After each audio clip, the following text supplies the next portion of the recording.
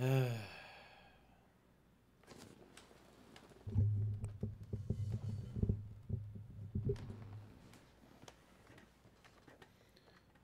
I'm getting this all situated. Sorry. This chat thing doesn't want to work. Let me relaunch it. Hopefully it'll... Hey Nate, how was your Easter? Well, so I'll update you all real quick on some things, and then hopefully we'll get to some memes here in a little bit. So hey everyone, it's me again, and yeah, I've had a very, very interesting weekend, needless to say the least. Lots happened, but anyway, my dad is going to have to have surgery. I'm about to bust. Thank you, Joshua Schmidt. I appreciate that. But yeah, he's going to have open heart surgery, and it's going to be a lot. They're going to have to do a lot to help him. And my when we took my dad in, it was Thursday when he had his heart attack. We took him in. Well, my stepmom was with him, and then as soon as I found out what was going on, me and Kate, we got together and we rushed straight over to the local hospital, and we basically were just like trying to figure out what was going on. And yeah, it was a big thing that just like me, my sisters, my stepmom, everyone was there, and we basically just found out that he'd had the heart attack, and the damage to his heart was minimal, but he was in a very bad way. And his name is John C. Oh, Psychoid. Thank you, Psychoid. Wasn't expecting that. Thanks, Psychoid. But yeah, he basically, we were at the hospital. He had the heart attack at the hospital, and they had to like do an emergency like operation to basically make him stable. And they did it, and they found out that basically his heart. No, it's okay. Like I love anyone who wants to send in stuff. Feel free. JLB, maybe let's hold off on submissions for a few. JLB, it's fine. I'm going to wrap this up, and I'll tell you all. I'll make it No, it's okay. No, everybody. Like let's just calm down. It's okay. Oh, hey Shogun, what's going on, Steven? It's okay. Like I'll keep the notifications up for now, and it's okay. Just don't attack anybody. This is not a place. This is not a time to attack anybody. I appreciate anything you... Oh. Umbreon fan, thank you. But once they did the emergency operation to, like, stabilize him, they gave him blood thinners to, like, help his heart, and we found out that basically, out of all of the arteries going to his heart, there was one that was 70% blocked, and all the other ones were either between 95 and 99% blocked. So basically, my dad has been operating on like a very, like, the fact that he's been able to get through it, he's lucky. And he's lucky he's lasted this long. But basically, they told us most of his arteries are over 99% blocked. Archie Lewis, we'll see about that. Let me finish, like, getting this all going, and then we'll get going to we'll get going with the memes and everything. But my dad basically was taken to a different hospital where they actually do cardiovascular surgery, and he was put there, and basically, last I saw him, his blood pressure was like 200 over like it was like 208 over 115, and he was not in a good state. And went home. He told us basically to go home and like get some rest. I couldn't sleep throughout the night. I could not sleep. Like, I kept waking up like every 20, 30 minutes, not being able to go to sleep. And then, of course, I actually startled the hell out of Kate because I stood up in the middle of the night. I like literally rolled out of bed, worried, and I was like, oh my god! I was like, I'm coming right now! I'm coming right now! And because I thought it was, I apparently was having a nightmare, and I told my, and they told me, and Kate was so worried about me, and she told me like, am I okay? And yeah, it just it was a lot. But I saw my dad on Friday. I saw him Friday evening, and they had him more stabilized, and he basically I had a show on Saturday. And I told myself that I don't want to miss this show, but at the same time, this is my dad. I want to stay here from him, and I was going to stay there, and I told him that much. And then my dad basically, I'm coming, Elizabeth. To which my stepmom would be like, "Who the hell's Elizabeth?" But yeah, he basically, when I told him about that and I told him about everything else, he said, "I don't want you to stop everything just because of me." And I'm like, "But Dad, he's like, "No, son, no. The thing is, you don't have to stop doing this. Like, you don't have to stop everything you're doing. I'm in the best place right now." And yeah, he basically just told me that, he wanted me to continue on with things. His surgery's been delayed a little bit, and he'll be having surgery. JLB Flicks, thank you very much. Appreciate that. But my dad basically told me that he wanted me to continue like with things moving forward, and I told him like I was just so worried about it. But then he grabbed my hand and he told me, he's like, "Son, I love you, and I don't want you to just hold everything up on your end because of what's going on with me. I'm in a good place. Your sisters and your stepmom are here, and don't worry about me. I'll be all right." And I basically just gave him the biggest hug that I could. And then I was actually able to sleep that night because he put my mind at ease. And we played the show on Saturday, but I had my phone basically on the entire time, just like face up like this, just making sure any notifications came through. And thankfully, nothing came up. But yeah, my dad was happy that I actually got to go and play that show. He was actually really excited about that. He actually wants to see us play live, and I went to see him today, and he was actually up walking around. He was actually able to be walking around because of the operation they did. They basically took out the stabilizing device that they'd given him, and his heart rate is stable now. So he's all better right now. He's as good as he can be, and now we just have to wait for whenever his surgery is going to be. It may be tomorrow, it may be the day after tomorrow, or it may be later.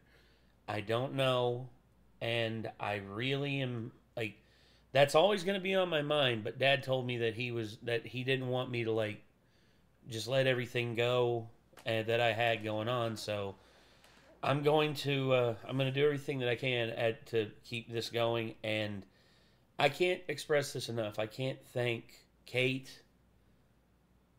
I love that woman so much. She has been there for me every trip, every step of the way. She has been there by my side, holding my hand, making sure that I'm okay. And God, just everything she's done, just God, dude, I love her so much. And then of course, my family, my little sisters, which my sister, one of my sisters is a nurse, and she's basically just been like on the forefront, just going straight at it. Uh, yes, Psychoid, she knows. And his name is John Oh, C. Jesus, Brandon Chapman. Holy shit, are you serious, dog? Oh my God, Brandon Chapman. You maniac. Oh my God.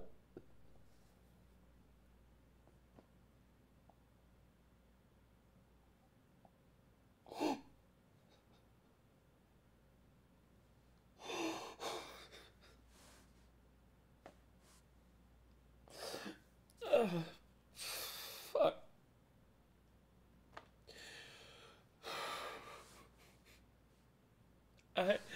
I'm sorry. I'm sorry. I don't mean to get emotional, but it's just I've tried my best not to get too wrapped up in it, because my dad, Brandon, he didn't have to, man.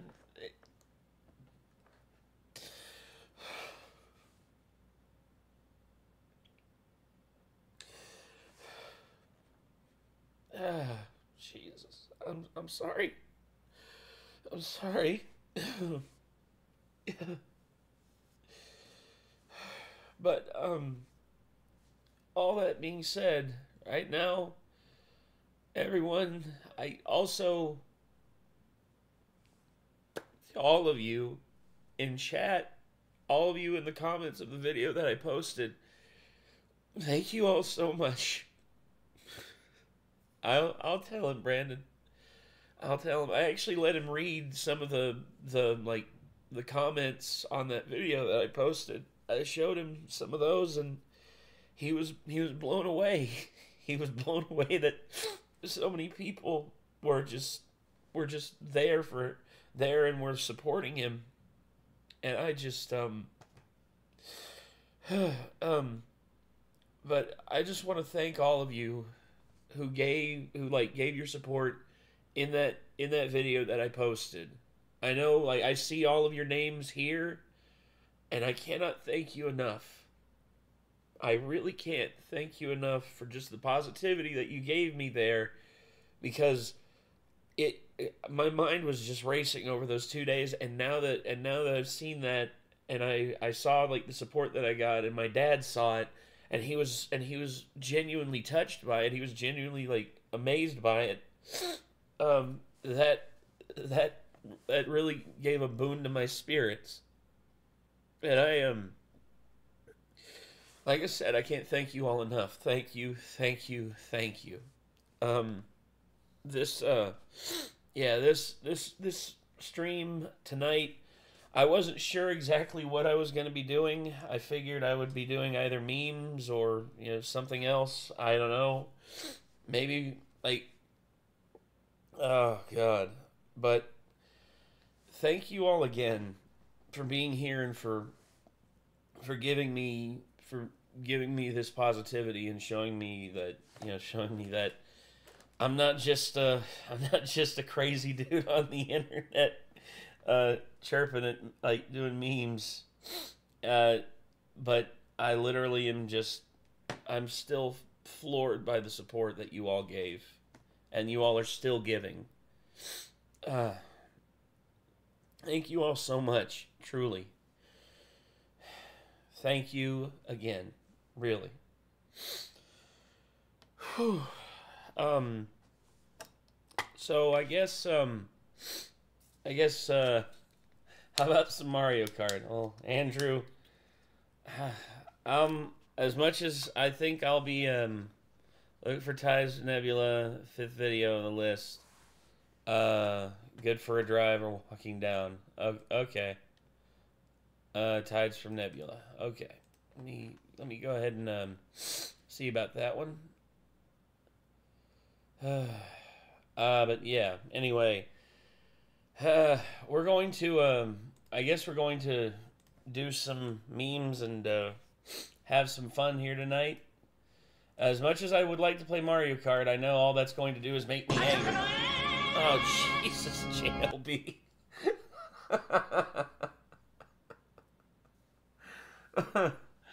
Oh, God. Okay. Let's see. 1, 2, 3, 4, 5. Okay. Let's see, make sure that was the right one. And, let's see. Tides from Nebula and use the 5th video in the list. Oh, in the list. Okay. Playlist. There it is. Wait. 1, 2, 3, 4. Which, Jesus. That was, who was that? Let me get all this pulled up here. But yeah, Psychoid. Oh yeah, 2 steps behind. I'm gonna just go ahead and start pulling these up because I know that I'm. So Pringus, we got a Pringus video from Anarchy. Stop the fucking presses. And a Brewstew video from Anarchy. Once again, stop the fucking presses. Oh God, dial up, really? Holy shit! Oh dude. Pomni's talent. What is Pomni's talent? Is it going dead faced for like 30 minutes straight? Happy Easter, y'all. Okay. Oh wait, I know these one. Chicken Nugget. Yeah, I've seen these animations. Aw, that's cute. That's too cute. That's too cute for words right there. Jungle Jim's International. Oh my God, what the heck? What the heck is that title? Jungle Jim's International Market in Cincinnati. Full tour of unique themed grocery store. Oh, a grocery store? That's interesting. Let's see. It's me. I'm okay. Hey Nate, I did something to cheer you up. I saw that come through there. Corinne, thank you. I'll hold on, just for you. Let me see about. There it is. Oh, and I still have. Oh God. Joshua Schmidt, thank you, dude. Appreciate that. But here we go. Harry, Oh shit! Damn it! I've reached the top. There it is.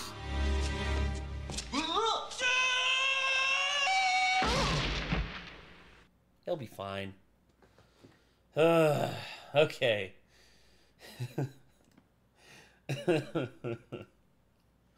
Okay, so 2 steps behind. Electric. Okay.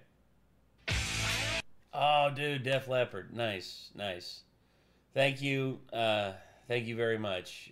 My dad loves Def Leppard. He's seen Def Leppard live twice, so he'll love that. I'll tell him that you sent him just that. So, thank you. Oh God, Anarchy, Mark, not again. God dang it. Ooh.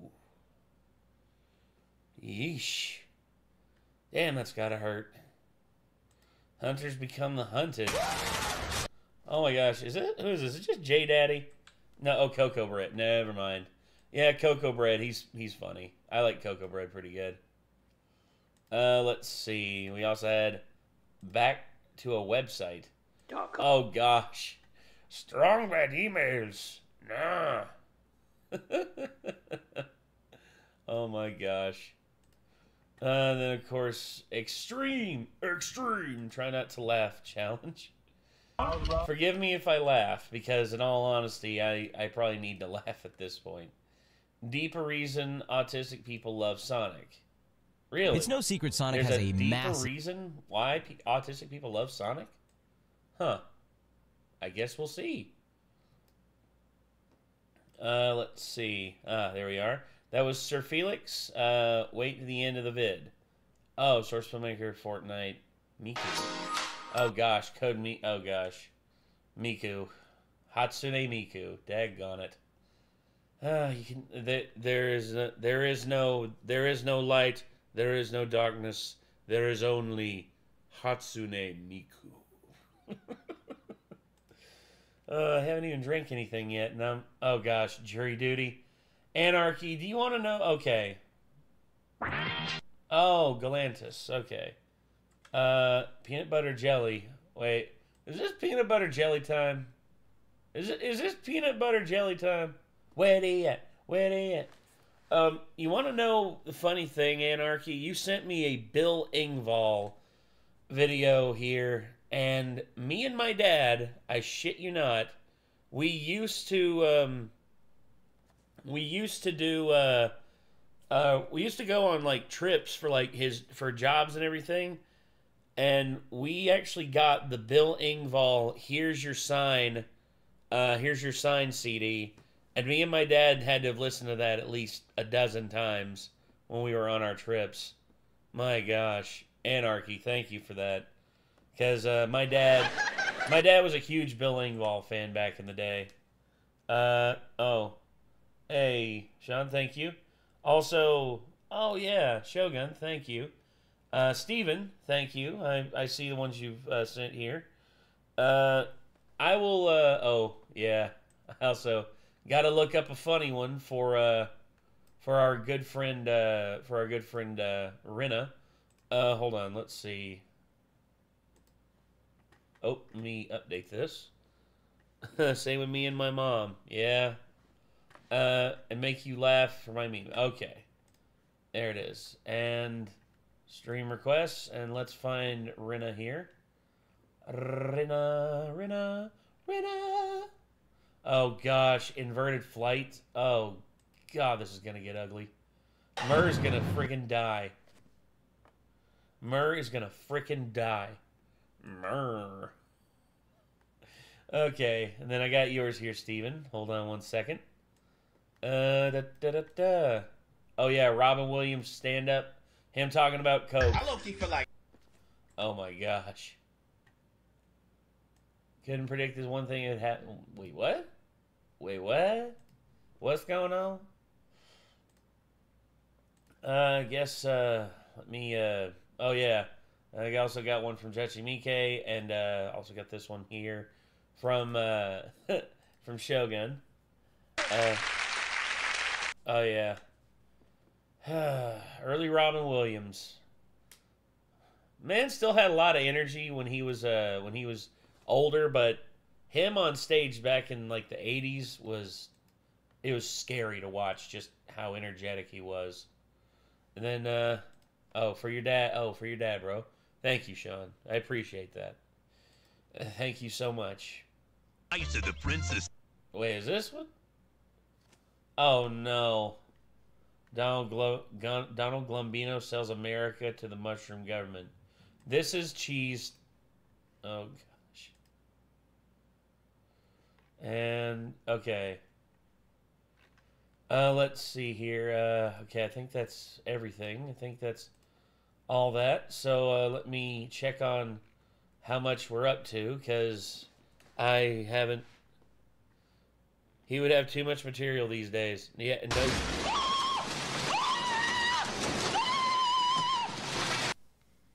Oh my God. Oh my God in heaven.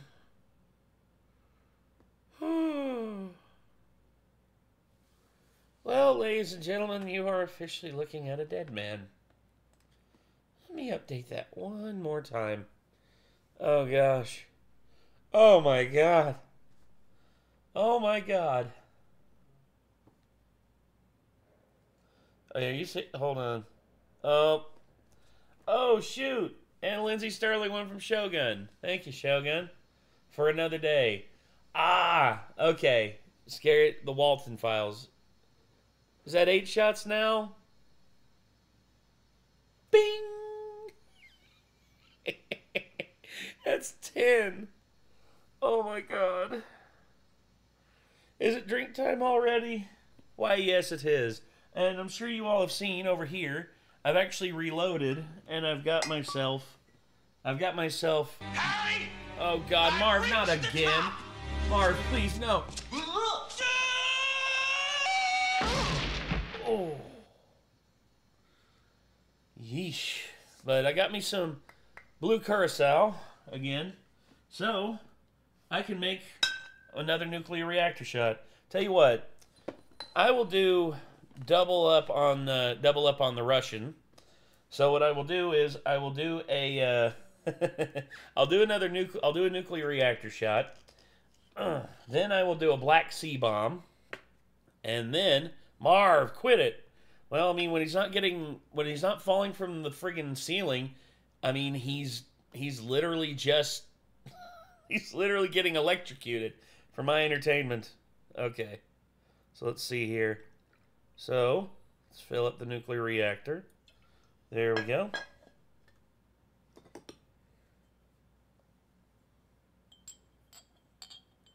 Oh God, this glass is too small. Okay, we're good. We're good. Okay. Let me get the cap back on this thing. So, here's the secret to the nuclear reactor shot.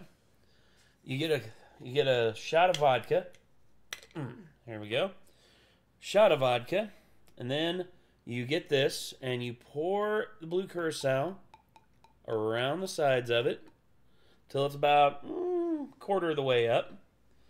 And then you have a nuclear reactor, and what you do is you then pull up the shot glass and nuclear reactor. Oop, spilled a little blue curacao on me. Anywho.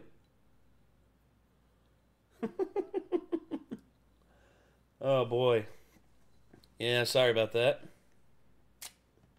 So, first double shot. Ooh.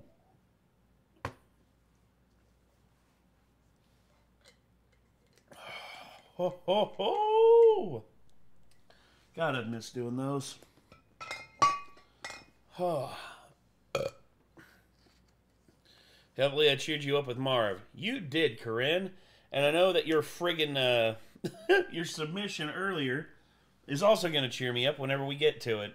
It's the Impractical Jokers one. I'm definitely down for that. Oh, there it is. Oh, I also went out and got some more creme de cacao. So I'm going to go ahead and make a Black Sea bomb. And that will be 4 shots that are down the drain. So here we go.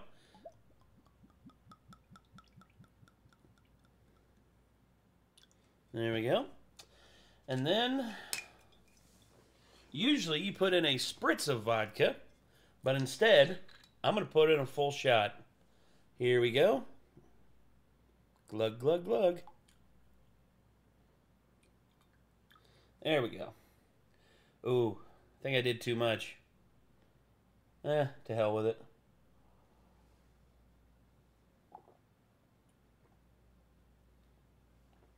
Oh. Oh, sweet Mother Teresa on the hood of a Mercedes-Benz. That's the amount needed for the expenses. Well, we're not sure yet. His insurance, well, he may have full insurance coverage, in which if he does, then all's well and good. But we don't know yet. But he's assured us that he's gonna, he'll be able to take care of it. I mean, he's been with his company for the last like 20 years, and I think he has full benefits. So we'll see what's going on. What's going on with my dad? Well, long and short of it, he is doing better. He's doing a lot better. And he actually told me that he really wants me to carry on doing what I'm doing. So yeah, I'm back here doing this. So that's 4 shots. Now did you upload the last live stream part 1? Oh, I thought part 1 was still up. I'll check and make sure it's still up. And if it isn't, then I'll just go ahead and re-upload it, or see about getting it cleared. But a little bit more. Jägermeister. Here we go. Oh.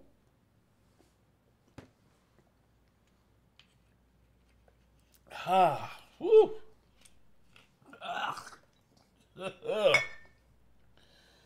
Jägermeister, or as my mom calls it, Gaga Bastard. Oh. Ooh. All right. How about some rum? Drugs are nasty. I know. That's why I drink.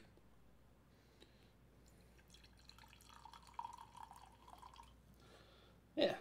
It's about enough. Damn it.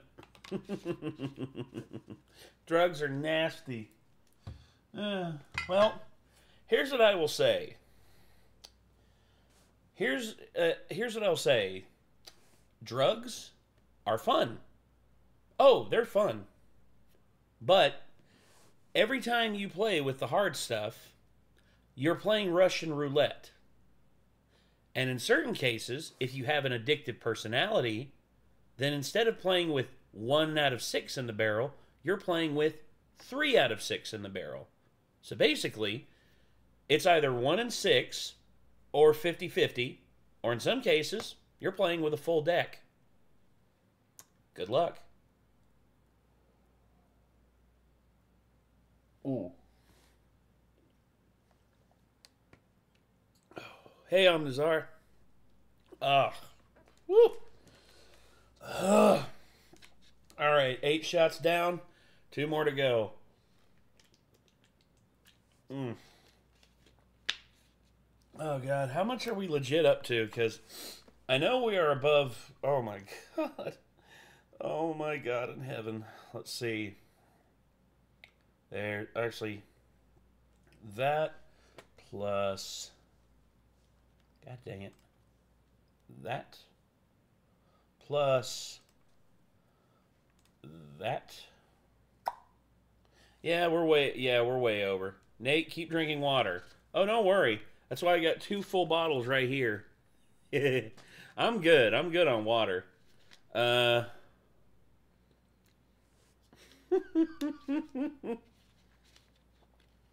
did have Bailey's, and I did have like a coffee liqueur, but I don't anymore. I basically ran out of them at the same time. Okay, what should I do for my last double shot? Whiskey. Bro, I can't do drugs. I wouldn't recommend it. But, once again, I'm not going to sit here and say that you can't have fun on drugs, but you should not do it if you have an addictive personality. Because I know plenty of people who have tried and have, like, never done drugs again because they didn't like how it made them feel. But I know people, specifically family members, that do have an addictive personality, and it had very bad effects on them. Very bad. Cannot recommend it. Do not recommend it. You need to understand that if you have an addictive personality, or if your family has addictive tendencies, then you need to just calm down and just let it go. And don't do drugs. Hell, some drugs are good for you. For instance, like certain medicines are good for you. I would say there's a difference between like medicine and drugs, or at least in terms of like the medical sense. All right. I had fun on my birthday on the 18th. That's good, Corinne. I'm glad to hear that. Also, happy 18th. Welcome to the adult club. The next peak is 21, and it's all downhill from there. I'm joking, of course. There's a lot of great benefits whenever you get older. God, whiskey. Do a Skittles shot. I wish I did have Skittles vodka. I actually made some at one point, but it's so much easier to make Jolly Rancher vodka because you don't have to like skim the like the residue off the top of the vodka. Because if you don't, it gets this like gunky, looking flavorant on top, and it's not good. Insert plug to continue my Let's Play. I'll see what I can do, Godzilla. I got a lot to go through, but yeah, I turned 20. Oh, you turned 25. Oh, I thought you said 8. Oh, I'm sorry, I misread that. Your birthday was on the 18th, but okay, you turned 25. Never mind. I am so sorry about that, Corinne. I'm so sorry. I thought, okay, so you're at the peak of your 20s. Enjoy that. Have fun with it. And yeah. God, I miss. I actually started this channel when I was 25. That's right when I started this channel. God.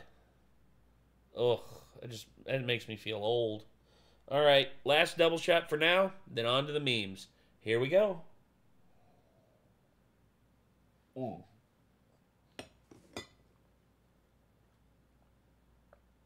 Oh, it went up my nose. Damn.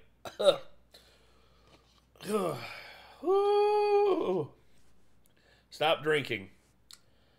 I may right now. I think I'm going to cap myself because that's already 10 shots for tonight. Instead, alright, I'm going to change this because, oh God, I know, oh God. Y'all may be getting an early appearance from Drunk Nate. Just be warned, you may be getting an early appearance from Drunk Nate. And if that happens, while I'm still sober, I just want to say, thank you all again for like all the support that you've given, and thank you again for just making this whole like situation. You basically have lifted my spirits once again, and I cannot thank you all enough. Thank you.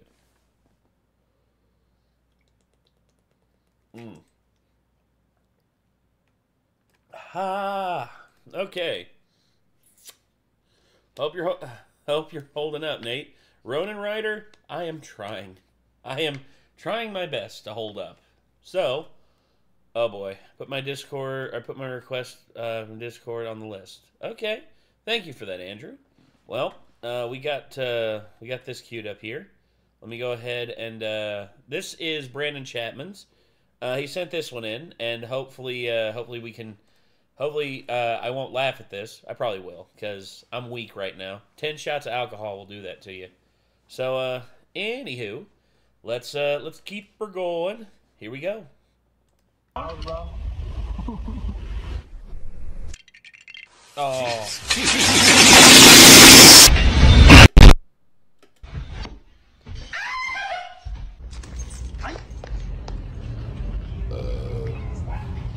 damn. It's pretty good. It's pretty.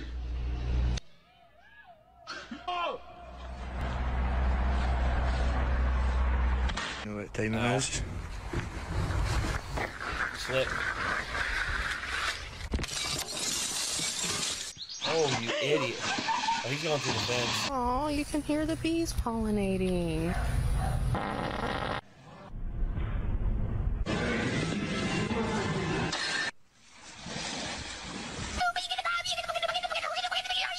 Too many damn banana peels on the ground, huh?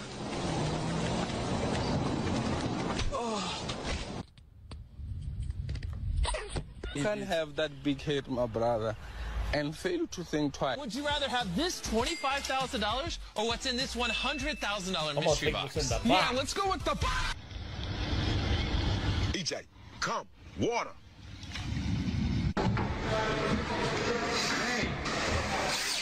power washing. Holy shit! Oh shit! Holy shit! Oh fuck! What happened when 50 Cent got hungry? 58. Okay, welcome to the Juan and Jesus show. Today we're gonna teach you how to build a chair. Double cut. Take a sip.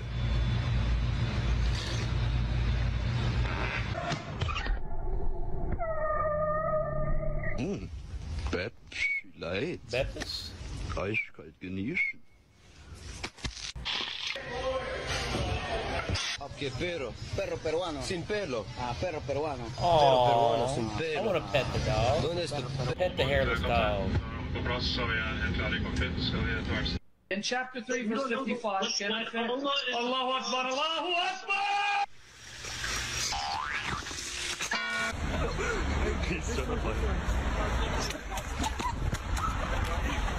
I get your snap. I'm good, thanks. Jesus. You're about to get swung on. Romo drops Oh. back. He looks. He does. That's right.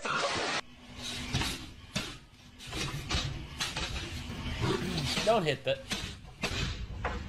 You're gonna die, dude. I wonder if I'm in the South. Oh. Well, that is a Jeep, and that is a mounted turret. Get Welcome to the South. everything you know. Hey, Mr. Oh, I'm gonna crack my Easter egg on my head. It's been in the fridge, by the way. Some Dane brand is there, bro.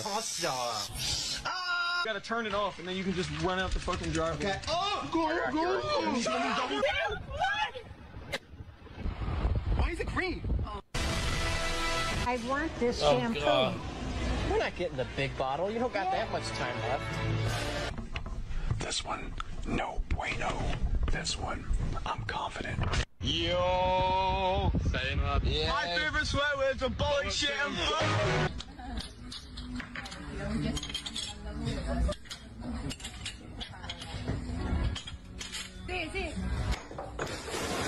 Alright, boys. That's what we got next. Yo, man, we got the Thomas Jefferson 76s. From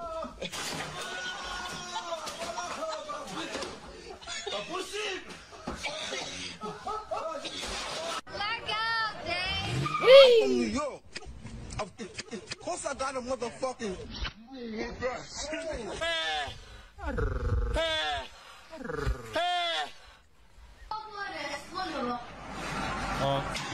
World's fastest computer screen closed.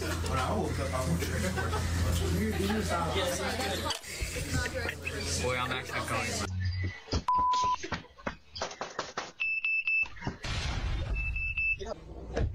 You want to take my Xbox controllers away? Take your fucking oven door. Try making your casserole now, Carol. Come on, Rodney. Rodney pregnant. I have a little Godzilla that I keep in my car, just for fun. And he's all squishy and rubbery because of the fucking heat. And I think that's funny. And his like just, oh shit. No! I'm in the safest place I could be. On the green, because you ain't gonna fucking hit it. Bro, Jax is so good. Don't even get me started on these curly fries. Oh.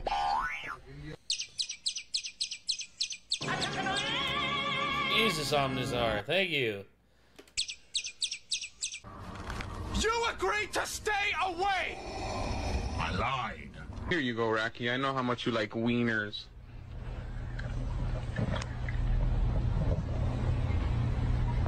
Sir, get down! Sir, get down! Sir, get down! Hey! Hey! Hey! I never told you you look like Dwayne "The Rock" Johnson. Have they? No. I'm not surprised you look like Chief Wiggum from The Simpsons. Wow, Proven dog. that your brain won't let you stub your own toe. See? So you got a magnificent pair of bananas. Oh, great heaven! Yeah, I was saying the same thing though. Like, Yeah, he said- they really do. Why the fuck would you grab my noodles? Did you fucking dumb? Yes.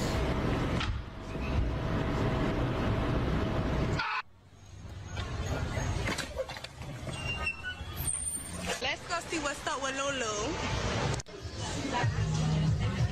Let's go and get the fuck out of Lulu. Yeah, Lululemon ain't worth it. Oh. It's wet. It's wet. That's the worst. Carly's my dead cat. She's inside of Owen right now.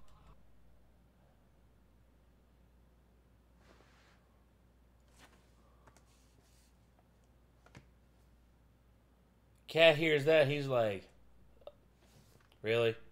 Man, damn soundboard ain't working again. Oh God, Nazar. Holy shit. Goofy, ow. Oh.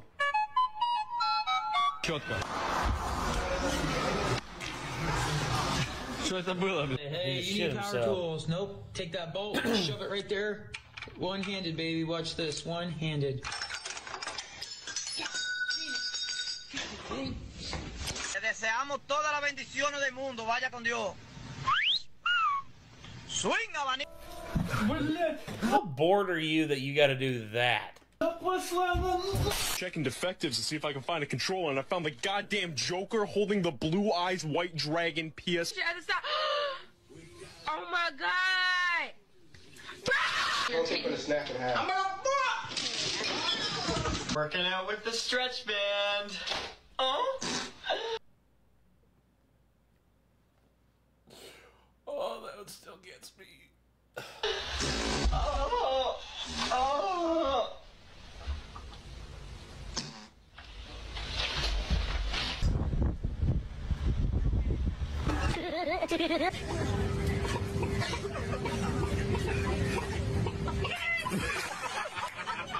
No sleight of hand. Tell them haters get out of here. No sleeves, no shirt, no problem. 3 glizzies. Oh no. Hot dog shooters. Where'd they go? Wait. He said 3. Where'd they go? 3 glizzies. Oh no. Where'd they go? My question is, where's the third one? Maybe it's best I don't know where the third one is. It came with a huge donation, Steven. Okay, that's not supposed to... I know what's wrong with it. Ain't got no gas in it. I'm a jerk. When will your boss be here next? A few days. Let me go. I beg you. I'm gonna get excited until what's that happen. What do you got here? I haven't. 173 Echo Romeo contact departures. Now have a great day. Take care. Which year? Sorry? Which year? 2002.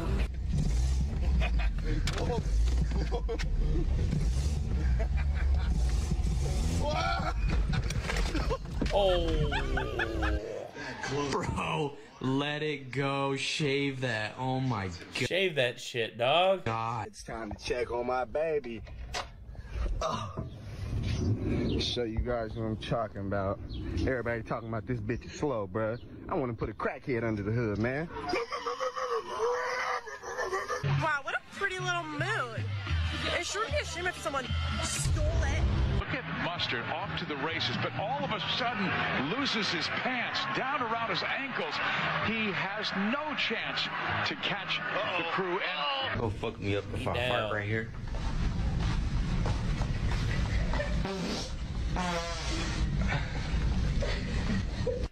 Bruh, how can you rip ass on 2 people that's like trying to get close in the trying to have an intimate moment in the corner of like the high school, and here you are crop dusting the motherfucker. What the hell, man? What the hell? Him and my brother are still sleeping, so I'm gonna wake him up. Oh, bro, you gotta wake up. Bye, NH. Come on. You have a good one. Come on, don't do that. Don't do that. What the fuck? Love being a father. He's so precious. That's such a gift.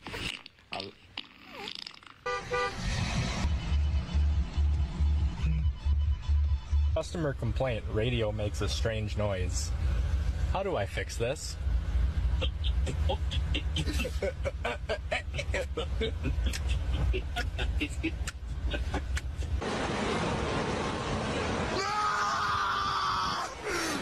shit, right there. My boy's body so man like with the fitted with the also this too fly with the Gucci belt. What's on the feet? Oh shit, Mr. Snowman not playing with the mocha ones. Put your mask on, right, motherfucker. Oh shit. That take my son to a drug. Assalamualaikum lama. Asa like a llama? What? What? Assalamu alaikum, my dude. Islam. Alaikum salam. Yusuf would be angry as hell right now. Asa like a llama. Poor Elmo. Okay, settle down. Oh, period. Yes. And down. Look at Should have secured the stripper pole better. that weak ass chain, little ass chain. Can you even? Good luck, guys. Oh. Miss, can I please go to the bathroom? Well, that's a great question, Kyle. Can you go to the bathroom? Can I please just go? I don't know. Class, help him out. Can you? They're eating the dogs, the people that came in. They're eating the cats. They're eating the pets.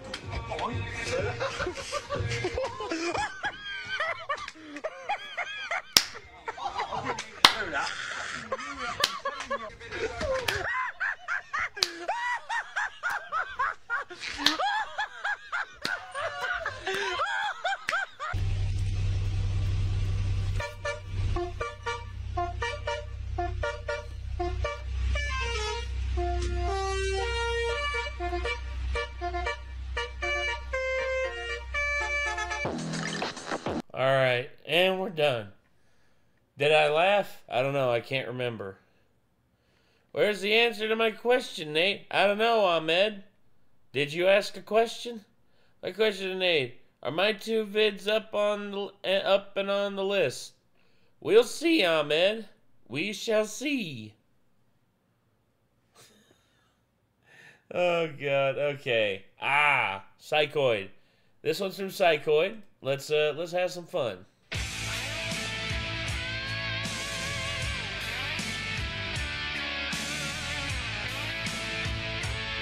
Yeah, my dad has seen Def Leppard twice. He saw Def Leppard in like 1984, or no, it was 1983 during Pyromania's like U.S. tour, and then he saw them in like 1987 or 88 during their Hysteria tour. My dad saw like Rick Allen before and after he lost his arm. Nathan, you're high. No, I'm not. I'm drunk. Hi again, Daddy. Son? What are you doing here? I thought I aborted you. I think Blood's slurring his words again. He may be slip. What the hell are you talking about, Rick? I'm great. Rick, I'm feeling great, dog. I'm listening to Def Leppard. I'm chilling with my homies in the chat. And I'm chilling with you, homie. You're good. You're great. I love you, dude. Hey, Rick. Hold on. Let's see.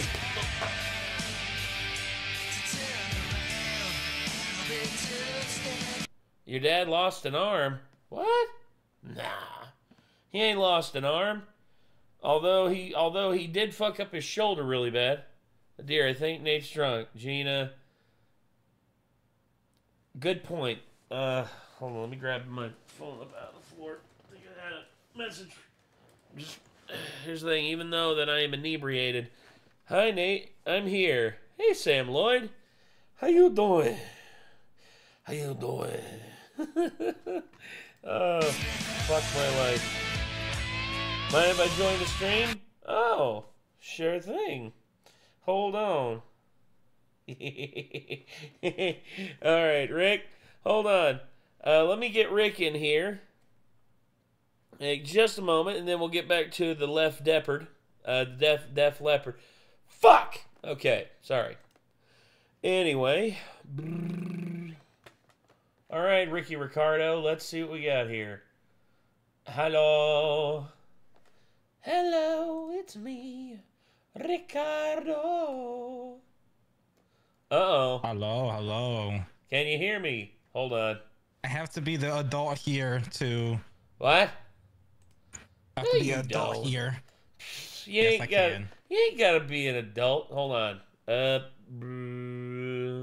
Let's see. Okay, wait. Hold on. Voice mod's being a dick. Switch this. Hold on. It's Rick. It's not you. It's me.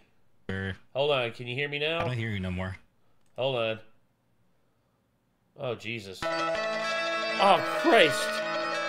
Who the hell is that? Julia Hope? Oh Christ. Hold on. Hold on, Rick. I gotta. Me no hear you no more. Hold on. When Hold somebody's obviously under the influence. I am not under the influence. I am the I have to be the influence. chaperone for chat. Oh shit. Damn it. Oh, for God's sakes. I'm not that bad, Rick. Trust me. I've been much worse. I much worse. Damn it. Why is this not working? You son of a bitch. Oh, come on. Go to audio settings. Configure. Yes. All done? Oh? Hold on. Can you hear me? Now I can hear you. Oh, thank God. Hold on. Is my soundboard working? Hey, my soundboard's working. Yay! Yep, it works. Okay. Hola, Ricardo. ¿Qué pasó? Hello, chat. Hello, Nate. So I'm a temporary chaperone because of you too, huh? Oh, you got the Woodford. You got Woodford Reserve, dude. I love Woodford. Yeah. Hold on. Let me get you up here, Rick. Hold on. Like a finger in the butt. There he is. Hold on. Let me get this. Let me get myself moved over here. Hold on. Oh, wrong one. There we go. Hey, there he is. Right. There is Senor Ricardo.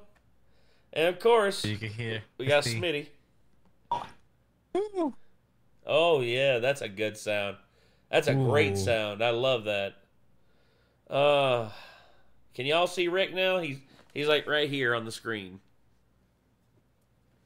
You might have to kind of retrim the thing because above me you can see a little shoot. Border. Okay, I got it. Okay. You just gotta raise it down a bit. Me do this. So wait, how many shots are you in? 10 so far, and we're not even an hour in. Rick, you don't understand, dude. The last stream that I did, I downed an entire bottle of Patron in one go.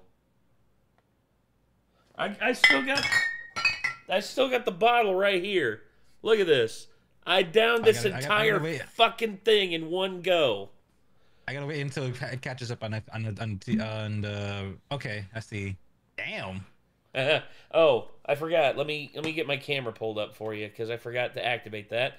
And also, I forgot to activate the screen capture thing. Hold on 1 second, Ricardo. Camera on. Screen share. Oh, you drinking Beppis? Good for you, dude. So I'm good. Yeah, I'm definitely gonna be trying to catch up with you. Not catch up. Yeah, I'll probably catch up. You gotta play catch up. I mean, what's the point of playing catch up if you muster? Sorry. What's my? How drunk is Nate? Well, I'm pretty sure sober Nate warned you all that drunk Nate may be making an appearance, especially considering that he's had 10 shots of alcohol. Hold on. Is the camera... Okay, camera's good. Still thinking about you and your dad, Nate. Oh, shit. Did I hit... damn it. I hit the thing on the TV. And there we go. Yay! We're back. Oh, X-Virus Gaming... my dad told me earlier, like I saw him actually earlier today, and he reaffirmed it. He basically said that he's good right now. Okay. He's stable, and he is doing as good can be in his condition. And as long as his blood pressure remains normal, they're going to have to wait to do the surgery because they're waiting for his blood platelet level to get up to where his blood can coagulate. Because they gave him a blood thinner to help his heart out. And when they did that, basically, they basically told him, like, look, it'll take a while for this to leave your system, and you'll have to like get your blood platelet level up enough, otherwise you could potentially bleed out. So he's waiting for his blood platelet count to get up high enough, and when it does, he'll have the surgery, and then everything will be golden. Well, it's also, I didn't tell you about, like, it's going to have to be at least a triple bypass. That's how bad it is. Ooh. Yeah. Well, that's the thing. My granddad had to have the same operation back when he was like 45, and then my dad's almost 60, and he's having to have it. So it's just, it's just how it is. Oh, at least he's making good progression. Yes, X-Virus Gaming. Exactly. He's making great progression. My dad's a tough son of a gun, all right? He is, his heart, I told the chat, Rick, and I'll tell you, one of his arteries was up to 70% blocked, like completely blocked. Whereas all the other ones were either 99% or 95% blocked. So yeah, my dad's arteries are completely shot going to his heart, which is why they're giving him the triple bypass, which will ease everything up and will make him that much better. So I'm hoping that he'll be okay. But yeah, but I'm ready to get back to listen to some music. So we got some Def Leppard here, Rick. This is from Psychoid. He said this one was for my dad, and my dad's actually seen. Will you be near the campus? I might, Sam Lloyd, because my dad's surgery may be on Tuesday. So we'll see what happens. But yeah, Psychoid sent this in, and he said it's for my dad. And my dad's actually seen Def Leppard twice. He saw them in 1983, and he saw them in like 87 or 88. I can't remember. But he saw their drummer before he lost his arm and after he lost his arm. So yeah, my dad loves Def Leppard. But all right. Anyway, everybody, let's get back into this before I go any further off the rails. Drunk Nate, please be gentle, because you're still mentally recovering, man. Also, hi Rick, this is Sober Nate talking, and just in case like Drunk Nate comes out to play again, just know that he only means well. He really only means well. So either way, everyone, thank you all for being here. Rick, thank you for being here, and I hope that we can continue to have a good time tonight, because I think a good time is what we need to have, because it's all good. What are you drinking for the nuclear option? What do you think, Sam Lloyd? Although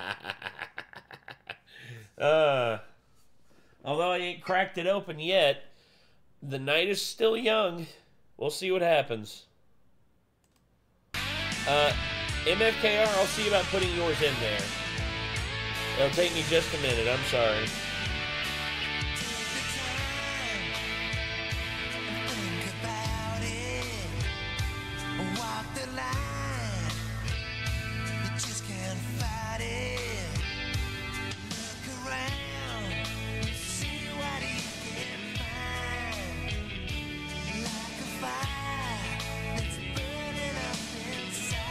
Tell you what, Sam Lloyd, if we hit 400 tonight, I'll do the nuclear option too, because why not? Oh. Sorry.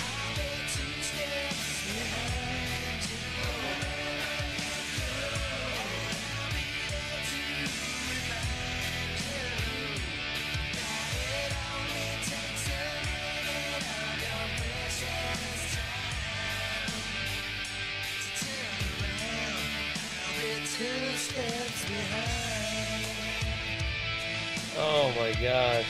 I think it was in Last Action Hero. I think it was Billy Mount. I think you're right about that. Oh, Becky Lynch is back. Oh, Lecky Bench? Hell yeah. Lucky Mensch is back.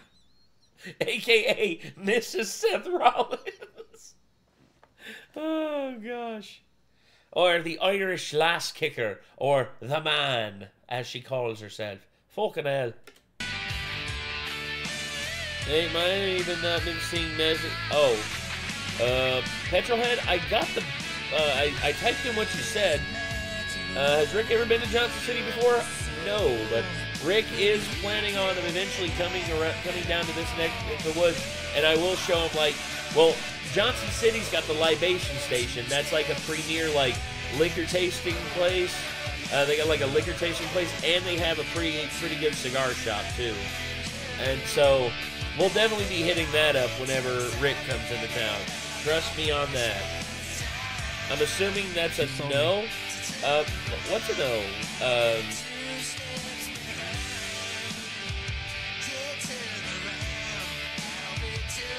Oh shit. Did you send something to? Oh shit, Steven, I'm sorry. Yeah, Becky Lynch is back. Yeah, sorry about that. I'm sorry, dude. Once again, I see it, Steven, and I'm sorry. Do Walter Sobchak? That motherfucker. That motherfucker, dude. They pissed on your carpet, dude. You need to get payback for that. You're out of your depth. You're out of your depth, Donnie.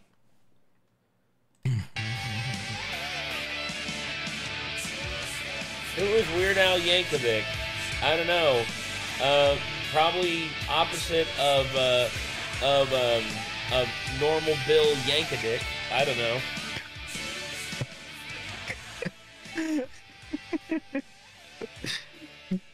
Damn, dude. Renee is sassy.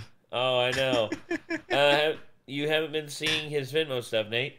No, I see it. It's just, like, my notifications, like, I've got them, like, I thought I had them, like, oh, yeah, I've got them all here. Like, they're popping up for me. I'm sorry about that, Steven. I didn't see that until I looked over.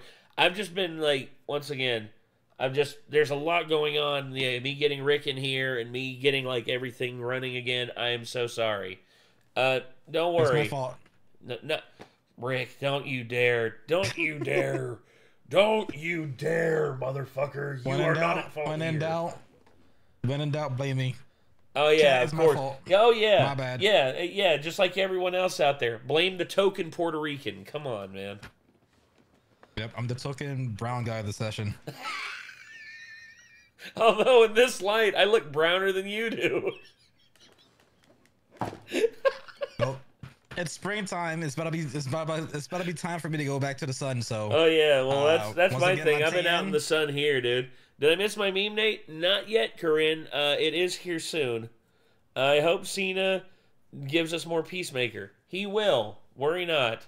Given how successful the first season was, he'll be back. He'll be back. Blame the token Hispanic. Yes. AKA Hispanic at the disco. The what? Close the goddamn wall. Oh my gosh. Okay. Whew. Okay. Gotta slow down, Nate. Slow down. And breathe. Alright. Bunny Day. It's Bunny Day. Bless you, Prius. Also, happy Easter, Rick. Oh yeah, happy 420 Easter. Hippity skippity dipper, it's me, your buddy pal Zipper. It's almost Bunny Day. Won't you come out and play? What exactly is Bunny? Collect all the eggs, hip hip hooray! It'll be so much fun. Oh gosh, Paul Heyman. You want me to do Paul Heyman? Like performing at Seth Rollins and Becky Lynch's wedding? All right, I'll do one real quick. Be like, what would Paul Heyman sing at? Oh, I know. Faithfully by Journey. He's like, I'm forever yours, faithfully. Meow, no, no, no, no, no, no, no. Oh, God. A faded wedding photograph. You and me and our first dance. Brock Lesnar. Oh, shit. Okay, we're good. I slapped myself so hard I slapped my headphones off. Whew. Okay, no more slaps, drunk Nate. Instead, just refer to the sobering bell. Anytime drunk Nate gets a little too far out of the... See, there we go. I'm feeling whatever was in here. I put like 4 shots in here. Oh, hell yeah, dude. Woo! Turn up. Turn down for what? Turn down for what? What do you say? I'll catch up. I'll catch up. Sure? Nate, I sent one in. Okay, Billy, now. Let us begin. What did you send me?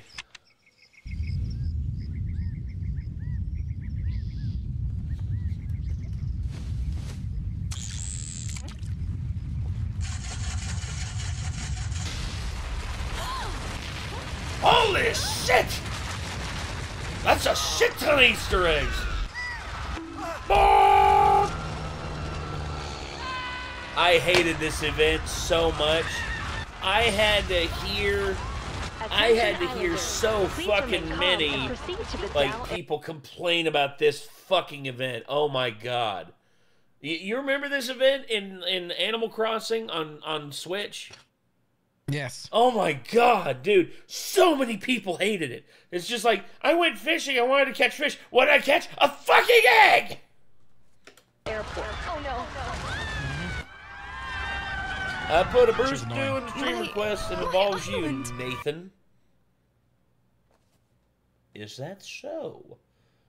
Color me intrigued there, Nerd Rage. I may check that out here in just a moment. Why? Well. Why would you do this? Tom Nook. Is it Tom Nook? It's almost Bunny Day.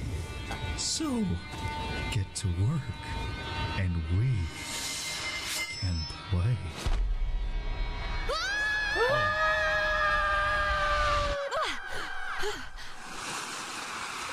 Is it the Tom Nook, Matt from Wii Sports, or Mimikyu? Steve Austin is at WrestleMania. Why am I not surprised? See you this Sunday, friend. Jesus Christ, that's terrifying.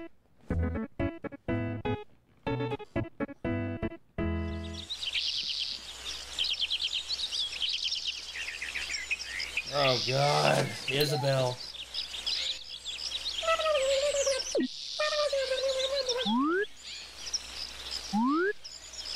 Dami? Uh-oh. Doomy. Is that? Oh, Doomy. I thought it was Dami. I'm like, oh, is that Rhea Ripley? Damn, Omnizar, you had to throw that at me? God dang. Do a Jason Newsted voice impression. Hold on. Do Jason Newsted voice impression.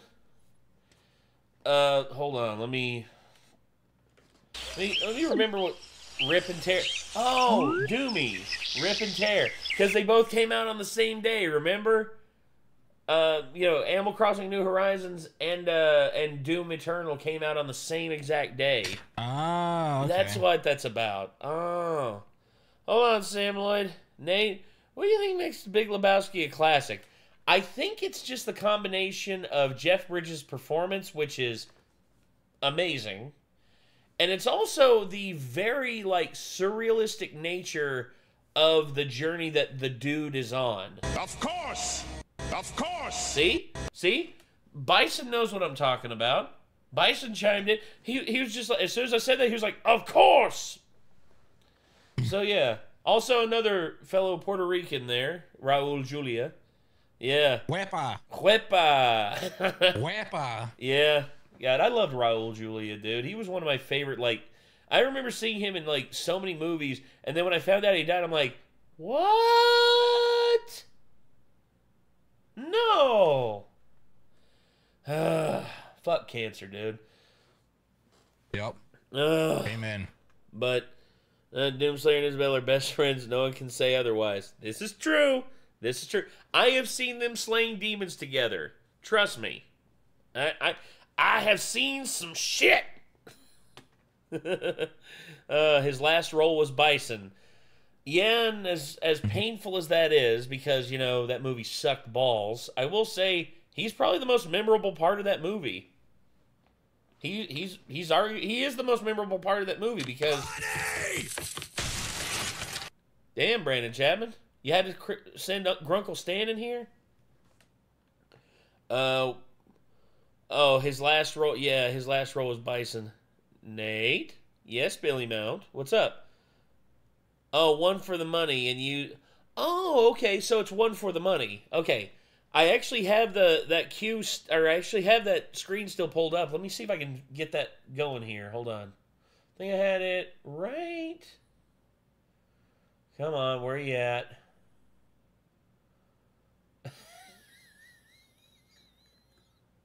Oh, no. Okay. Tides of Nebula. Oh, God. Dude, Jason Newsted getting kicked out of the band? 1 for the money, 2 for the show, 3 to get ready, and 4 to Geronimo! 1 for the money, 2 for the show. Wait, what? Oh, wait. Oh, okay. Okay, Escape the Fate. Never mind. I had the wrong one. Whoop. There it is. 1 for the money. Of course. Of course.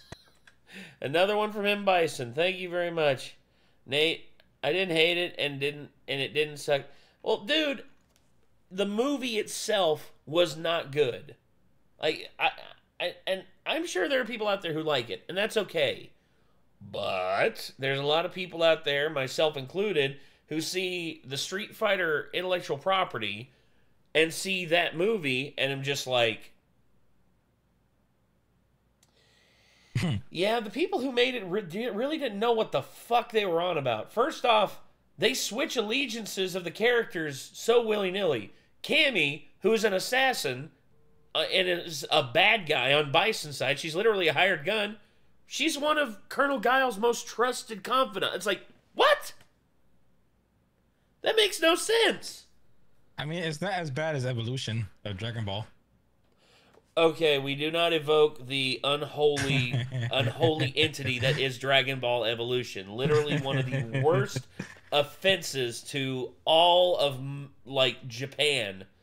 Like, dude, I'm surprised Japan even, like, talks to us after that shit. I'm surprised they let us even touch anime after that shit. Christ. Hope you're feeling good and hope your dad is okay. My dad is doing a lot better, JT, and he is hopefully going to be having surgery here soon to get everything corrected, and he'll hopefully be good here later this week. We'll see what happens. Impractical Jokers, let's see what we got here. God. Re-Res Ride to Hell. You know what, Steven? Hey, Rick. You down to do a re-res reaction with me? A lot. Jesus, Brandon Chapman. You're killing me, Smalls. You're killing me.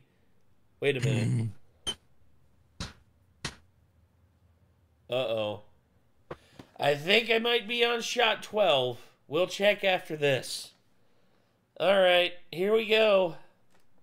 So this is Impractical Jokers. Mur's Inverted Flight. Punishment. I'm about to bust. What were you going to ask me? Yes. Okay. Thank you, Rick. Appreciate that. Hope you all like my meme. It's Impractical Jokers. This is what we're what doing. The? Yeah, it's great. Murr. Take off that goddamn banana hammock. Okay, clear. Oh, God. Suck it! Holy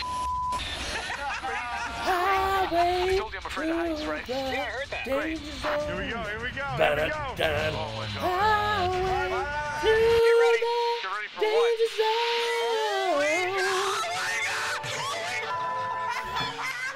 Mer, come on. It's in. Go upside down. The holy. All right, very little inverted flight. What is an inverted flight? What does that mean? Ooh. Oh my god! Oh my god! Oh my god! Come on, dude. Don't puke.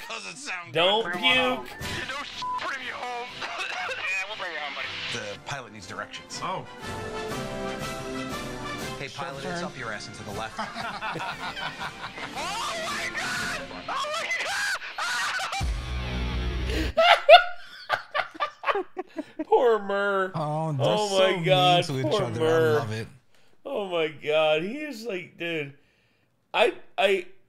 Some of his punishments are worth it, but at that point, like, if he's literally screaming like a child to like be let go, I'm like, bro, land the plane and let him like lay on the ground like a little bitch.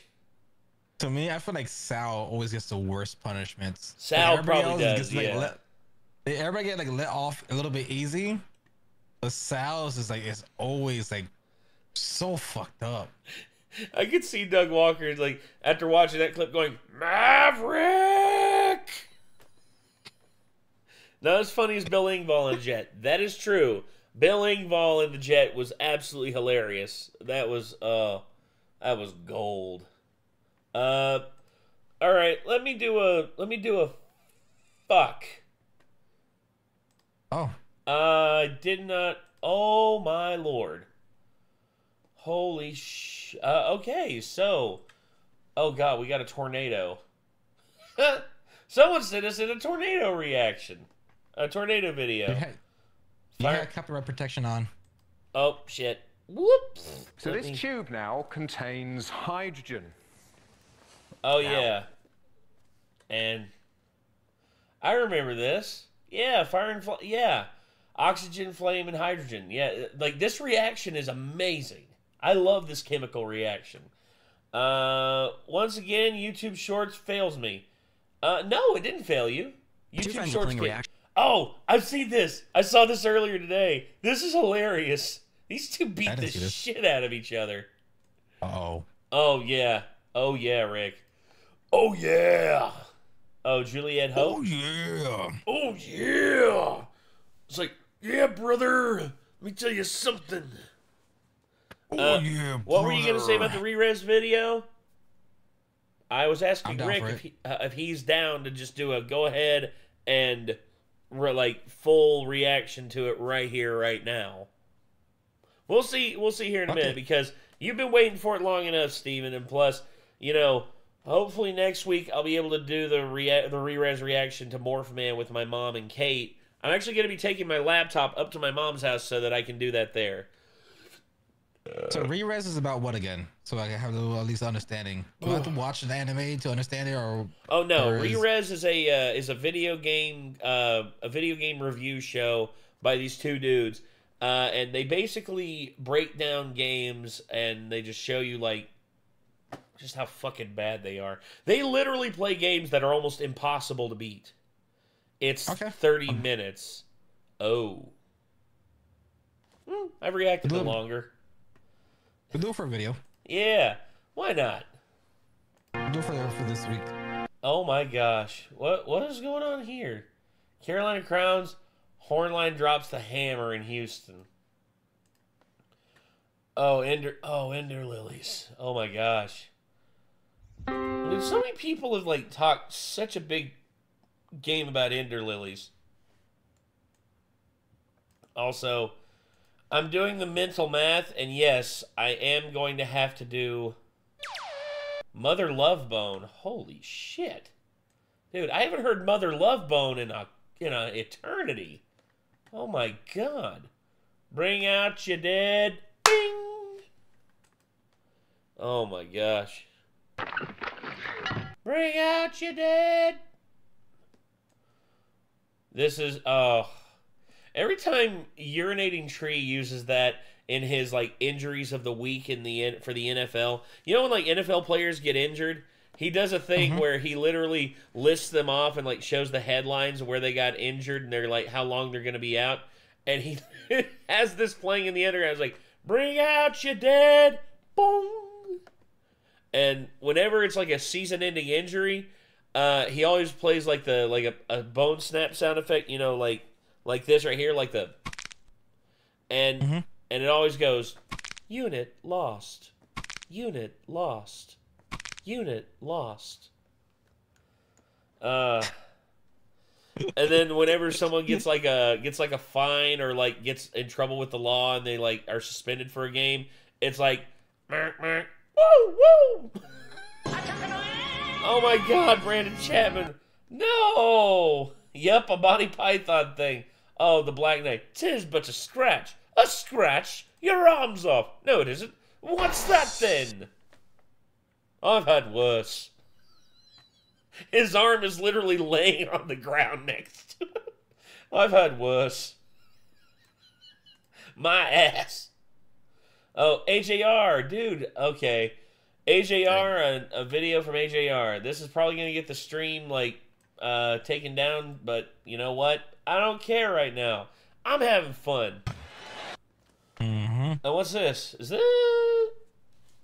Oh, Johnny Lang, Give Me Up Again. Okay. Let's check that one out. And then, check it out. Oh, gosh. Nah, I can wait a bit more. Okay. Okay. If that's what you want, Steven. If that's what you want. How's your dad doing? Any updates? Raina, he's doing a lot better. His blood pressure is stabilized, and they will be doing surgery later, either tomorrow or the day after. And it's going to be a triple bypass, so hopefully he'll, everything will be okay. There won't be any complications. They're trying to, get the best window as possible to, do the surgery, so we're all good right now. And also my dad told me that he's very hopeful for everything, and he also didn't want me to, stop doing everything that I was doing, and he actually wanted me to, keep, doing my thing. It's like we played a live show the other night, and it was a lot of fun. But, my dad told me, he didn't want me to, stop doing what I'm doing. He didn't want me to be held up by him. That's the thing. My dad's always been that kind of guy where he knows people have their lives to live. He knows that people have jobs to do. And he appreciates you being there for as long as we did. We visited him today, and and we visited him for almost 2 hours. And by the end of it, he was about ready to fall asleep. So we just let him lay down and get some rest. But yeah, second thought, my sad request might be bad timing. You don't have to watch it. Sam Lloyd, you don't understand. I listened to Father and Son by Cat Stevens on the way home, and I bawled like a fucking baby. You know why? Because that song reminds me so much of not just the parallels between me and my dad, but the parallels between my dad and his dad, my grandfather, who's no longer here. And every time I hear that song, I just imagine going, I imagine walking back into my granddad's workshop and seeing the projects that he was working on that are still unfinished to this day, 20 years later after his passing. I still look at the workbench and the dust that's built up on it because no one said, "Oh, Anarchy, thank you." But yeah, I look at that.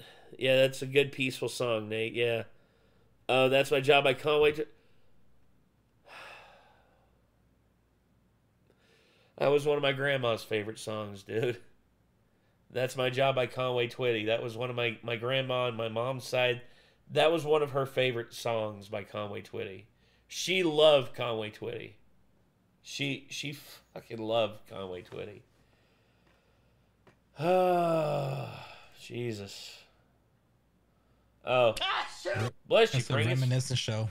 Huh? It's a reminiscent show.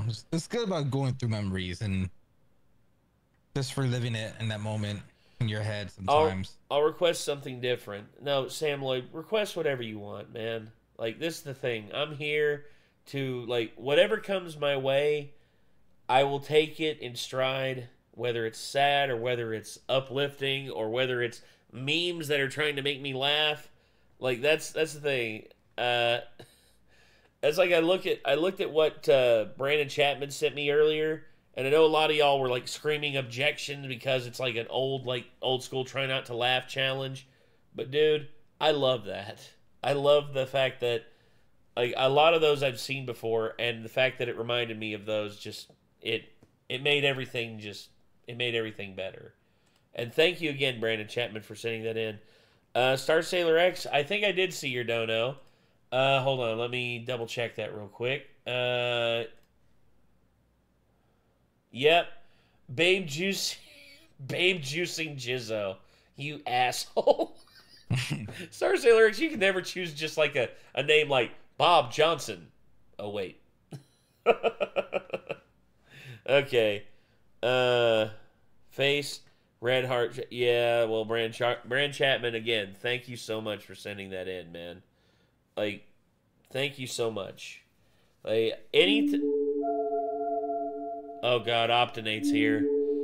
Psychoid as well. Yeah, Psychoid as well, sending that Def Leppard song, which me and my dad used to, like, jam out to Def Leppard when we were going on jobs and stuff like that. Like, our drives up to, like, D.C. or Knoxville or all the way down to, like, Atlanta, Georgia for deliveries. Oh, my God, dude.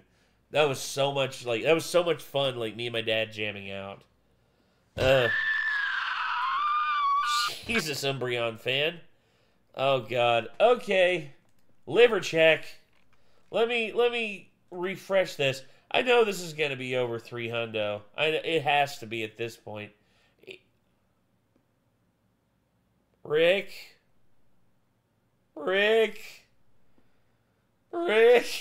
I'm worried.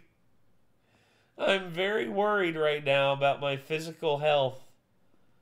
And you know what that means. I know what it means. It means... Oh, yep, it means just that.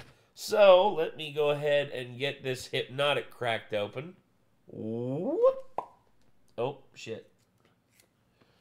I guess I'll have to pour more into mines. Alright. Now, here's the ASMR popping of the cork. Oh, yeah. It's like a pinky come out of a booty hole. Oh, yeah. Just all of a sudden, just a...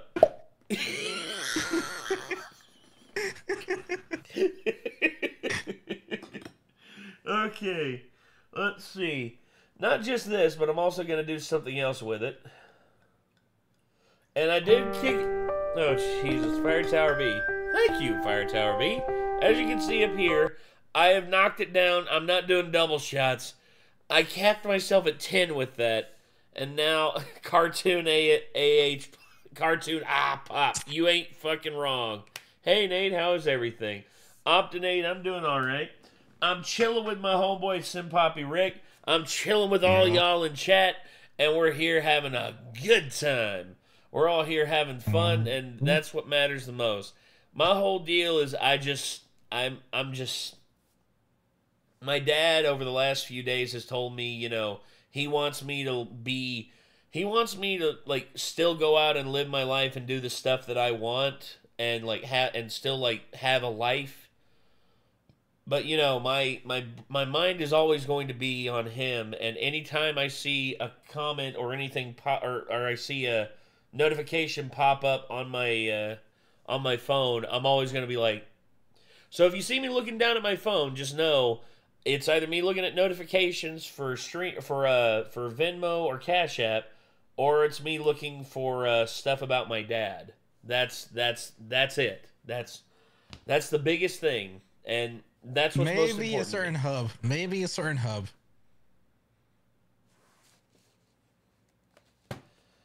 I know I got it on here. Hold on. There it is.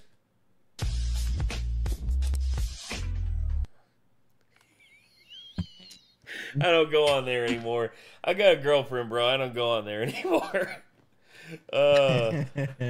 She's all I'll ever need, man. But then you also have that certain week every month. No. Hell no, dog. There's a certain week you can't do anything, so oh Jesus, Brandon. Wait a oh no. Don't tell me. Okay, I still forgot that okay. I'm mixing Hypnotic and Rum. A song was written when their dad was in the hospital, which they canceled their tour in France to see him. After he passed away, the album Maybe Man was in the works. It's sad, but too relatable. Okay, so 1/2 Rum, 1/2 Hypnotic. Rick watches the Hub. What do you think there, Sam Lloyd? Yeah, I watch a lot of Grubhub. Nate, are you crazy? I might be. The Hub. Dude, have you seen those advertisements in Mexico? They literally have like photoshopped Mia Khalifa with her hands like this on like around a chalupa, and she's like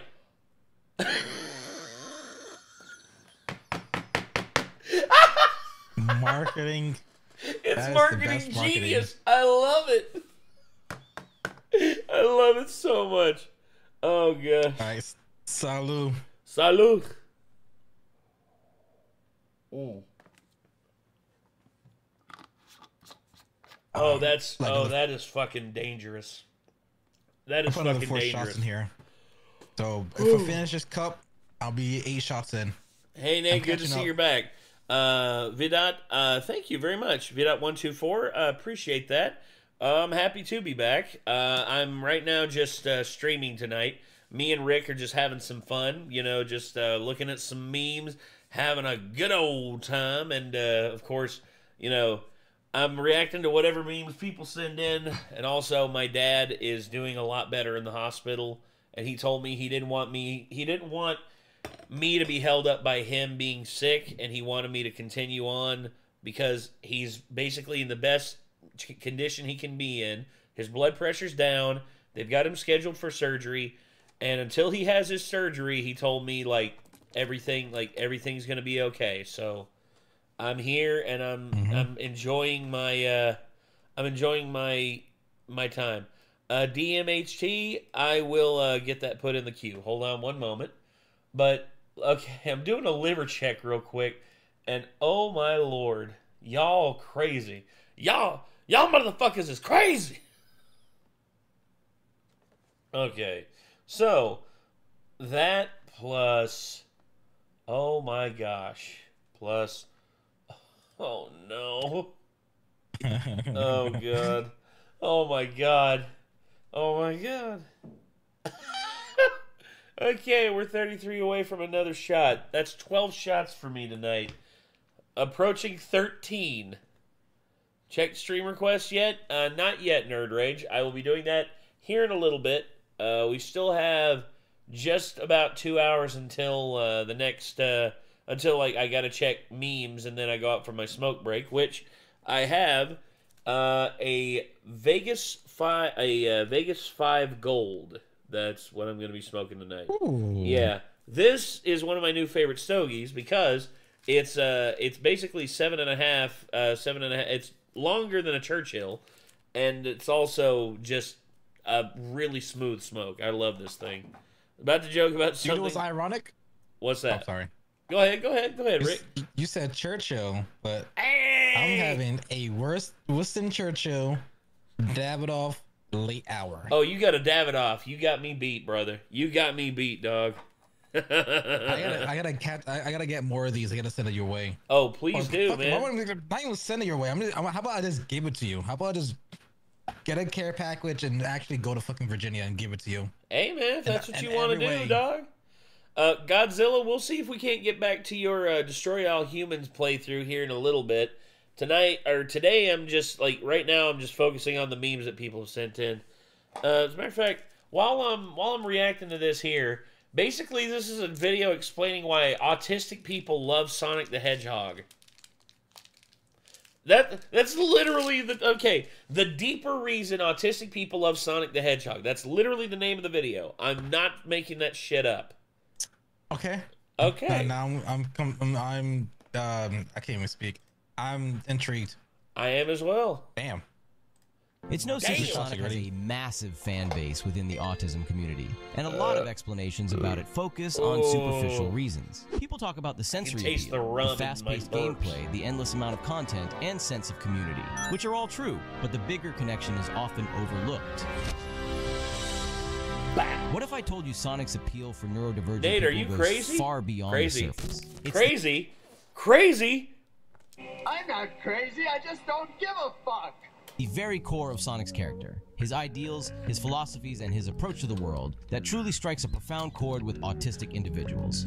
This is Mr. Fascinating, and in this video, let's explore the deeper reason autists love Sonic. I'm autistic and I hate Sonic. The Hedgehog represents something that's often hard That's fair, to put Petrolhead. into words. But hey, Freedom. Petrolhead, you're a fan of things that are fast, and Sonic is fast, so maybe there's a little bit of unrequited love there. I'm just joking. He is the embodiment of living life on your own terms, moving forward without hesitation, and never letting anyone dictate who you should be. And for many autistic people who often feel constrained by a world that doesn't fully understand them, that message Good to is see you're deeply back, brother. profoundly Well, inspiring. Scotty, I'm glad to be back. Autistic individuals This has frequently been experience a hell of a pressure night and so ask far. to hide their natural And behaviors, the fact that Rick is here suppress with their me, stims, and I'm force just, themselves to conform to neurotypical expectations, I'm just having to a good avoid time standing right out. Many autistic people spend their Forgive me, entire I'm lives getting being told this to act cigar normal, prepped. to change the way they talk, to There we force go. eye contact even when it's uncomfortable, There to we stop go. info dumping about their interests, to move and behave in ways that feel unnatural to them. The world constantly tells them that they need to slow down, blend in, and be less weird. Also, I can't say this Sonic enough, does the everybody. exact opposite. Like, He people moves at ask his me own how I'm pace, doing. fast, I'm doing great. without asking And for the fact I'm permission doing or so great worrying is about because how Kate. others perceive Kate him. has He never been stops like to my ask rock if he's too throughout much, this too entire loud, thing. too energetic. She's been He there doesn't holding try to my fit in hand, because he doesn't need to. being with Sonic's me throughout freedom this isn't whole just about ordeal, and I rebellion. cannot It's thank about her the enough. joy She of has being been yourself. He such doesn't an see his amazing individuality person as a to help me flaw. out through He this. sees it as his greatest strength. He's confident, And also, carefree. and also all of you, and Rick, you as well. You know, your message that you sent to me on Discord. Thank you so much. And once again, everybody, thank you all so much for just like all the words of like support and like all the well wishes and thoughts and prayers for my dad. Thank you all again so much. Also said you're taking your laptop to your mom's. Yes, Steven. I will be taking my laptop up to my mom's, and we will be doing the re-res Morphman video. Me, my mom, and Kate. And yeah, that's what we're gonna be doing. You snagged a great one, Nate. No, look, Khaled, True. I got lucky. The fact that a dime piece like Kate came my way, I still can't believe. And Yeah. she doesn't consider herself a dime piece, and I'm just like, baby, you're fucking gorgeous. Not only that, but you have such a great personality, and you care so much about other people that it makes my heart swell. It makes my heart swell up, and it just makes me feel. It makes me feel like. It makes me feel special. She's gorgeous, exactly, MFKR. She's fucking gorgeous. What I call that, I get the same with my wife, and it makes your heart hard. Yes. And I call that affection erection. That's what I call it, because you know she makes you so happy that it makes your heart race, and it's like you feel like your heart is getting bigger. Yeah. So it's affection erection. Yeah. It's just like I have a heartfelt moment, and then Rick just comes in and is just like, yeah.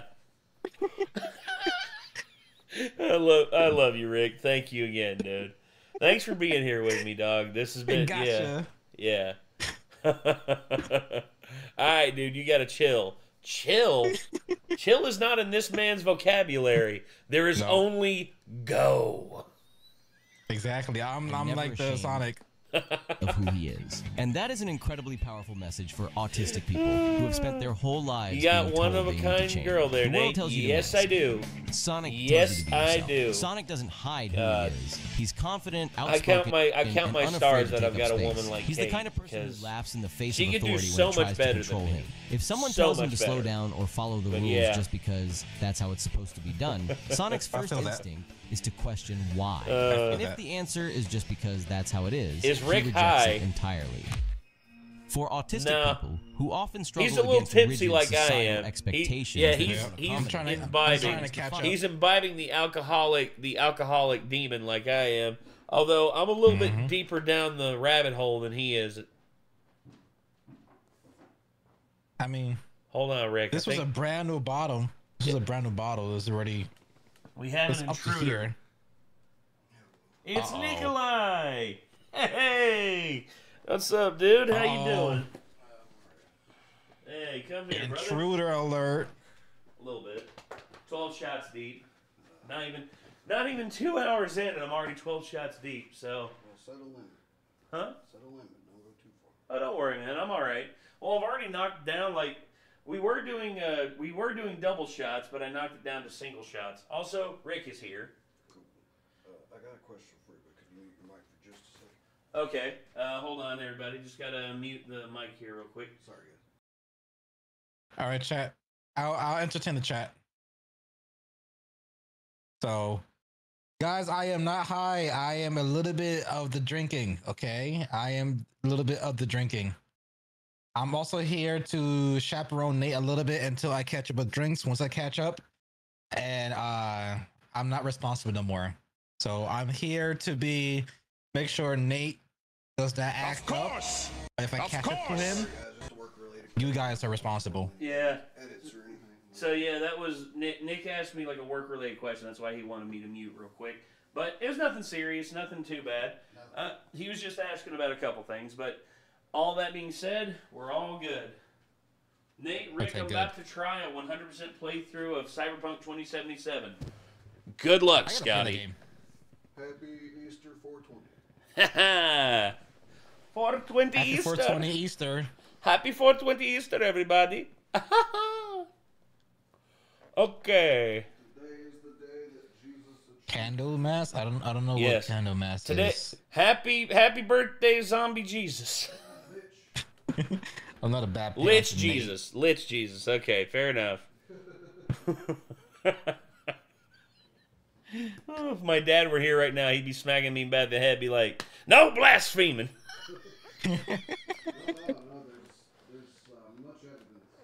I know. Swedish doom metal band, Rick. Okay. When it comes to rock and metal, I'm very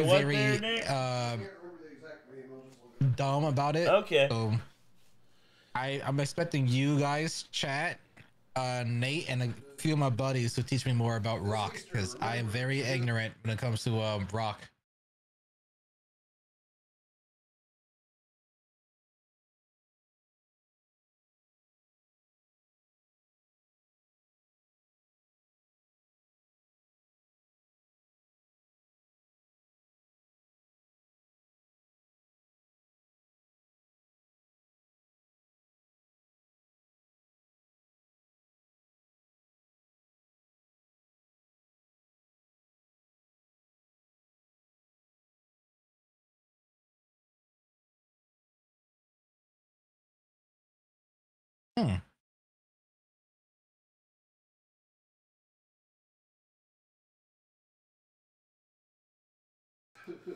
I thought I had that unmuted. Yeah, Nick basically did a full explanation of why Jesus was a lich instead of a zombie or anything else. Sorry about that. A resurrection. That bound his soul to his mortal body, therefore achieving immortality. So. Yeah. So therefore, Jesus Christ is a lich. Because he wasn't a mindless, flesh-eating corpse. So yeah. Jesus didn't come back and be like, brains. If anything, we're closer to zombies because we eat his flesh. This is true. Oh my God, dude, stop that. Oh my God, stop it. He was saying brain. He was saying praise. He's like, instead of brains, it was pray. All right, back to Sonic. parents is validating. Many autistic individuals are constantly expected to suppress their natural instincts, whether that's being told not to steal in public, being forced to follow arbitrary social norms that don't make sense, or being made to feel like their way of thinking is wrong just because it's different. Sonic's entire philosophy says, different isn't wrong, it's just different. He doesn't just accept his own individuality, he celebrates it. He doesn't need to be like everyone else, and he doesn't want to be. And more importantly, he extends that same acceptance to others. He never tells his friends to change. He doesn't shame Tails for being a little awkward and nerdy. He doesn't tell Knuckles to chill out or stop being so intense. I think you'll both or tell enjoy Shadow it. to Alright, be Corinne, I'll less check that out. He lets them be exactly who they are, because to him, that's what makes them great. Sonic believes that everyone should be free. The ambiguously gay duo. You see this right here? Oh, hell. Oh, shit. God damn, dude. It's almost as thick as my... never mind. Look at this. Look at that scale. This is I can only imagine what it'd be like next to this fucking, like, extended Churchill. God dang, dude. This is a big cigar. I heard we're cooking cigar. Look at the fucker you holding. My God. That's gonna have to be like a duo smoke, dude. You and me both gotta hit that motherfucker. Look at that. Oh no, I just gave you content. No, the meme pages are gonna be. Oh God. Oh, no, that burp came out of nowhere. Why did I give them? I was about to. I was trying to laugh and I burped at the same time. Nate, I am ashamed. Stop it. Stop it, Martin Neiman. I see you. Stop it. I just fueled a meme chat. God damn it. I'm not gonna visit your meme chat anymore. I just fueled it. Can I tell you what a student called me once? Go ahead, Sam Lloyd. Lol, Nate. Pause. That is a big old stogie there, Ricardo. You fool! This is 9 inches. This is 9 inches, and it's the. Damn, it is almost as long as my. Never mind. This is 9 inches, and I think the diameter is like what, almost 2 inches. Well, no. In terms of girth, I would say that's at least 5 inches, if not more. Maybe 6. I can't even touch my middle finger to my skin. Damn. Let's see. Yeah, that is about 6 inches, I think. Damn. Is that what you tell your wife, Rick? Says Nerd Rage. I plead the first. Oh my God. And forcing a person to change goes against that person's personal freedom. You versus the guy she tells you not to worry about. Like they have to mold themselves into someone else just to be accepted. That kind of acceptance is life-changing. This is more than impressive. This is 7.5 inches. This is like, in a lot of like cases, this is way above average. But what Rick's got, Jesus, that thing's a goddamn behemoth. Look at, okay, all right. Look at that next to his fucking head. Look at that shit. Look at that. That's ridiculous. Ricardo, what the fuck, man? Your student called you the blonde Stephen Colbert? What the fuck? Oh, I'm already offended. 2 things. You said you will show your mom and Kate next week. Also, do a fresh pickup when you see Kate again. Okay, I can do that. Ooh, I can definitely do that. To see Marv falling for the entertainment from the conversation with you and Rick. Oh, Christ, Corinne. What did you do? I'll make Marv fall right after this reaction's done. His enemy's a second chance. That is a flare, says MFKR. Above all else. He's not a hero because he follows rules or because Are you fucking serious? Look at that thing. He refuses to let any... That's like, dude, that's like the Superman of Cuba right there, dude. You ever heard of Cuban Superman? Look at that shit. Rick, you're Cuban, so have you heard of Cuban Superman? Yes. Okay, that is Cuban Superman. That is literally El Cigarro de Grande. The big black Cuban. The big black Cuban. Ain't no shit. Yeah, that's literally like what's his name? The MMA fighter. Damn. Got his name, but I know you're talking about. Yoel Romero. Yoel Romero. Anyone be trapped. God damn. The world wants to change. Oh hey Furno, dude. What up, Vinny? How you doing, dog? But Sonic refuses to be caged. One of the most Raul Julia was Puerto Rican. Yeah, we talked about that earlier. We actually gave him a throughout the franchise. Sonic hates. Oh God! Ow! My ears. Favorite Daily Show correspondent? Probably Steve Carell. He had such great timing. Being trapped in any form, whether physically or metaphorically. In Sonic Adventure 2, when he's falsely imprisoned by the military, he's angrier than we've ever seen him. He's restless, Put my request frustrated, in the queue. desperate to I escape, will here in a minute, not just Andrew. because he's been wrongfully accused, but because the very idea of Even being Snoop contained Dogg is would be like, intolerable damn, to him. bro. In Sonic Colors, he Yeah, fights to free Vinny's the here. Wisps, who have Our been good enslaved friend by Furno, Eggman. He doesn't aka hesitate. Furno The second he 472, sees that someone is being meme trapped maker, against their will, he's here. he makes it his mission to set them free. Oh, don't Why worry. does this theme I'll of freedom let matter Marv so fall much? right Because after for this many reaction's autistic done, individuals, Corinne, the I world promise. itself often feels like a cage. Autistic people are frequently forced into rigid CT environments says, that don't accommodate Americans their needs. smoke cigars, Schools, Cubans smoke workplaces, and dynamite even social sticks. spaces are often designed without neurodivergent people in mind. I can see that. Leaving them to struggle in systems that weren't built for Although them. this They're is told kind to of a sit still dynamite when they stick. need to move, be quiet when they need to speak, endure bright lights and loud noises even when they're overwhelming. For And Rick, if he's they smoking express a goddamn discomfort, road they're flare. told they're being too sensitive or making a big deal out of nothing. They're expected to adapt to the world rather than the world adapting to them. Sonic would never stand God, for I'm that. feeling He good doesn't tonight. tolerate people being forced into systems that Oh. don't fit them.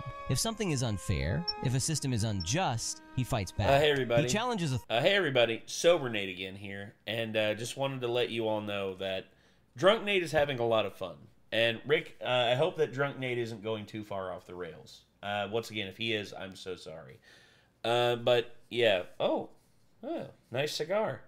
Wait, is this one of the Vegas Gold? Damn it! I told him not to get the Vegas Golds out. These things aren't. I don't have very many of these left, and they're some of my favorites. Nate, scale of 1 to 10, how good would I be on the Daily Show? I think as you are, Sam Lloyd, easily like a 7 or an 8. I could see you as like a 7 or an 8, but I could definitely. Like if you were to like up your game and like expand your repertoire, because that's the thing, as a performer you always want to be expanding your repertoire and like trying new things. You could definitely be a 10. Absolutely, I could see that, Sam Lloyd. You already have the personality for it. But anyway, to everyone in chat, thank you all so much again. This is Sober Nate, and if Drunk Nate just so happens to come back, because we're going back and forth right now. So, John Cena won? Well, that's 17 world championships for old Juan Cena. Let's see how long that reign lasts. Well, Cody held on to the title for a year, dude. I mean, that's a hell of an accomplishment. Split personality, kind of Grand Omega, because Drunk Nate. Here's the thing, Sober Nate, whenever I'm sober, I can at least articulate myself enough to where I'm able to respond properly, and I'm not just like going with the flow. Whereas Drunk Nate, all he does is go with the flow. And by the flow, I mean the flow of the liquor, which there's plenty of it. So, if you notice me like slipping back into Drunk Nate, just know this is Brandon Chapman. I'm pretty sure that Rick is well aware of Dr. Eggman's announcement. Do you know about Dr. Eggman's announcement? Oh, God. I don't think so. Oh, damn it. Now he's going to send that one in for the umpteenth time. All right, Brandon Chapman, you heard him. Knows of the other one's presence. Yeah, Mooch. It's been like this ever since I was a kid.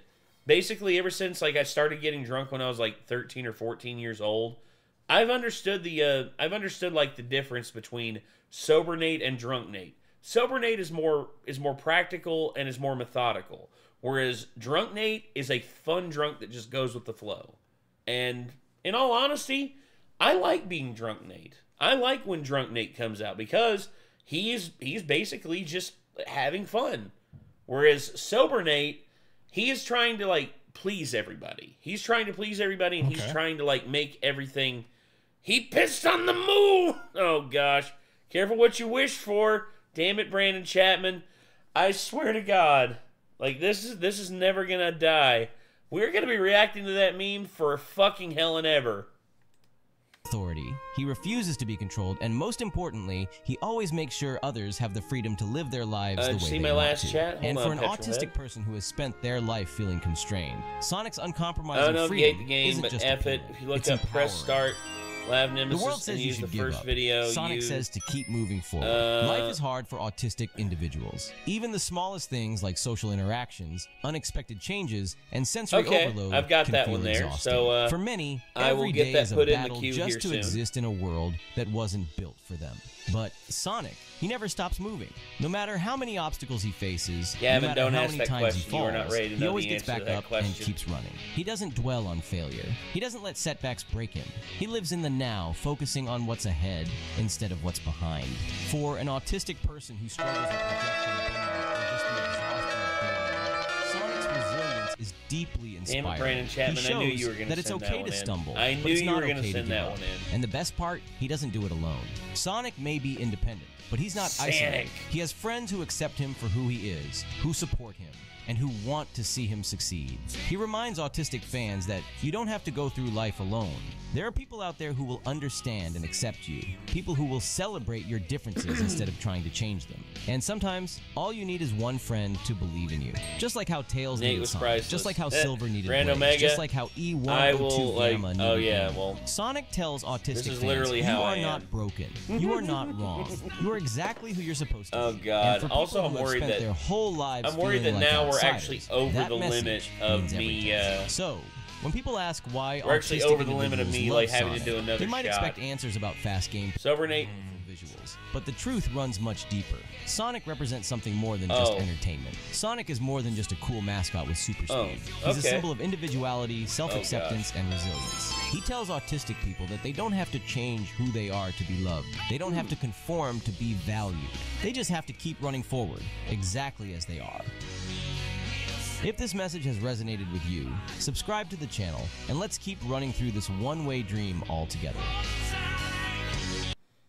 Yeah. Okay. From the video itself, it is basically Sonic seems like it's more for it's like I guess we could say the autistic version of like Dragon Ball, where yes, Dragon Ball has a lot of themes and things, but I know like my baby brother's autistic, so Dragon Ball might be a little bit too complex for him to obtain. Yeah. While Sonic is more simplistic and more kind of kiddish compared to Dragon Ball.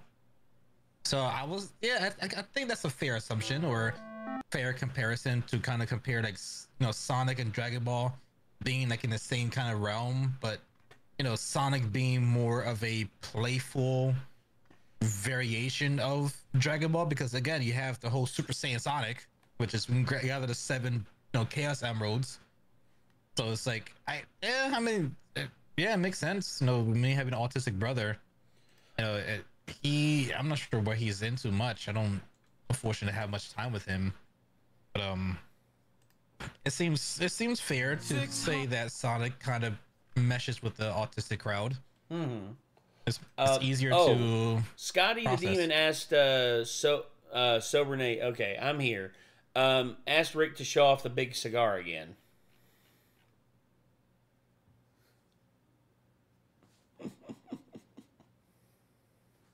Nate, are you autistic? Shadow, I haven't been tested yet, but I'm pretty sure that I am.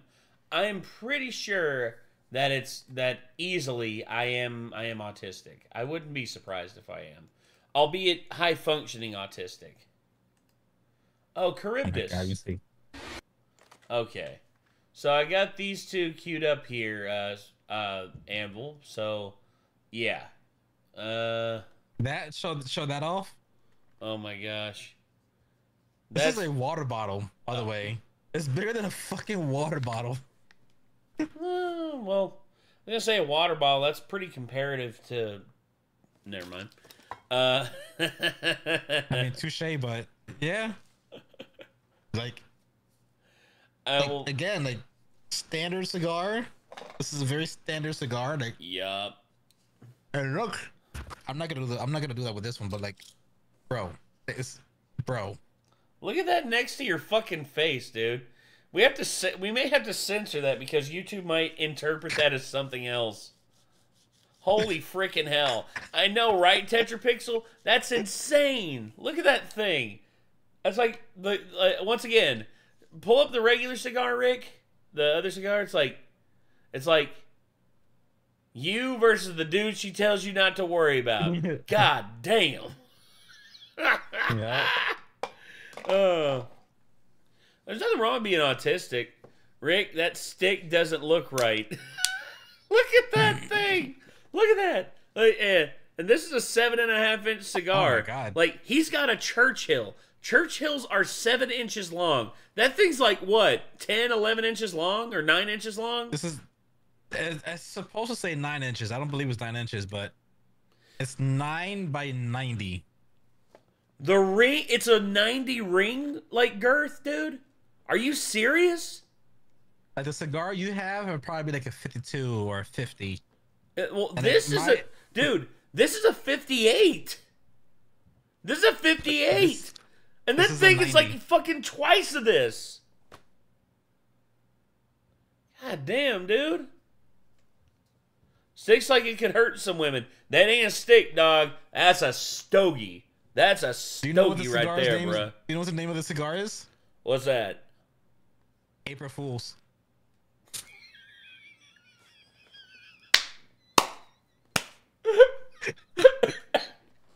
You could not have picked a better name for that fucking thing. You could not have picked... Are you... Oh my God, it is! Look at that. What the fuck? Oh God, that's making me suffer from some... Emotional damage. Oh my God. Oh my gosh. I hear that and I just hear... Oh my God. Okay. Someone pull out a toilet paper roll. No. I think I'm losing my mind now from that. I'm sorry, Grand Omega. I'm sorry, dog. Hi, Nate. Hope you're doing okay. E-Man, I'm doing great. I am currently 12 shots deep, rolling on 13. Oh, dear God. Okay, I think actually we might be at 13. Let me double check that real quick. Oh, my God. I think we might actually be at... Oh, my God. Well. Let me... I'm getting everything pulled up here. I am so sorry, everybody. It's taking me just a minute. Oh, my God. Oh my God! Please tell me, how close are? Ooh, we are 17 away from another shot. Fuck my life, dude. I'm gonna die tonight. Actually, who am I kidding? You're talking to good old Iron Liver here. Bing, bing. Mm-hmm. We done got Rick rolled. Well, we got a Rick right here, but he ain't rolling. Not yet. Not yet, anyway. Rolling. Have been to react to the size of that stogie. It's like, holy crap, meatbag. You really have a cigar that big? Hey, how about I give you 30 Nixon bucks for that thing, huh? Oh, my God. Okay. All right. Oh, God. So we gotta... Scotty, to smoke that cigar, it took me... I smoked it before. I bought 2 of these. It takes over 3.5 hours to smoke it. Just by yourself. Oh my gosh. Nate's liver is going to therapy after this. What are you talking about? My liver is fine, dude. You're talking to iron liver. But not iron brain. Lead brain. No, not lead. You give it too much credit. It's like I have mush brain. Don't forget Marv, Nate. Oh, right, Corinne. I am so sorry about that. Corinne, Here we go. Let's make sure. Okay, is that muted? Yep, it's muted. I reached the top!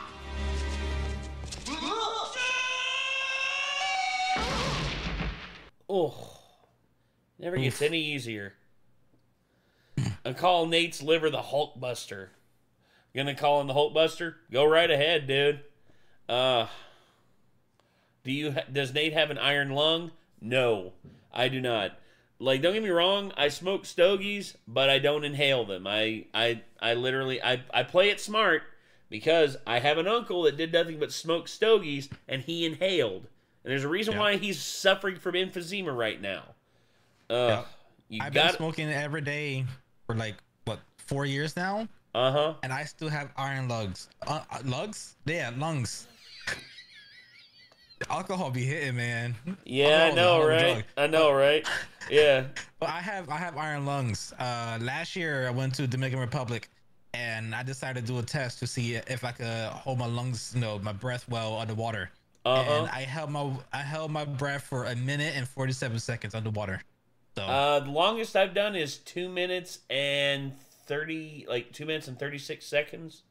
The longest I've seen is my cousin, who's in the Navy, by the way, and he literally held his breath for 5 minutes and like 28 seconds. 5 minutes, 28 seconds. I swear, dude, I was about to just like, I was like, how the hell is he doing this? How? I can believe it. Oh my God. All right. Let me pull up, let me go to the, like, there we are. Let me go to the stream requests here. Where you at? Where you at? Come on, I know you're here. Oh, there's Andrew. Tex Avery's funniest moments. Oh my God. Okay, I'll go ahead and get this in the queue, because why the hell not? It's only 2 minutes. That ain't that bad. That ain't that bad at all. Oh wait. And then of course we got where's Rena? Oh, and then of course Sam Lloyd as well. Oh, there's the other one from... No, not another one of them in the marching band. Rena. All right, Joey. I'm gonna die of secondhand embarrassment from this shit. I'm gonna die from secondhand embarrassment, dog. And then, of course, oh yeah, there's Scotty. Oh wait, yeah, they blew up a whale. The Fat Electrician. That's right. Oh, Daily Show theme song, Dog on Fire. Yeah. That's like a native name. Dog on Fire. Actually, I was given a native name whenever I went to the Cherokee Reservation.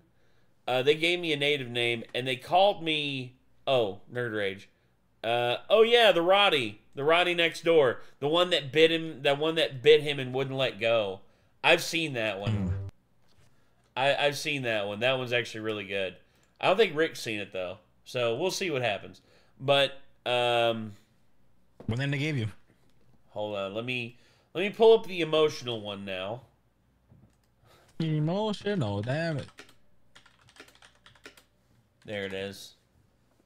I wish the respect that, you know, natives get in America is the same respect we get for like Puerto Ricans, because it's like I'm like 15% Taino apparently. Yeah. It was like with 15%, I should get something in Puerto Rico.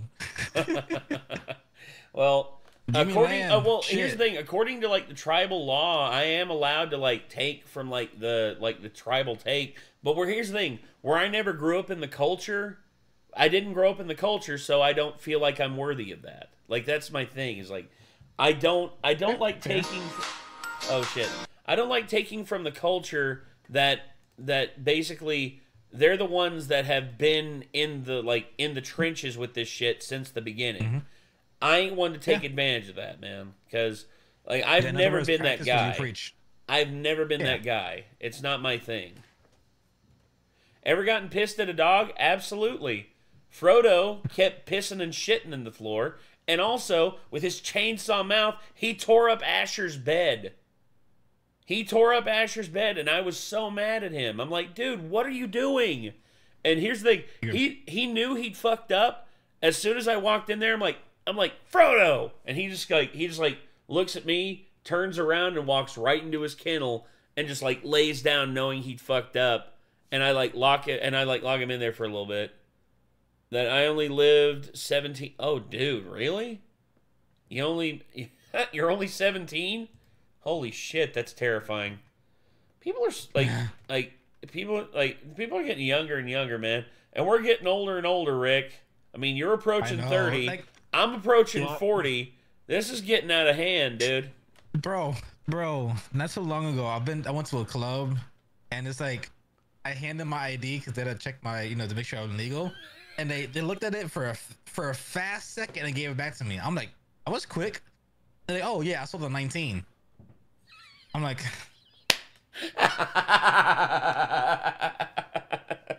oh, I got carded the other day, and they literally looked at me and they were just like,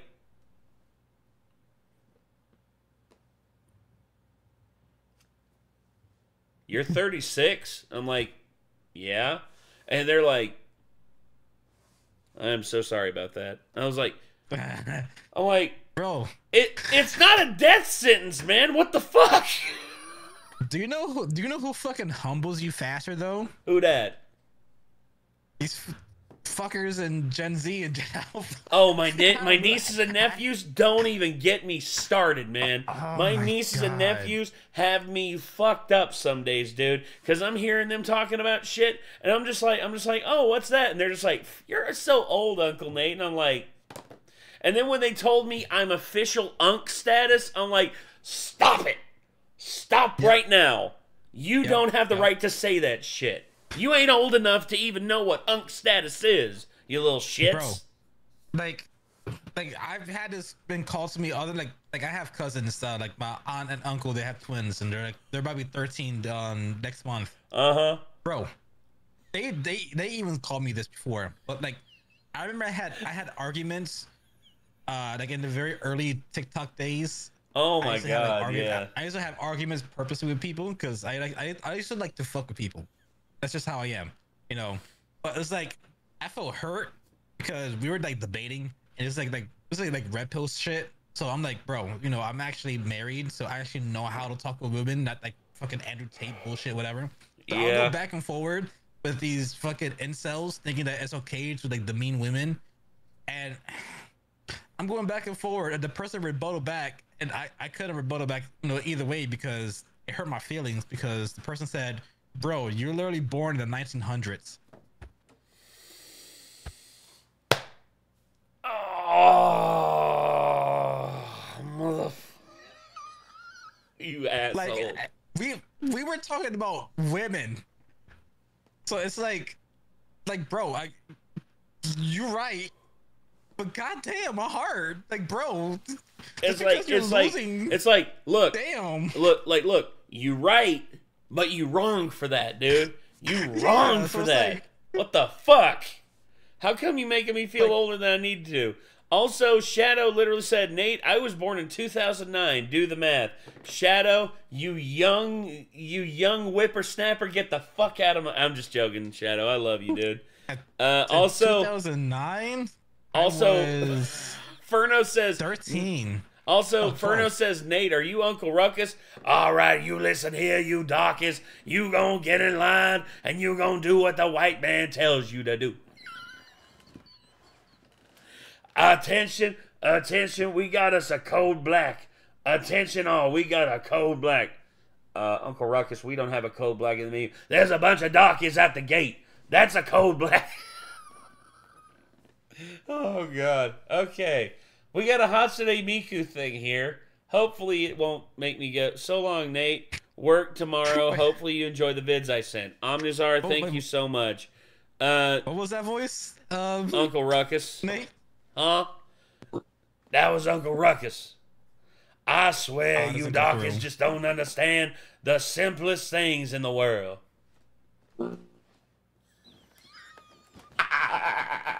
I need to get that on my soundboard. I need to get that on my soundboard. Holy shit. 95 gang. 95 gang. I'm 88 up in this motherfucker, dude. I was born in 88, dog. What you talking about? I'm 36 going on 37. Born in late 92. Can we please play the vid? Yeah, Fire Tower V. Sorry about that. We just get caught up talking about this shit, and we just can't help ourselves. January 11th, 2009. Shadow, get the fuck out, dude. Get the fuck out. I'm fucking with you, dude. But, okay. Hatsune Miku.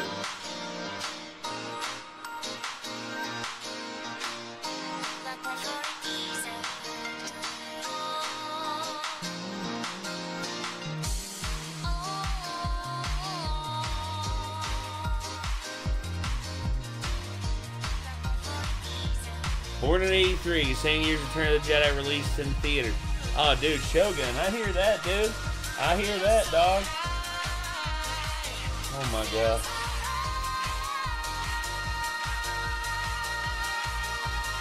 Dude, it's 11 o'clock and we've already had so much shit go happen, dude. I'm blown away, dude.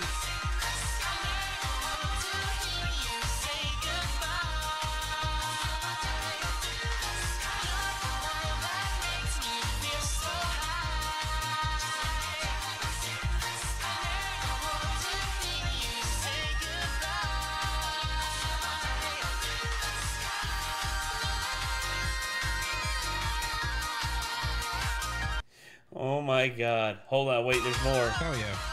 It's not called Sheet Up or TikTok version. It's called Nightcore. And you put an anime girl on the thumbnail. Okay. Crusader Bro just telling us what's up, dude. Okay. The last live stream part 1. Andrew, I'll make sure that here in a little bit. I'm sorry if it's been blocked for the last little bit. I am so sorry. Oh, Ender Lilies. So many people have been talking about this, man. Oh. Miku Brazilian funk? No. Okay. You want me to give you some Brazilian funk? You want some of that Portuguesa shit, man? You want some of that shit that's like can make your fucking hair stand up and make your butthole pucker? Hold on. I'll play you some Brazilian funk. I'll play you some funk, bro. Hold on. Let's see.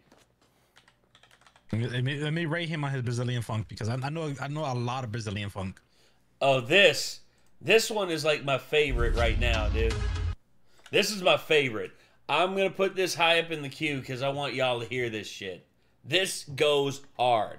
Anyway, okay. Brazilian funk, whoo, the best. Like Brazil is on the forefront of it. Other countries are picking it up. You know, there's like Slava funk from like Slovenia, and then of course there's like Vlada funk from like Romania, and it's so good. But yeah, Brazil, yeah, they are killing it when it comes to the funk game. They're the best at it, dude. They're the best right now. Yeah, Ender Lilies. A lot of people have been talking big about this. 1993 kid. Dude. So you're in your early 30s. Welcome to the rest of your life.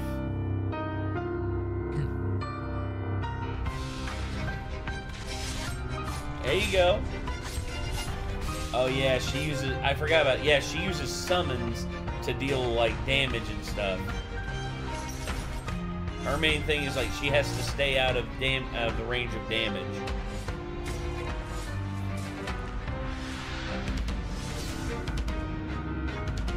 Oh dude, Sepultura?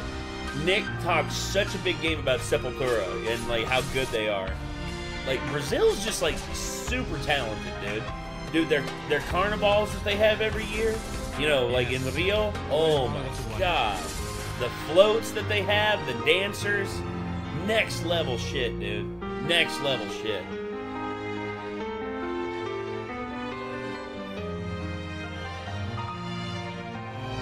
No, this isn't Brazilian funk. This is Ender Lilies. Brazilian funk is coming up here in a little bit. I started with the game. Oh my God, Star Sailor X. You making me feel old, dude. I started on the NES in my grandparents' basement. My grandparents found an NES super cheap, and it came with Super Mario Bros. 3. That was the only game we had, and I played that game so much. Dude, I remember beating that game. I was the only person in my family ever to beat that game, and my family literally came down and watched me beat it because no one else had ever beaten it before. They'd never seen the final boss before. And I remember when I beat it, everyone was just like, "Oh, you did it! You did it!" And they like picked me up and was celebrating. I was like, "Yeah!" Dude, so good. Such a good time. Yep. Oh, Tornado, that was yeah. 64. Huh? What was that? That was me with 64. Oh, Mario 64, yeah. Super Mario Brothers 64. Super Mario 64. Dude, that was such a great game. Level, so I had to beat it for him. He was like, what? Do what? My dad couldn't beat a level in 64, so I figured it out, beat it for him. He's like, what the fuck? What the fuck? How you do it? First console, dude. First console is PS1, says Tetrapixel. Oh gosh, Xbox 360 for Daniel Scott. Damn, man, y'all lucky. Y'all got some like high tier systems when y'all started. I started with the NES and the SNES, and the only games I had on SNES was like Super Mario World, which came with the system, and F-Zero, which my dad picked up at a pawn shop for like $10. And I swear, dude, I played those games to no end. I love those games so much. My first system was the 64 and PS1. I remembered I got the N64 for my birthday in like 1996, I think. And then my cousin messed up bad, dude. He like messed up really bad and like fucked up. And my aunt and uncle sold his console to my dad for like $50. And it had like 6 games with it. It had like it had Tekken 1, or no, it had Tekken 2. It had the original Metal Gear Solid. It had the original Resident Evil, and it had like a couple sports games which I didn't play as much. But dude, so good. I'm hopping off the stream too. All right, NH, you take care. All right, Shadow, what did you say? My first console was the Wii, and then the PS2. Then the 360, and then the Switch. That's not bad, Shadow. That's a pretty good chain of upgrading. You know, like the Wii, the PS2, because the Wii was like a good introductory console for like most people. PS2 is like has arguably the greatest library of games ever. I mean, I will say that. I will hold that candle up because I have the biggest library that I have up here on my wall is PlayStation 2. I have so many PlayStation 2 games. Yep, same. Anyway, NH, you take care, all right? You have a good night. All right, back to this. It's a tornado. First time since steam power was abandoned by British Rail nearly 50 years ago. The new steam locomotive Tornado reached the speed as part of an experiment to assess whether steam trains can safely run faster than the current limit of 75 miles an hour. Judith Moritz reports. It may look like something from a bygone era, but the Tornado steam locomotive is a very modern train. To run competitively on today's railways, it must hit top speeds. Which is why, in the middle of the night, its volunteer crew did something that hasn't been done since 1966. On the line between Newcastle and Doncaster, they took the train to the max, past its normal running speed, past 90 miles an hour and beyond, right up to the top of the dial. We do what we set out to do, and we need to see, we haven't got it home yet, so it only really counts when you get it home, but the guys have had an inspection and we seem to be alright at the moment. This is all about gathering data, that's what the difference is with this. Favorite console startup screen? Still PS2. Still to this day. I will never forget, like, the first time I ever saw that, it blew my goddamn mind. Do George Harrison. George Harrison, you want me to do George Harrison there, Sam Lloyd? Alright, I'll do George Harrison. George Harrison, he is probably the greatest songwriter the Beatles have ever produced. John Lennon is overrated. There, I said it. And then we'll take the engine to the shed, put it to bed, and put ourselves to bed. This class of steam train was common throughout the 1950s until the end of the 60s, when it was scrapped in favour of diesel. The Tornado was built in 2008 at a cost of £3 million and runs a charter service. But to fit into the modern rail network timetable, its crew had to show that it could cope at more than 90 miles an hour. A lucky few were on board. This is not the original white one that I own. But whenever my white one gave out, ah, dude, Game Boy Advance, fuck yes. Fuck yes, dude. But this is the one that I got. Do Yoko Ono. There you go, that's my Yoko Ono impression. Oh, the Game Boy Advance SP. That's a great one, dude. I love that one so much. But this is my Xbox 360 that I bought. And, yeah, I had the white one too, but it crapped out on me. And this is the one that I still have, and it still works great to this day. Oh,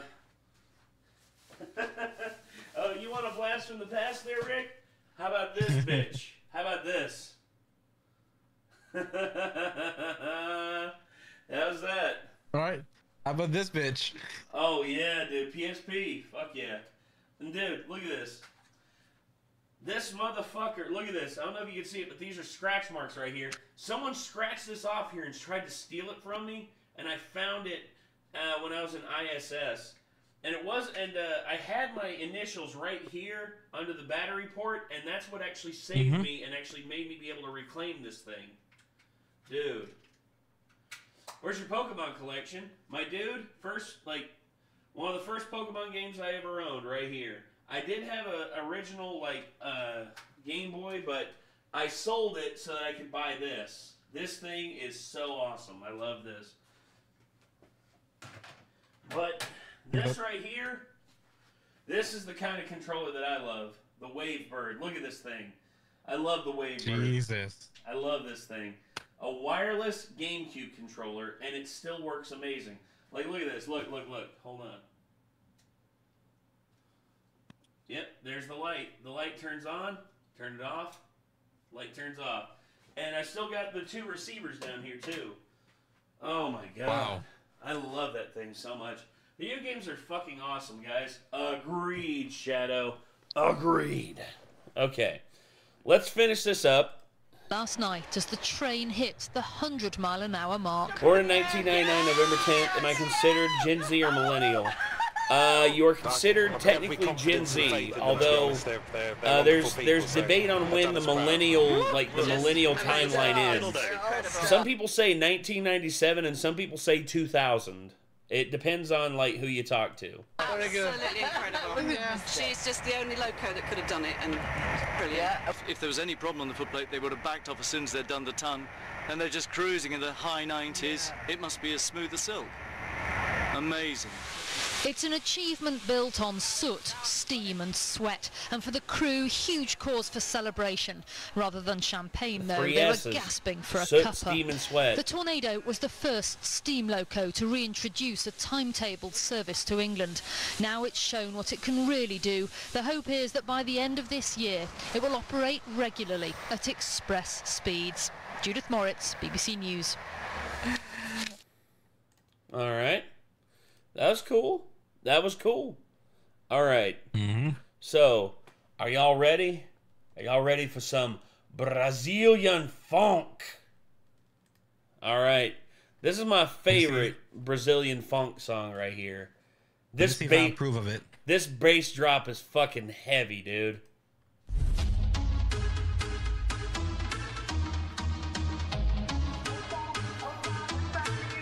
Alone.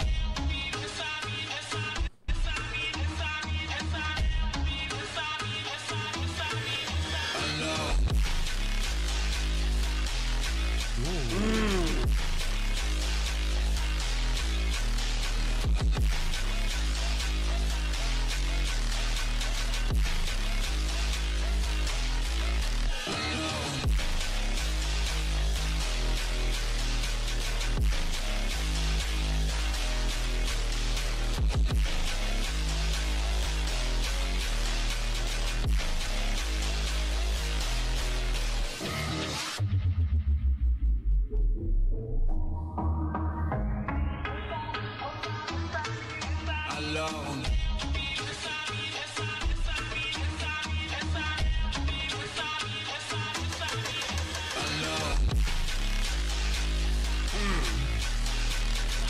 Oh, that bass is so nasty, dude. I love it.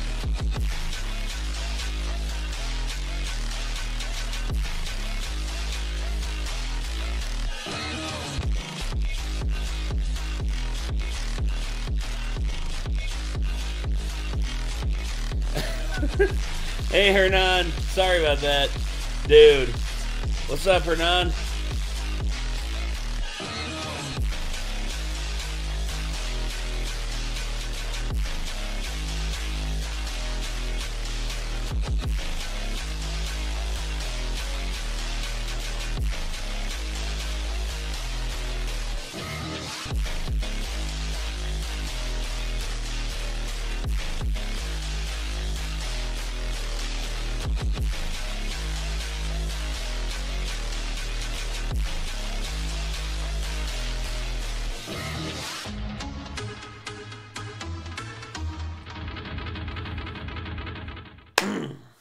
That's the great twist on that French song. That's wow. They did good on that one. I know, right?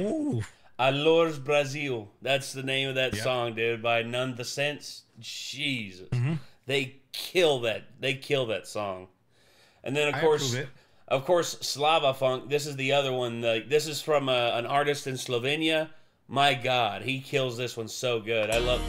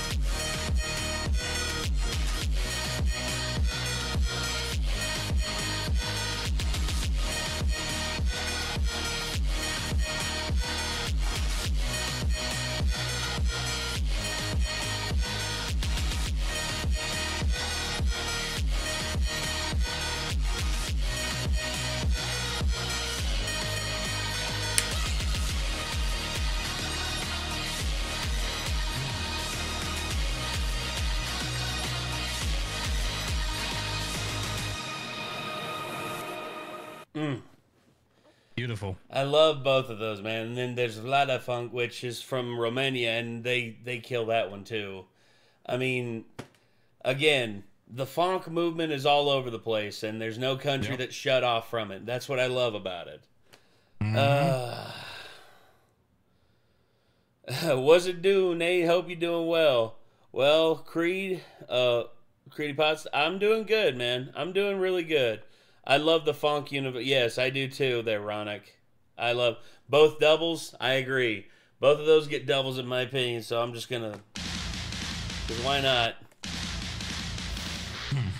There you go.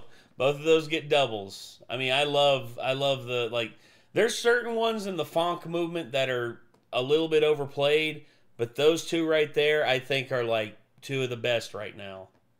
Yeah.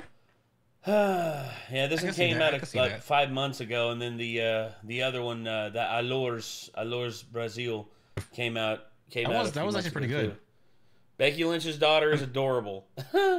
I hear that, Steven. I mean, yeah, go ahead. They actually talked about that. Like Seth Rollins, like someone at the show, like was chirping at Seth Rollins, be like, "Hey Seth, your daughter's adorable, man. And then he turns around and he goes, she is, isn't she? Aw, wholesome. Yeah, super. Hi again, Daddy. Wicked Wicked Wes. Again, I thought I aborted you, bro. Okay. Entire colony just gone. Is pretty good. Okay, entire colony gone just like that. Let's see what we got here. I low-key feel like hitting that shit. I like this move that these niggas doing. Hold up. This nigga get his 30 on them niggas? Ah! Hey! Hey! Hey! Alright, if y'all don't mind, I'm about to go up there and wipe y'all entire colony off the map real quick. Y'all just stay right put. Alright? Bombs ahoy! And that first dude is strong as a mug. Holy shit. W man for holding them all up.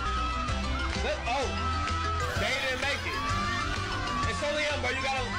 Hold on, I gotta add it. Because if I didn't, I'd be pissed at myself. They didn't. Oh. Make it. Read my comment. Hold on there, Hernan. Who the fuck is that?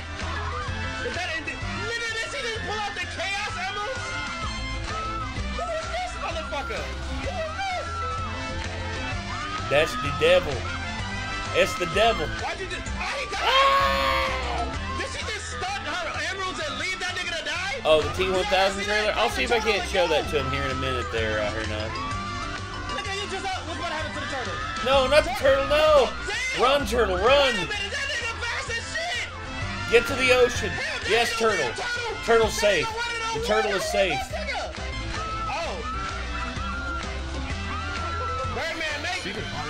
Alright, W Bird. Hey, the bird saved my man. Wait a minute. Wait, hold on.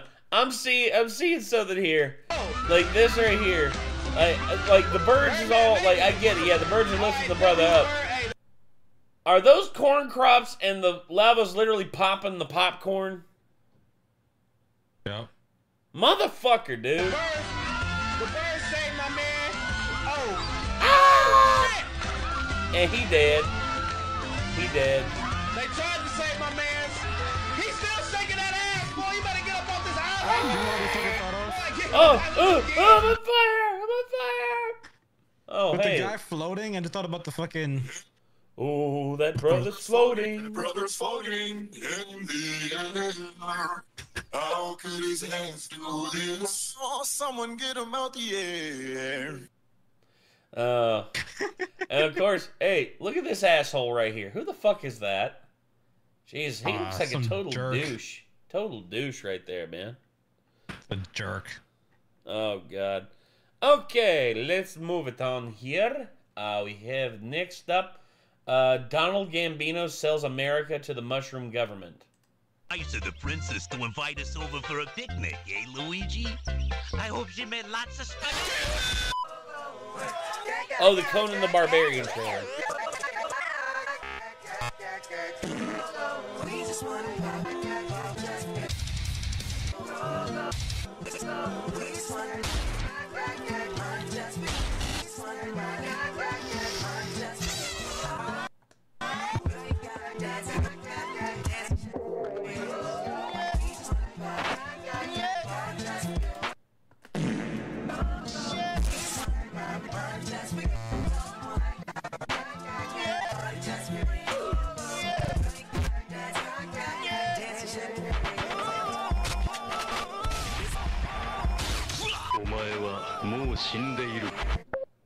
This is America. Don't catch you slipping. Don't catch you slipping now. Look what I'm flipping now. This is America. Let's change this up. Look how I'm living now. Police be tripping now. I'm slipping now. This is America. Under my area. I got the strap. I gotta take a shit. I gotta take a shit. You're ruining a good song. It's an okay song. It's not my favorite Childish Gambino song.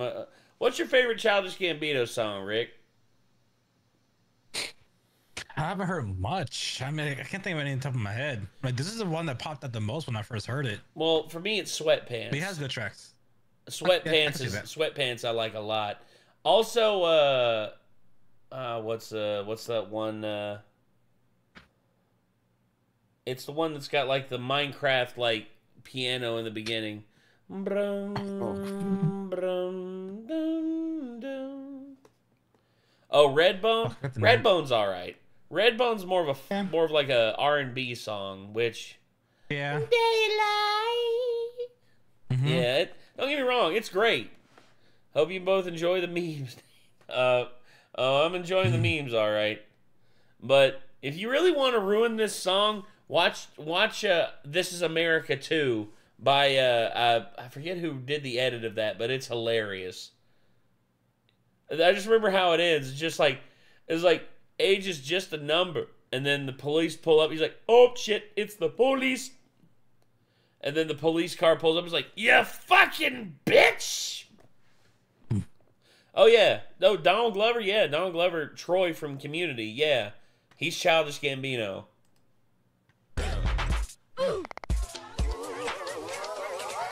Touch somebody, you gon' touch somebody.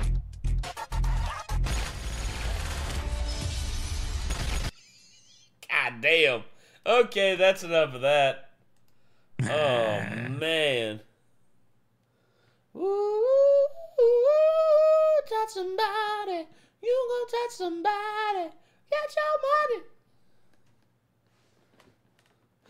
money. This is America.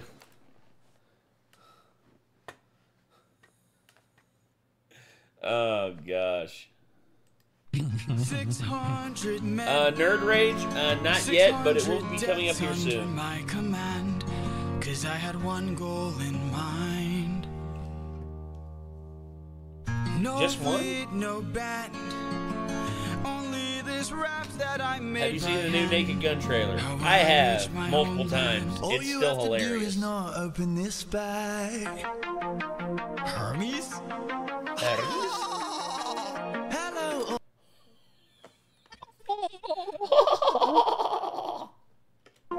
That's a beautiful laugh. Yeah, I know. It's just like my one Australian friend.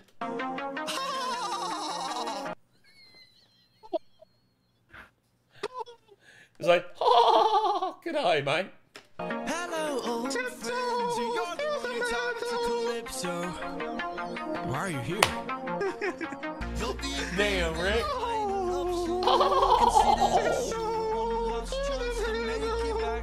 Gayest laugh I ever heard. You've never heard my Uncle Michael laugh, which no one ever will again because he's dead, but oh, thank you. Yeah. Again, I've seen this pop up multiple times. Yellow Fever 98. Thank you for subscribing. But my Uncle Michael had a laugh instead of like a, oh, instead he was like oh, he had a very high credit score laugh. Oh dude, like my Uncle Michael, like he worked for the government.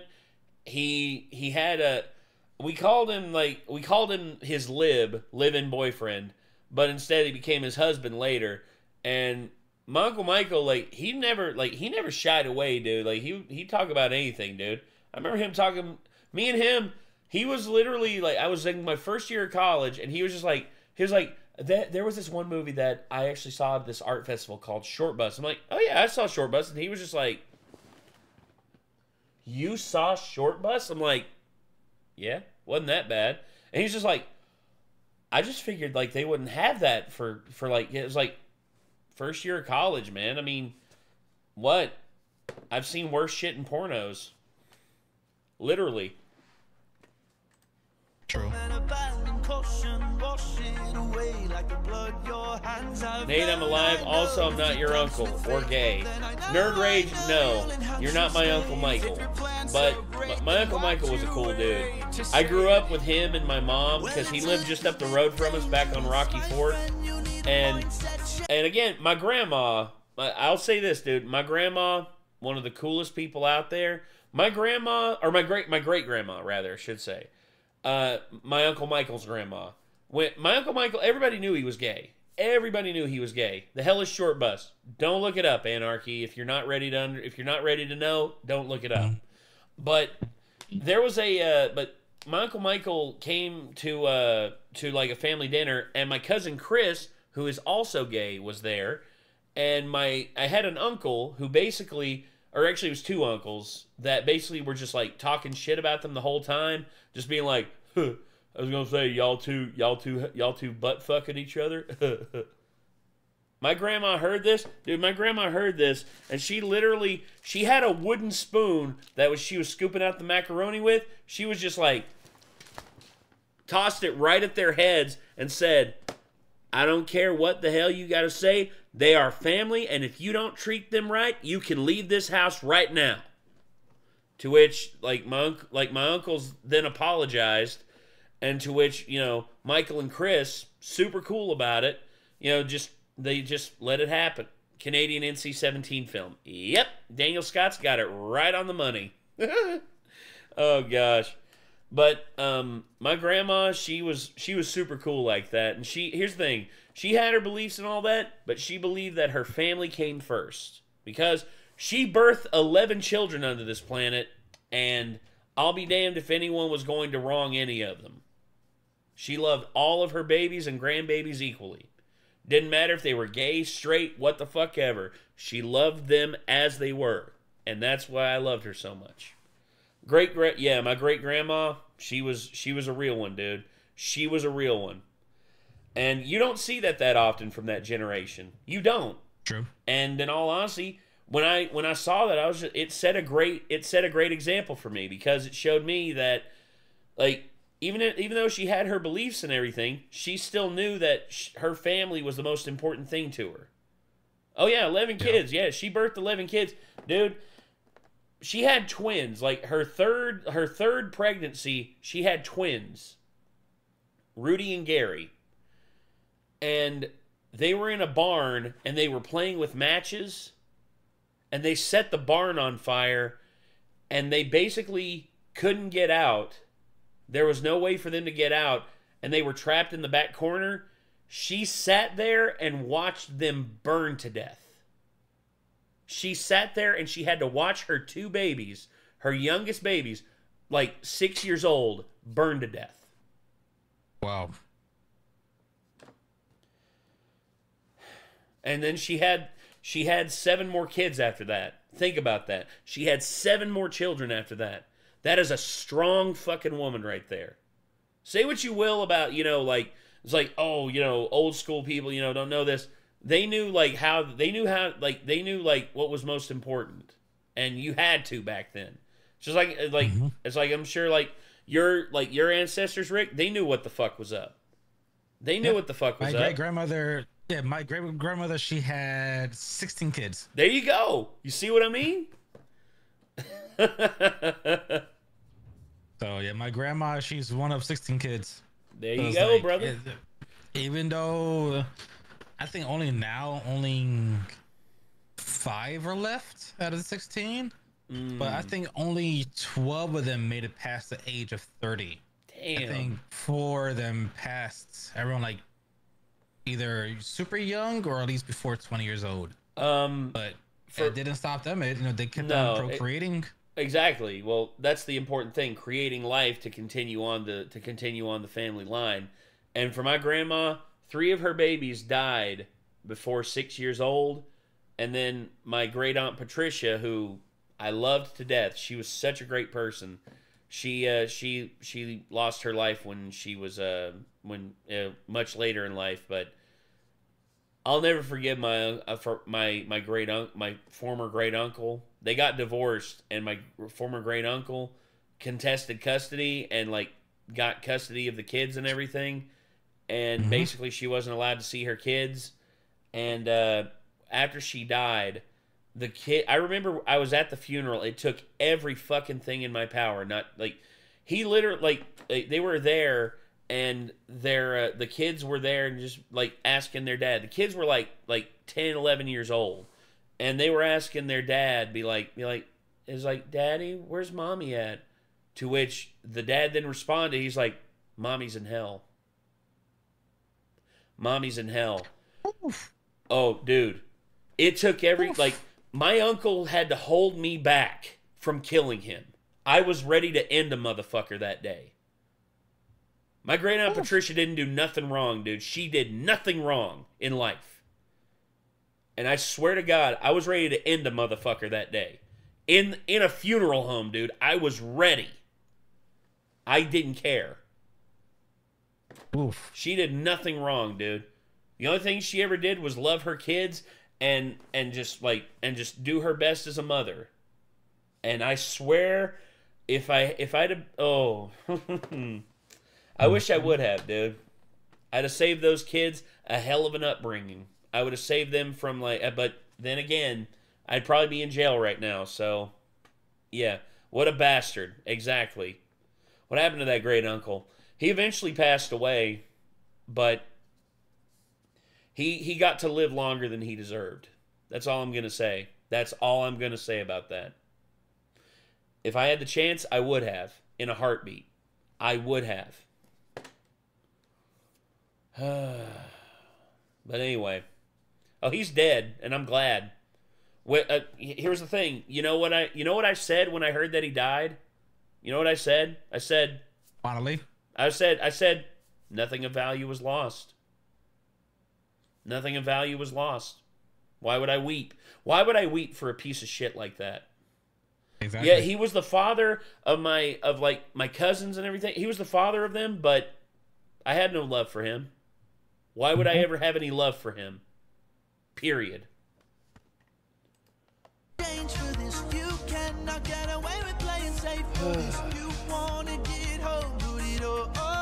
Life's not fair. Exactly, Anvil. You're right. Life has never been fair, never will be fair, and that is a reality that everyone needs to accept.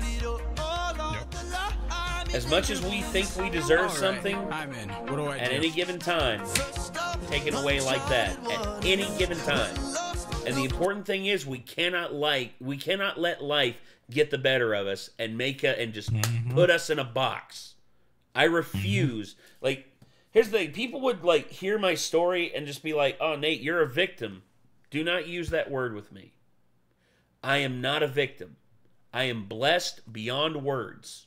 With a family that loves me, with people in my life, with this YouTube channel, with all of you here, with Rick, I am blessed beyond words. I am not a victim. And I am never going to portray myself as a victim because there are people in this world who have it way far fucking worse than I could ever fucking dream of. They're the victims of this world, not me. And if anyone out there wants to call me a victim, take those words out of your mouth. I am a success. I live my life as I see fit. I build my life as I see fit. I have people in my life who love me and care about me, and that is, to me, the most important thing. And there are people out there who've never had that and never will have that. And who am I to compare my life to them? Who am I? Anyway. Anyway, so let's go ahead and finish this up. Sorry, I don't mean to keep ranting. It's just once again when I get a little drunk and I start talking about like shit like this, it just keeps me it gets me amped up. Towards the sky, follow the North Star, no matter how far you think you're going, you keep. My name is Michael, in case you didn't get the joke. No, I got the joke. I got the joke, Nerd Rage. I got the joke. I get that. Anyway, how about those Astros? Damn it, Star Sailor X. That's a good. Anyway, let's move on. I agree. Oh, SJ ranks you want 500 miles by the Proclaimers? Alright, I'll get that copied. I'll put it in the queue. Hold on.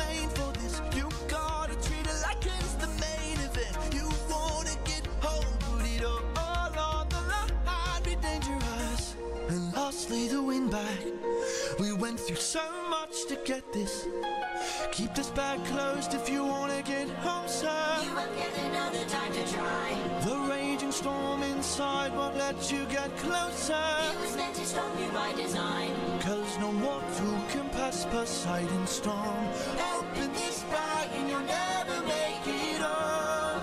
You'll never make it home.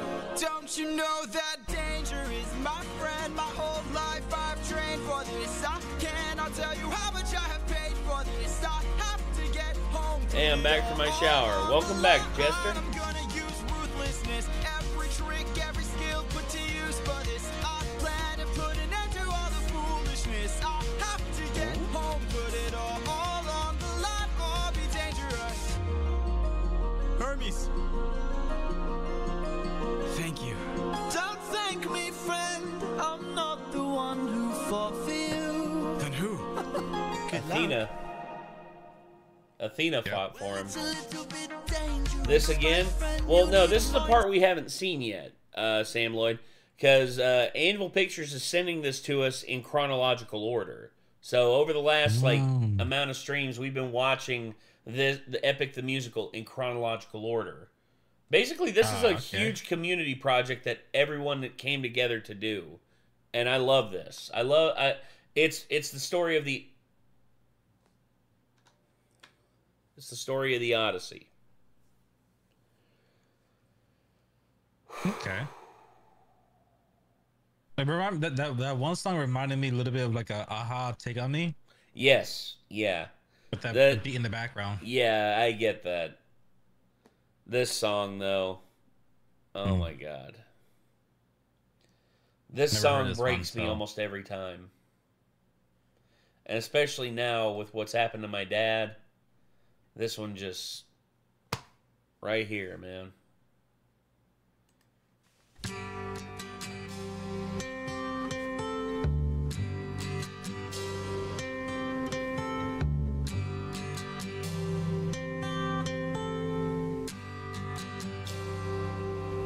It's not time to make a change.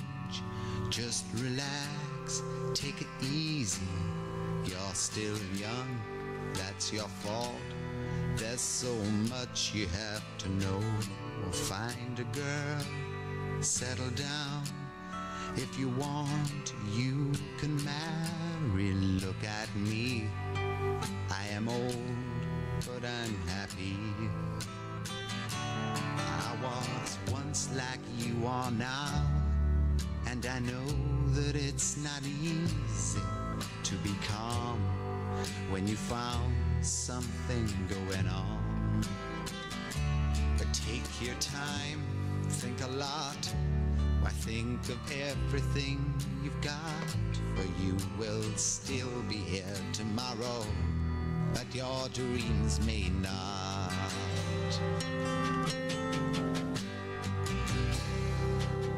How can I try to explain?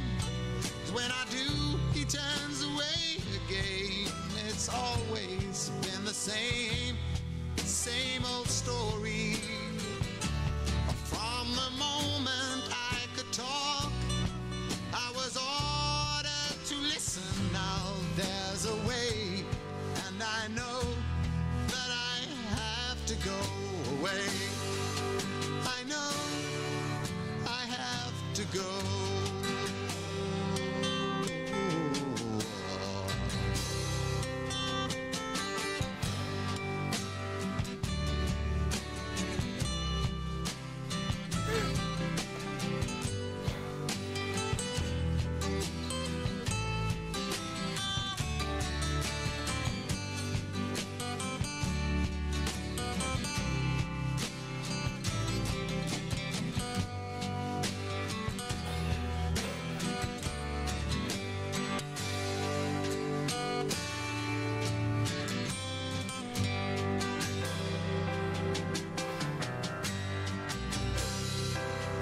It's not time to make a change.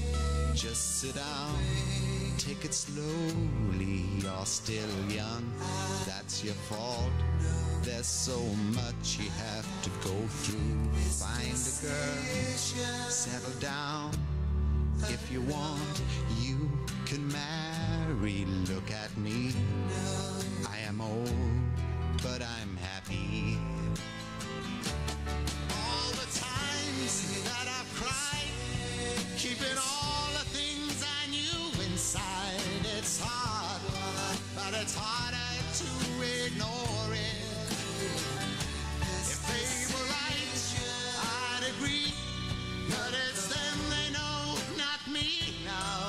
miles away, and I know that I have to go away.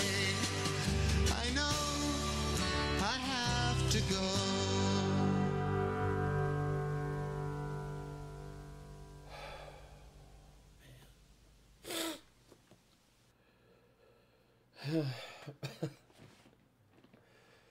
That one gets me every time, dude. Because it just reminds me of my dad and my granddad, and just working with both of them, building houses, and just like seeing both of them at their peaks. You know, just because my granddad, when he was 5 years old, when I was 5 years old, my granddad could like lift anything. He could do anything, like just salt of the earth, just like work with his hands. That just that was everything to me. Just seeing him, just this guy could, he led the like construction team and like built houses and everything. And then my dad basically was the same deal. Like jack of all trades, could build you a house from the ground up, from the foundation to like the plumbing and electrical. It was amazing just seeing how they could do things. And knowing that I picked up some of that from them. I know I didn't pick up as much as I could because I was interested in other things. You know, I was interested in like, of course, you know, just video games and, you know, like nerd culture stuff and all that. But I still picked up enough to where I was able to like hold my own and everything whenever it comes to like upkeep and around the house. And I know how to fix things. Like I'm very hands-on. I know how to fix shit. And same. I look at, because it's been 20 years since my granddad died. My granddad died in August of 2005. And I was 17. I just turned 17. And I lost my mind for a little bit because I thought, how unfair was it for him to lose his life right as he retired? Because he retired like a year before. Finally reached retirement. Finally was able to like enjoy life and not have to suffer under the boot of an employer or anything like that. And I lost my mind for a few years, just like thinking like that was like how life was going to be. I was going to work until I died. Until I died, and that was all my life was going to be. And then I had a conversation with my grandmother. My grandmother, I remembered I was like 22, 23 at the time, and I had a conversation with my grandmother. And I brought it up. I was like, I just thought it was unfair. I said it's unfair that Papa Clyde died so quickly right after he was able to reach retirement. Because it wasn't 2 weeks after him finding out he had cancer that he was gone. 2 weeks, gone. Just like that. A man that I knew that could build you a house, could lift up, like, he could lift the world if he wanted to. Just outwork anyone half his age. Just gone. And my grandmother told me something that I'll never forget. I said, he never got a chance to live his life. He never got a chance to live. He never got a chance to enjoy himself. And she said, Nate, what are you talking about? I'm like, what do you mean? And she said, Nate, the greatest thing that he told me that he had in life was giving his children the chance to have a life he never had. To give them a greater opportunity than he could ever have in a million years. He worked his hands to the bone. He broke his back. He hurt himself. He stubborn as a bull ox. But he did that for the love of his children and for his family. And right then and there, I got it. I saw that's just like, my granddad didn't die with any regrets. He didn't die with regrets. The number one thing in his life more than anything was his family. And he had that. He provided for them and gave them lives and gave them something they never had. That he never would have had in a million years. Opportunity. Yep. And it just hit right there. And I realized that, damn, dude. I can't believe that I spent so long thinking that he died without feeling complete. But he did. he felt complete. There, like, at the end, I remember my dad told me when my granddad passed away, he looked up, like, he was in hospice care, and he was in a bed in his house. He looked straight up to the sky. He looked straight up to the sky, and he, like, strained for a minute, and then he smiled. He smiled, and he felt, and I think he felt at peace in those last moments. And to me, that's still, I heard my dad tell that story, and it just, cut right through me, man. And I realized just how silly it was that I was looking at things from just my perspective and not seeing it from his perspective. Yeah. But yeah, that for me is, this song hits so hard for me because I remember listening to it when I was a kid and just, it hit me pretty bad then, but like ever since my granddad passed and now what's happening with my dad, this hits even harder. Because it's just like, damn. I still can't believe, like, I spent so long being mad at the world and being mad at everyone because of what happened with my granddad, not knowing that he was happy. Not knowing that he was happy there at the end. Oh, man. Didn't mean to get a little too inside baseball, everybody, but that's just how, I just felt like expressing that. Hey, it's venting. It is. It's very healthy to do so. Yeah, it is. Very healthy. Well, we got a couple more here, and then I'll look at memes, and then I'll go out for a smoke break. So, are you ready, Rick? Yes, I is. Here we go. Action game. The goal is to lift the cup before the other person hits the bell. The loser gets slapped. The man in stripes wins the first round and gives his friend a light slap. He quickly wins again, delivering another slap.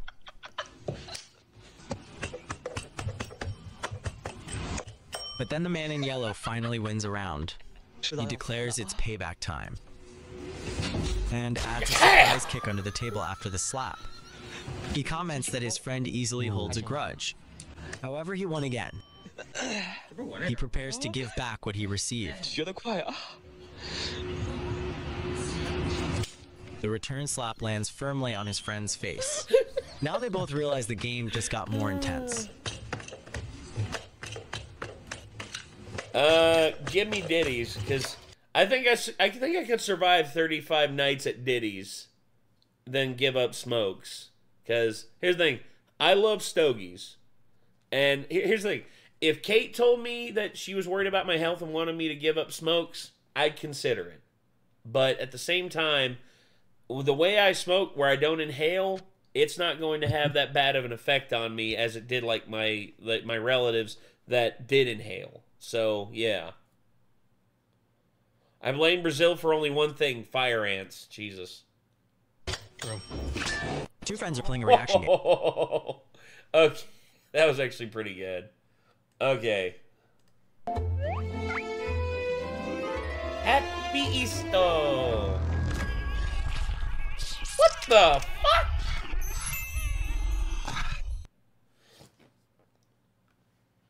That was disturbing.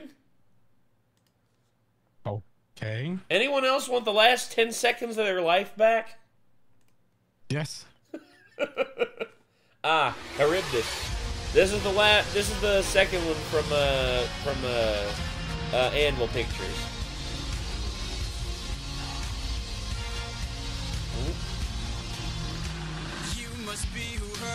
Oh, Jeshimike, I see that here. Also, Steven, I have to ask, you said you plan to show your mom and Kate this week. If not, then that's cool. Yes, I do plan to show them this week. I plan to take my my laptop up to my mom's house and record their reaction to Re-Rez's Morph Man, which then of course me and Rick have to do a separate recording session where we do Ride to Hell Retribution, which oh, that's gonna be interesting. One of the worst games of all time. I can only imagine what Re-Rez has to say about it. So if you don't have much to say, then oh, bring it on. I'm not dying here, I'm still fighting here. I'm holding on till I see it through, till I've beaten you.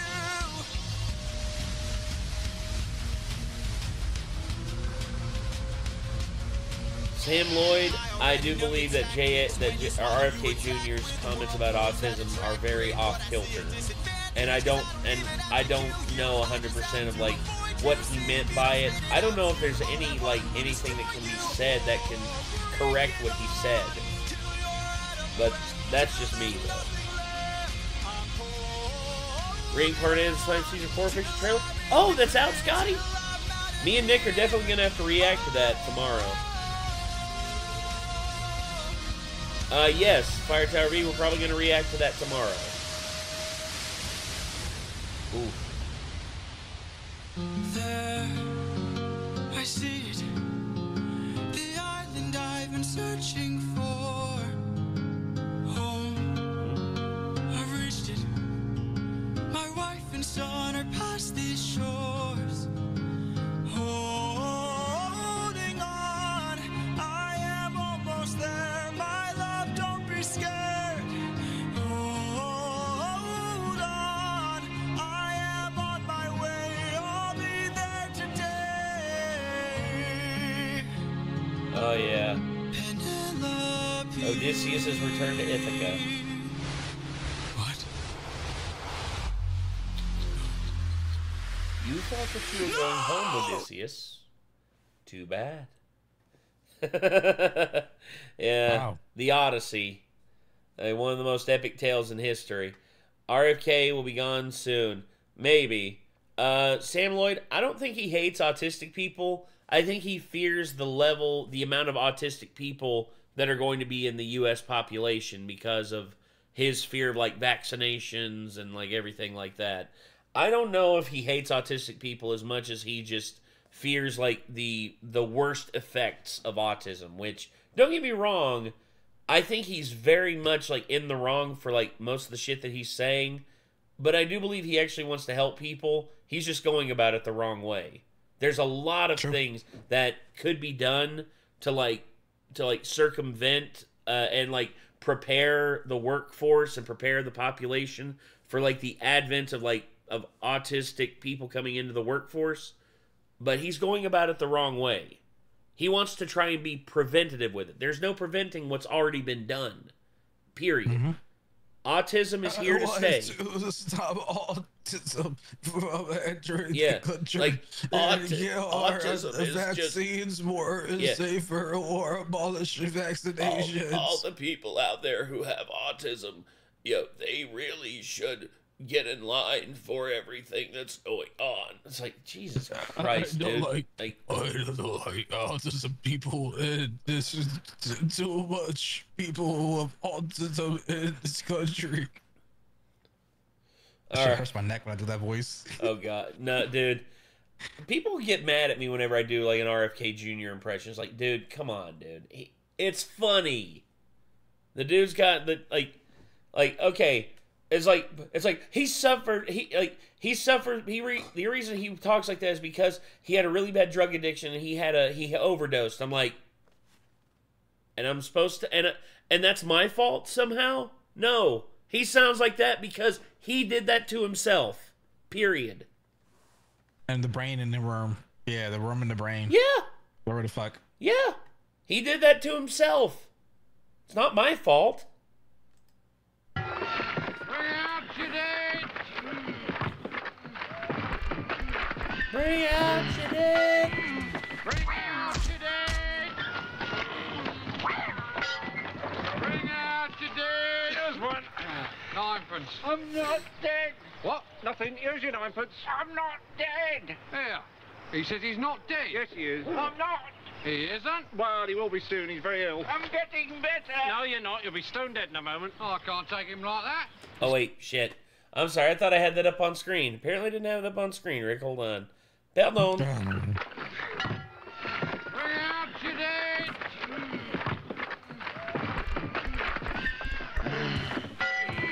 Bring out your dead! Basically, during the plague, this is how it was. Like, if you died during the plague, they literally brought you out into a cart and they would bury you in a mass grave. Nothing. Here's your ninepence. I'm not dead. Insane. He says he's not dead. Yes, he is. I'm not. He isn't? Well, he will be soon. He's very ill. I'm getting better. No, you're not. You'll be stone dead in a moment. Oh, I can't take him like that. It's against regulations. I don't want to go on the cart. Oh, don't be such a baby. I can't take him. I feel fine. Well, do us a favour. I can't. Well, can you hang around a couple of minutes? He won't be long. No, I've got to go to Robinson's. They've lost 9 today. Well, when's your next run? Thursday. I think I'll go for a walk. You're not fooling anyone, you know. Look, isn't there something you can do? I feel happy. I feel happy. Oh, thanks very much. That's all. See you on Thursday. Right. Who's that then? Oh, God. Fire Tower V just sent in another one. Good night. Oh, good night, Anvil Pictures. You have yourself a good one, dude. Thanks for tuning in. I don't know. Must be a king. Why? He hasn't got shit all over him. He hasn't got shit all over him. Fucking hell. Oh, gosh. Money Little Python. No oh. Really? Monty Little... I hate the fact that that works. Spike with the coconut? Oh, you mean the...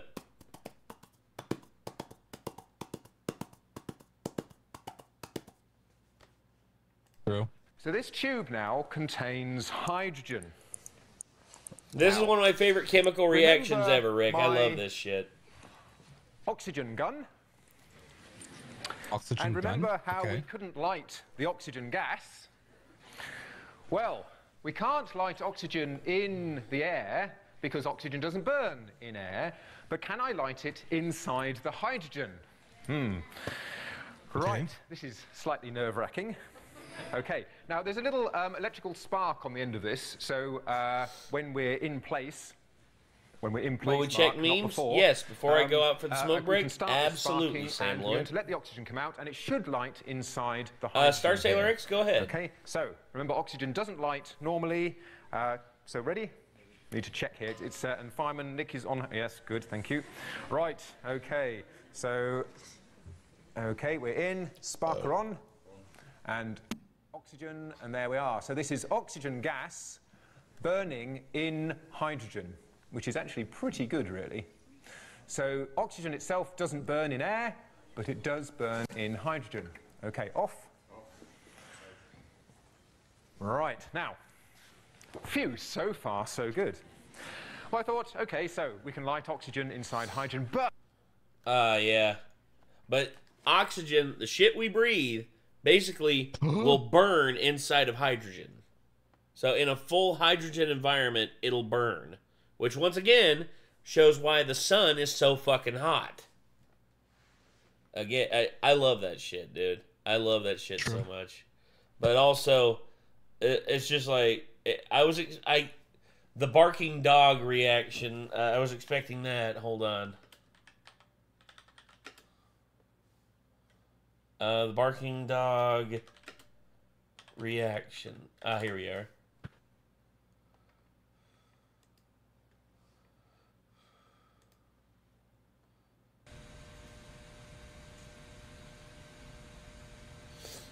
Basically, you fill a thing full of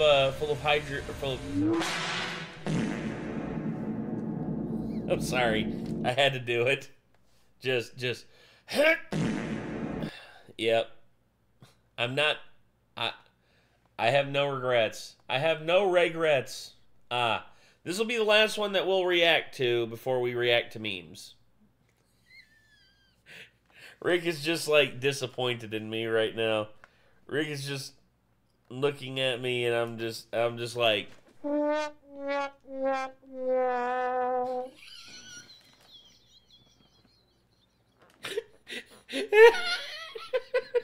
I'm sorry, Rick. I'm sorry, dude. I apologize. Laura, I apologize about that. If I had no alcohol in my body, I could have held it longer. I hear you. You probably could have held that for like an hour. I could have. Oh, Pokemon! Things he had known could bear it. In the light it wove the first thread, but in the shadow it grew past the last. Hey, check it out. Did you already see my chicken nugget short? Not yet, Fire Tower B. It's up here soon, though. I don't know, dude. I was just looking over there. What is she, a witch or something? I mean, I don't. Maybe I didn't think they had those over That here. is so weird, right? So weird. Wait, hold on. Check this. Hey, you lose your crystal ball or something? Yeah, tell us a fortune. What's the future looking like, huh? I think I saw it past the broom shop on the other side of town. Wait, can witches see into the future? I don't know. Isn't that what Gandalf could do? Gandalf's a wizard, dude. Like, literally, what's the difference? I don't know. He's got a beard. Whoa, witches can't get beards now? Jesus Christ! Oh, shit! Hold on. I got something for that.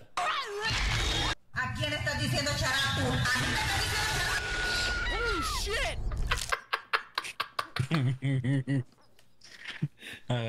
Spanish mother angry that you didn't sweep the fucking floor. Why didn't you sweep the floor?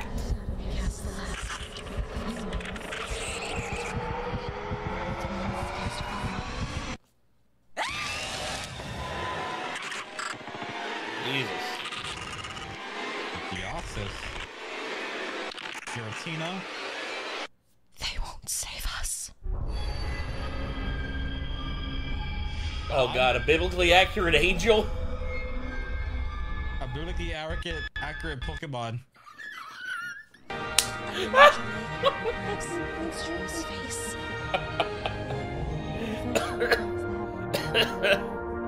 Oh gosh. This video is brought to you by GamerSupps. Click the link in the description and save 10% off your purchase by using the code McDingus.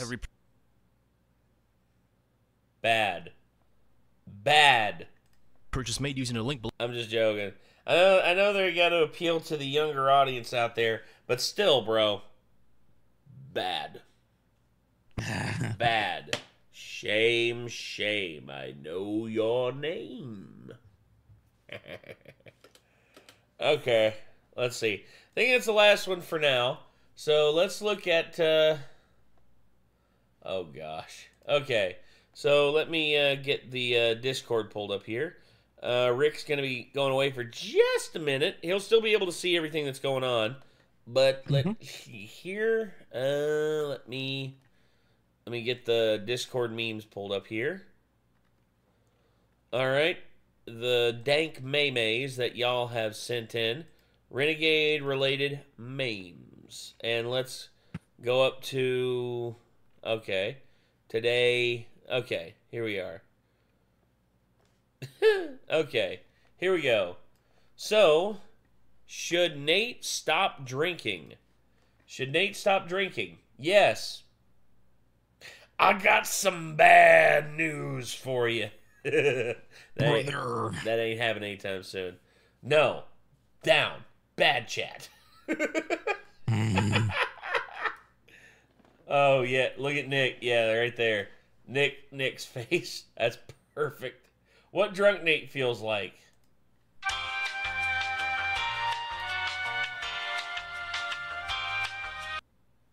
I mean, that's not inaccurate. Juicing. Look at Rick. Look at you, Rick. Juicing. We juicing. See. Oh, gosh. Happy 420, everybody. Pitt ain't here, is he? I need to see Samus. Pitt ain't here, is he? You better treat Samus right.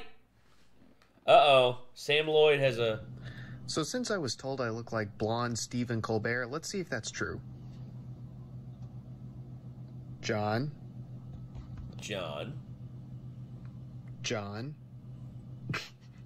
I can't do the eyebrows. I'm scrolling up to find everything. Wait, you can't do the eyebrows? You can't do the eyebrows there, Sam Lloyd? Hold on. Look. Left, right, left, right, left, right, left, right. I can't do it either. Really? Yeah, I can't do it. Like, I can't do it. It took me a while because I had Bell's palsy on this side of my face, and it fucked me up, dude. It fucked me up for a while.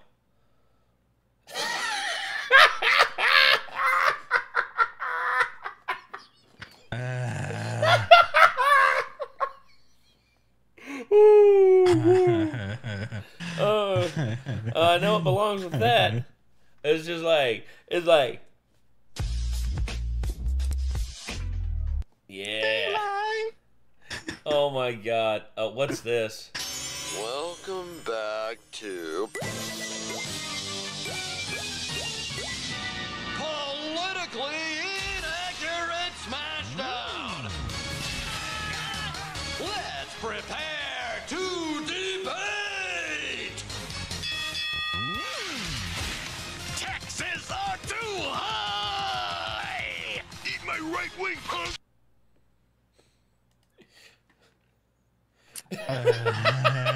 Mike is just like, you were right, Rick. They definitely like photoshopped you in like the worst possible way. This is the beginning? What's the beginning? The beginning of what? My descent into insanity? We just have to, Oh God. at the Christmas party hop. Is that Star Sailor X kid? Conceal you!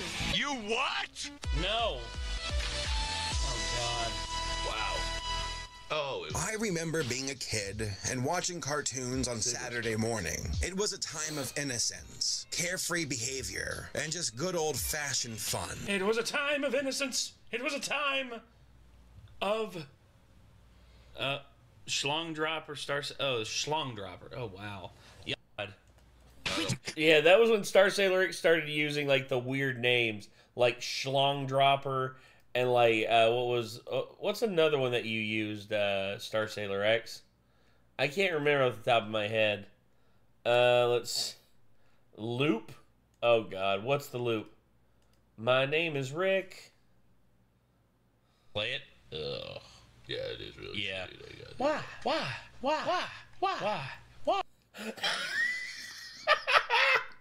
Oh my God, dude. Play it. Ugh.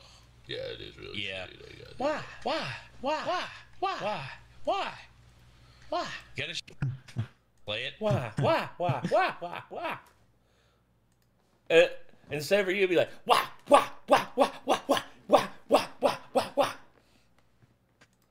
Everybody. My name is Rick, and I'm rolling the cigar. You got Rick rolled. This is my new pickups video. I got the Jacko Nate minifigure and the Nick bobblehead. My God, really? You sons of bitches. Look at this. Get your finger out of my ass, Nerd Rage. Bam! Can I make that like my sub sound?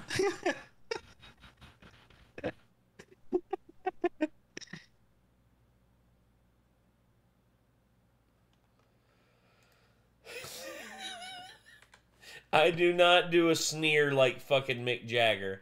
I am not Mick Jagger. Where's that titty shark? Soy! Oh no. Don't climb in dryers, kids. Oh my God. Could you imagine Sonic talking about Tide Pods? Right? I mean, at least. Hey kids, I know At this least looks there were delicious. a great number. Yeah. Hey kids, Tide Pod.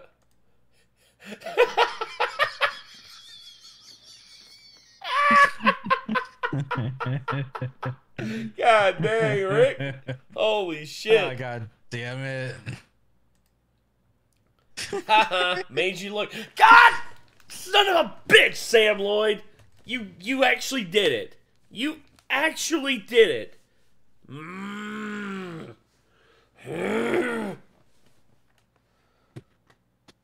What was that giggle? A giggle? What are we talking about? NC-17 film. Yep. Daniel Scott's got it right on the money. Oh gosh. Yeah. Yeah, that's my uncertainty. It's like I feel bad for exposing them to short bus, but at the same time, they're grown adults, I think. And they can handle it. Bad chat. Oh no. when Nate watches Sydney Sweeney in anything. What? Oh, too much cleavage. Oh, Jesus would not approve of this.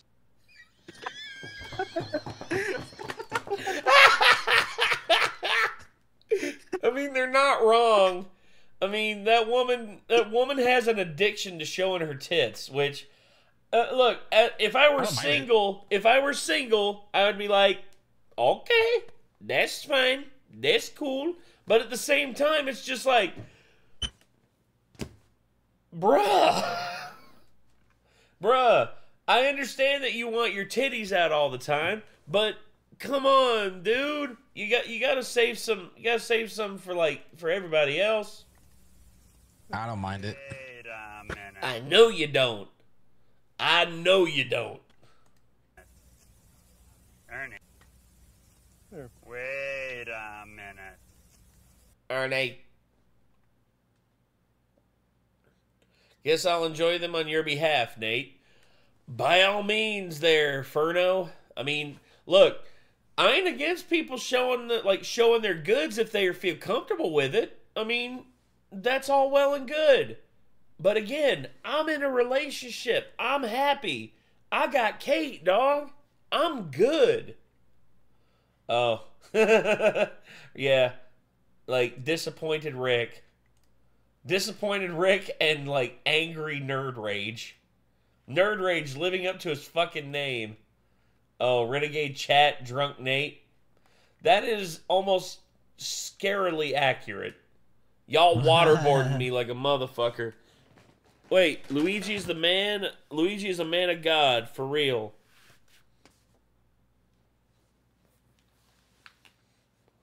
Go, Ouija.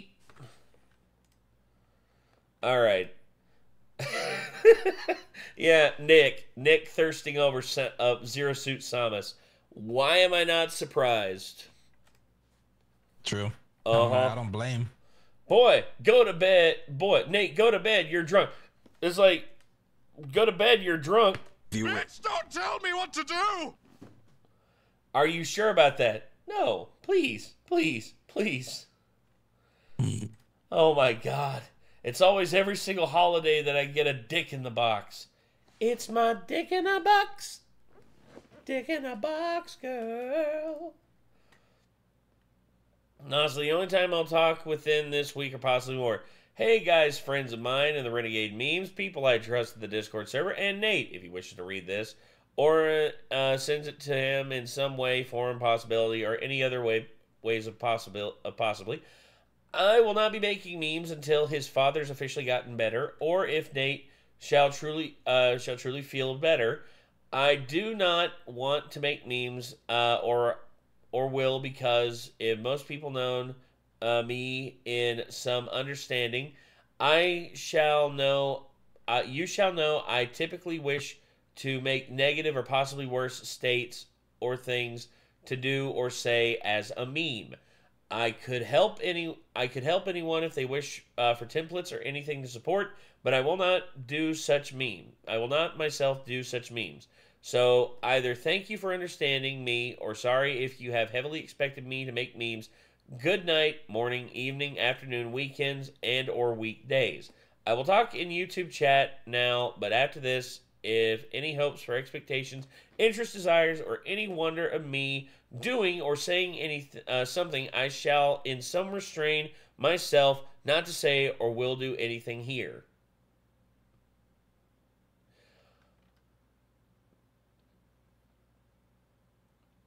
What? Yeah, I understood what you were saying there, Shadow, and I appreciate it. Just know that I'm good right now, and I thank you all so much for just like being here to be part of this. Jacko, Nick, in the future? No. Never. That's never gonna happen.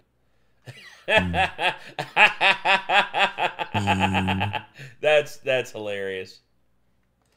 Good news is surgery was successful and now you look like a YouTuber. Bad news is that YouTuber is Nate Hamilton. I can think of worse.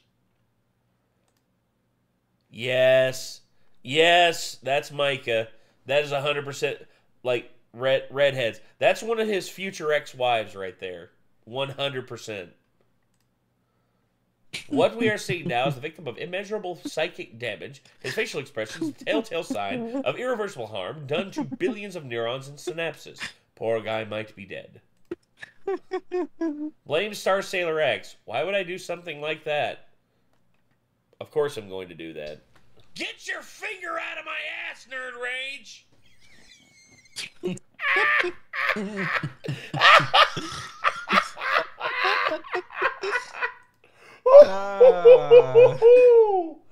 Oh my god. Yep. God, really?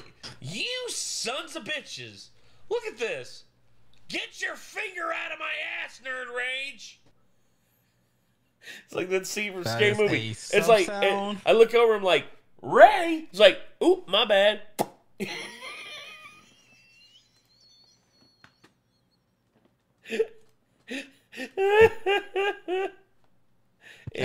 Copy that. Two devious motherfuckers right there. We had the same idea. No shit. Hey, look over there. Where? Oh, that meme's back in style now. I'm here to kick bubblegum and I'm here to kick bubblegum and chew ass. And I'm all of ass. Fucking dick kick him. Oh, God. Okay. I can't breathe. I know, right, Daniel Scott? Okay. Let's get back over to Rick. Let me get this off screen here. Oh, what's this?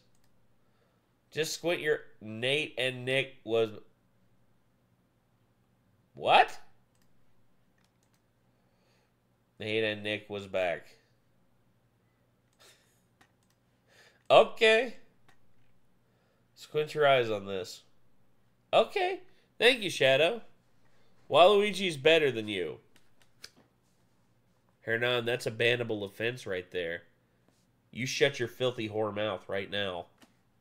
I'm fucking with you. I'm fucking with you, of course, Hernan. You're allowed to think whatever you want. It's just a matter of opinion. Okay. Anywho, here we go. Let me get Rick back up on screen. There we go. Yeah. Oh, damn it. I thought I had him back up. Oh, wait. Of course. Hold on, everybody. Hold on.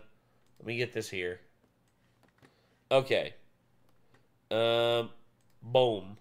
And there he is. Hey, he's back. Okay. Let me... Waluigi has none. And never will. Luigi supremacy, motherfucker. Okay. Rick, let me go ahead and get the mobile rig set up, and I will go out to smoke my stogie. Gotcha. All right. And oh, Jesus. Woo, that came out of nowhere. I felt that. Oh, I did too. I felt that rumble in my booty cheeks. All right. Yeah, I have the weird ability, like I could be smiling or just like happy or whatever, and then out of nowhere. Oh, if you're happy and you know it, clap your ass. If you're happy and you know it, clap your ass. Look, yeah, Rick with the fucking panto face. Look at this. Rick is apparently a goon. Well, Ollie, he's an editor for the goons. Like the actual fucking goons. He's an editor for them. He's a legit motherfucker in the goons universe, or as you want, or as they call it, the Gooniverse. Yes, sure. Yep. So yeah, I edit for Goons Gaming, and I also edit and make clips for their Instagram and their TikToks, right? TikTok. Yep, TikTok. When's the and next we'll be gaming also stream? uploading shorts. Gaming, it's gonna take a while because since Soup was the head of the gaming stuff for Goons Gaming, since he is no longer a goon and no Swagger took his place, it might be a minute before they even do gaming once again, which is why right now everything is just highlights. That's fair. Also, yes, Yes, Goons as in the do. Yes, Orca Boss. That Goons. The do. Yep. Which he's Goons talked as to the in do the- personally. I was on a couple. I was on actually 2 of their podcasts. Nice. So, I think I was in episode 87, which was called Walmart. Something with Walmart, and I believe it was episode 143. Which was me, Ethan, Soup, and Matt. Hell and yeah. we were talking about Matt having a dream about him going to a party in Canada where the only 2 people that showed up were 2 Down syndrome women in cat costumes. Huh. Well, hell, dude. That's cool. Let me get the chat pulled up here, and I'm going to switch over to mobile here with you, Rick. So, hold on 1 second. Okay, can you hear me? Yeah. Okay. So, let me get this off the screen. Mobile rig? Okay, we're set up. Let's see. I'm trying to get the chat. There it is. Okay. So I got the chat pulled up. I got you on the Discord there. Let me grab my stogie. There we go. There we go. I was on episode 149. Oh. Time to meet the Gooners. Goons. Yeah. Then I'm Nate's older brother. Shadow. You're not my older brother, but yes, Rick is an editor for the Goons. Yep. Hey, don't doubt Rick. He's a real one. Oh. Hold on. There we go. Sorry about that. I forgot to edit. I forgot to mute the thing on the computer. Hold on 1 second. All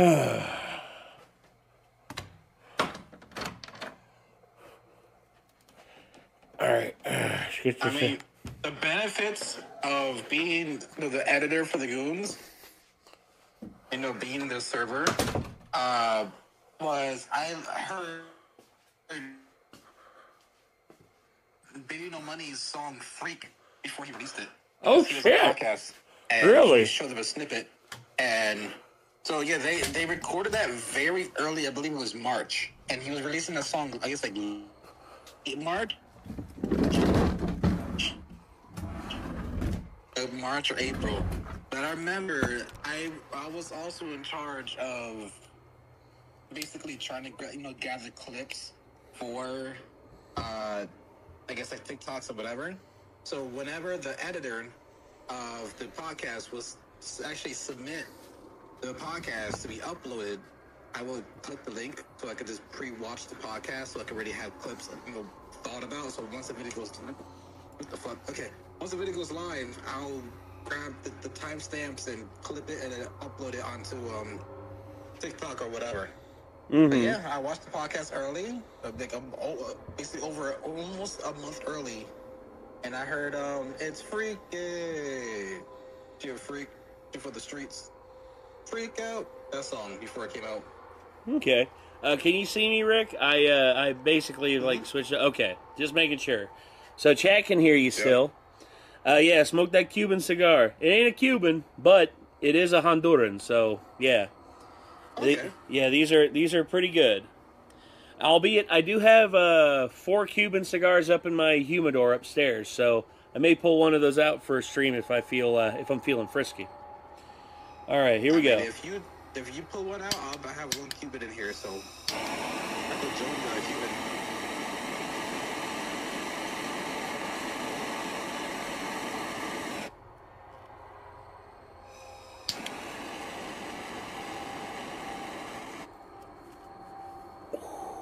There we go. And like that, ladies and gentlemen, we are off to the races. Scotty, I would not be smoking that 9-inch cigar. That is too big for me. I did it once. It is recorded. It is on a podcast on a different channel. So I smoked that 9-inch cigar. It was not fun. It took us two podcast episodes. Well, it was one podcast episode. We broke it into two parts because it was 3 hours and 45 minutes. For Was the that podcast. was that the one that you did with what's his name? Big Guilty, or was that on Assassins? Assassins. Oh shit! Okay. Yeah, we were for last year, 2024 was the Year of the Dragon. And shit! Since it's the Year of the Dragon for the Zodiac, for the Chinese Zodiac, a lot of big companies decided to make, Year of the Dragon cigars, and fucking Asylum decided to make the April Fool's Dragon. And since we were going after all dragons, that also included the fucking 9-inch cigar. So, we decided to leave it for last. All right. Well, and it was not fun. we were miserable by the ending of the third hour. We were fucking miserable. Shadow, Chad has seen the dick kick him meme, and it's one of his favorite memes ever. It actually made him laugh. You Randy Marsh saying, what are you gonna do? Okay, all right. Hey Sam Lloyd, what are you gonna do? What are you gonna do? Okay, let me put my shirt back on. I mean, it's getting to that season where it's starting to get nice outside. Oh, it's nice out here, dude. It's like 65 degrees out here. Feels great. Yesterday was a good, 82, 83? Mm-hmm. That's how high, that was the high today, too, man. It was like 80, it was like 82 degrees here. It was great. The sun was out. Dude, my dad was actually able to walk around the hospital, and he went to, like, the little garden thing they had, and he, like, walked around there for, like, 2.5 hours, just, like, being outside, because he hadn't been outside in, like, 3 days. So... Wow.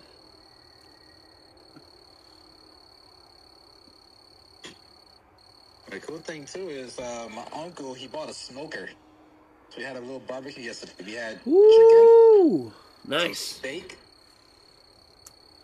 My aunt made some arroz y gandules, which is essentially chickpeas with rice, well, yellow rice.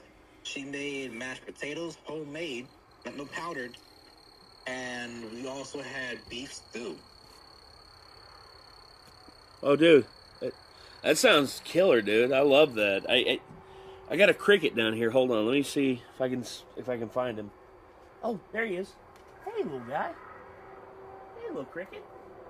Bravo Rick's dad for raising the gooners. Oh, he's... Okay, he hopped away. He hopped away. You'll probably still hear him in the video, but yeah. Bob the Red. I got a dark joke. I actually pushed an Asian man down the stairs. It was Wong on so many levels. Boo! Boo! At the end of the stair, did he make a ding or ting or pong? I was gonna say, you know how Asian parents choose their kids' names? Take a pan and throw it down the stairs. Ping pong, ting pong, ding dong. Actually, an Asian friend of mine told me that, and I've never forgot it ever since. Ever since I heard that joke, I was just like, fuck, that's good. Oh, that's hilarious.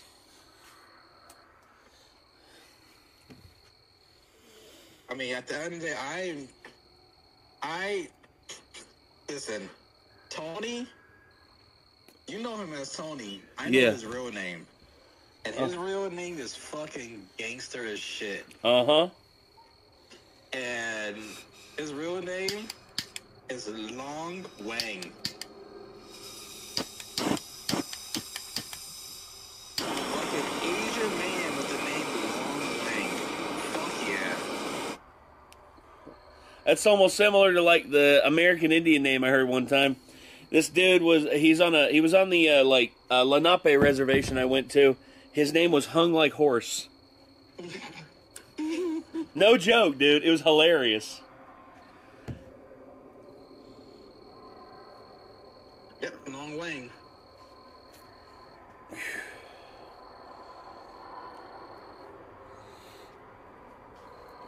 No, man, I'm a pimp named Slickback. Pimp named Slickback. It's like a Tribe Called Quest. I gotta learn how to do the floating shit. I was saying TikTok. Can AM monsters and use the first video. I'll see what I can do, Petrolhead, when I get back inside. Want to hear a joke from me? Go for it there, Shadow. Favorite games of the PS2 era? I would say in early days, Zone of the Enders. Zone of the Enders. Metal Gear Solid 2. Of course! And then late period, I would say God of War 2. To me, that's the swan song of the PlayStation 2. And in terms of an underrated PlayStation 2 game that I don't feel like got enough love, PsyOps, the Mindgate Conspiracy. That game went fucking hard, dude. I love that game. It was one of Midway's last games before they went into bankruptcy. Bro, Jack and Daxter, fucking fire. Oh, dude, yeah, dude. Like the Jack and Daxter trilogy, the Sly Cooper games, and then not only that, but the Ratchet and Clank trilogy. You know, Ratchet and Clank, Going Commando, and Up Your Arsenal. Oh my god, dude. PS2 had arguably the greatest. It was the greatest era of platformers ever. Period. Yep. Nothing could ever beat the PS2 era. In terms of platformers, absolutely. And I would also say, in terms of like action and adventure games, because dude, Zone of the Enders, which was produced by Hideo Kojima, I still love that game to this day, man. It still gives me chills playing that game. And then Metal Gear Solid 2, Sons of Liberty, fuck, dude. And then MGS3, also a PS2 classic. Turtle, yeah, man. We managed to avoid drowning. Look at Raiden. Raiden was a pussy. It became in Metal Gear Solid 4. It became like the most badass. But man, I could speed run all Metal Gear games. Metal Gear Solid 2, 1, 3, 4. I've beaten those games countless of times. I could probably easily had over 2,000 hours in every single one of those games. I could probably speedrun MGS2. MGS3, I didn't play as much. I played a lot of it, but I didn't play it enough to where I could speedrun it. I don't feel comfortable enough with that. MGS4, I played a lot of it. And then, of course, you know, MGS5 with the whole, like, Konami and Kojima thing, dude, that still fucks me up to this day. Yeah. Shadow, your joke was Craig Thompson. I'm sorry, but we already burned him. We burned him in effigy, and I have no regrets. And I cannot wait for Terrorizer to see that video of us burning him in effigy. That's going to be epic. Because I remember in Metal Gear Solid 2 and 4, I don't think 3 had it, but 2 and 4, they would have like a little number next to your saving file. Yes. To show you how many times you beat it. My Metal Gear Solid 2 save file had number 57 next to it. 57? Fuck me, dude. I beat it in every difficulty. I managed to get all the dog tags for every difficulty. I got the infinite bandana, I had the stealth, I had the blonde wig for Raiden. I had the other wig for Raiden. One wig is for infinite ammo, the other wig was for stealth. Then for Metal Gear Solid 4, since most of it was cutscenes, it was easy for you to like skip all it, and you know, the gameplay was not really that long. For Metal Gear Solid 4 on my PS3 currently, I have, I think, my box. No, I have it on display in my living room at the moment. That one had 87. 87? Dude. 87 times to beat the game. Jeez. Man, that's crazy. Oh. I'm a big Metal Gear fan. I understand that, man. Oh, Scotty.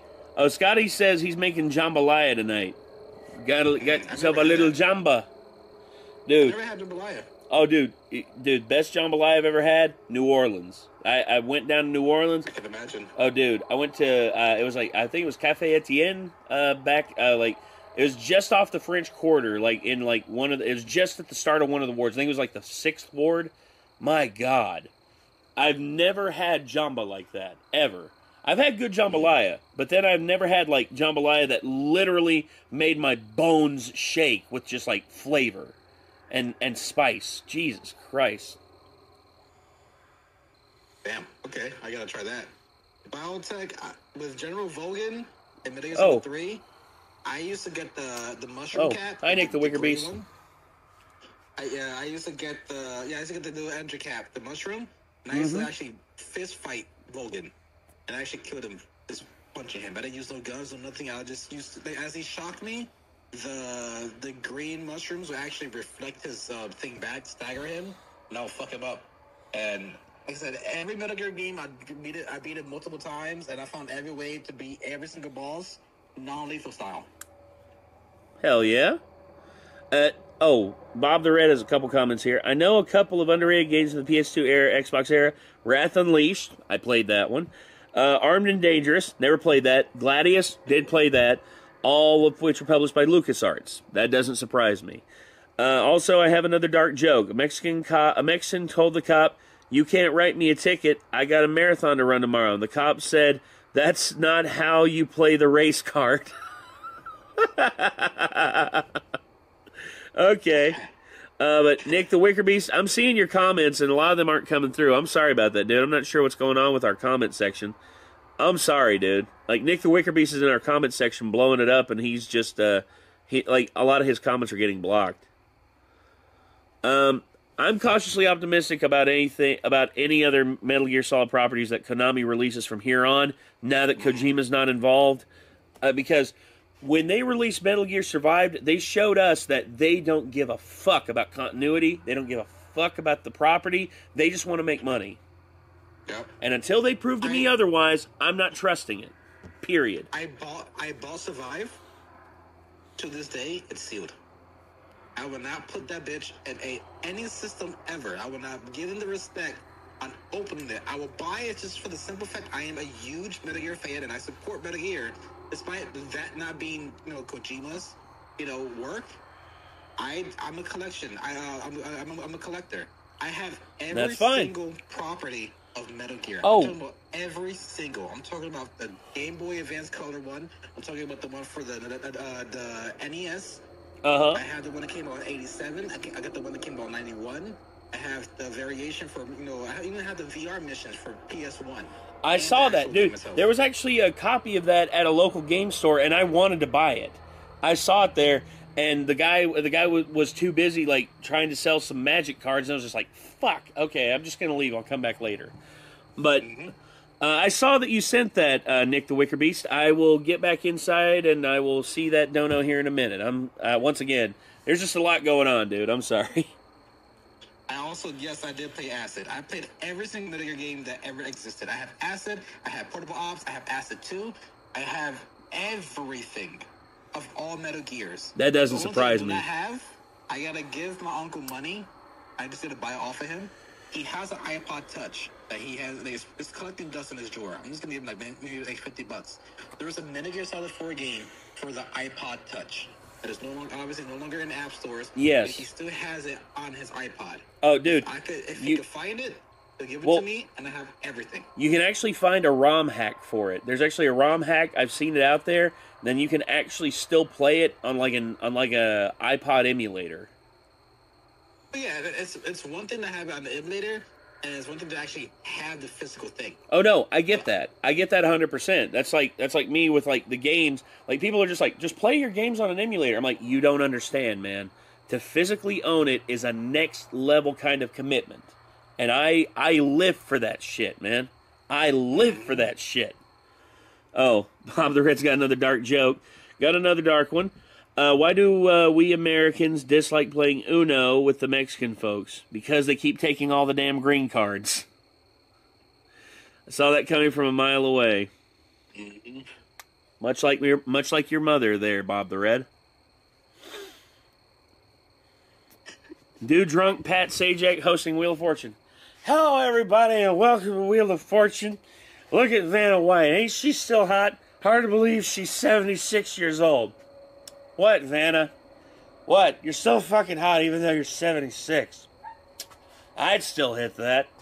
Anyway, who wants to buy a vowel? How about you buy a vowel for these nuts?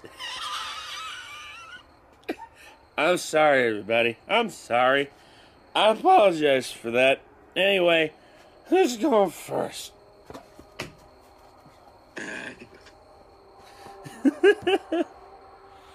Ever played Ultra Kill? I have not played Ultra Kill, but a lot of people have recommended it to me. Dude Drunk Nick.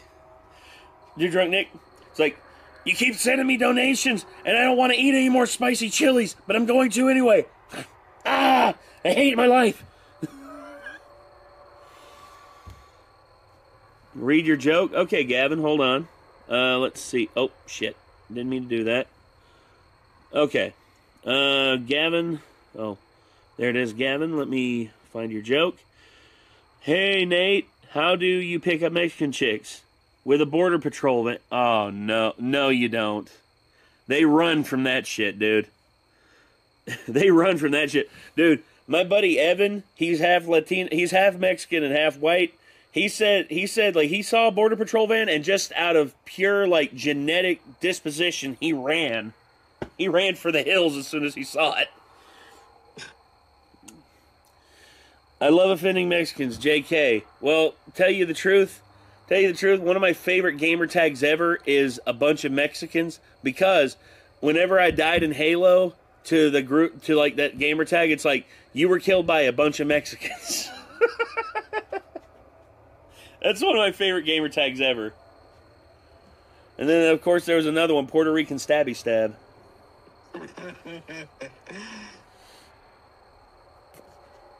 My life. Read my joke. Huh. I hear that, Sam Lloyd. Hey, you stole that bit from me. My life is a joke. My life's a joke for the whole internet to enjoy. And you know what? Same. Hey, you know what? To live here and like make a living off the internet and for my life to be a joke, literally, my life is a meme, dude. I don't care. This is the life that I chose. True. And Kate gets on me sometimes. She's just like, I want some stuff between us. And it's like, I get that. And there is stuff that I keep off here that is just between me and Kate. And that's all, I don't mind that. But, again, it's just, I do this drunk grimace. Like, hey, Ronald, so, you got any chicken McNuggets on you? Because I got the drunk munchies like a motherfucker. Like, Grimace, you can't say that on TV. It's like I give a fuck. Like, the sponsors are actually going to watch this shit. Anyway, hi, kids. I'm Grimace. And I have had 15 shots of tequila, and I may die of liver failure later tonight. There you go. That's my drunk Grimace. Do I have a favorite action movie? I would say, in terms of old school, probably Terminator 2. New school, Raid the Redemption. Raid the Redemption goes fucking hard, dude. You ever seen that, Rick? I have not. Dude, one of the best martial arts films I've ever seen. It is brutal. It is brutal as fuck. And in terms of just, like, one of the best, like, fights I've ever seen put on film. It's a 2-on-1 fight, and it is so fucking good. I love it. And that'll probably have to be a reaction you and me do in our spare time. Me and Nick did a reaction to it a long time ago, but I still have the footage on the drive, I think, somewhere. But I never got a chance to edit it.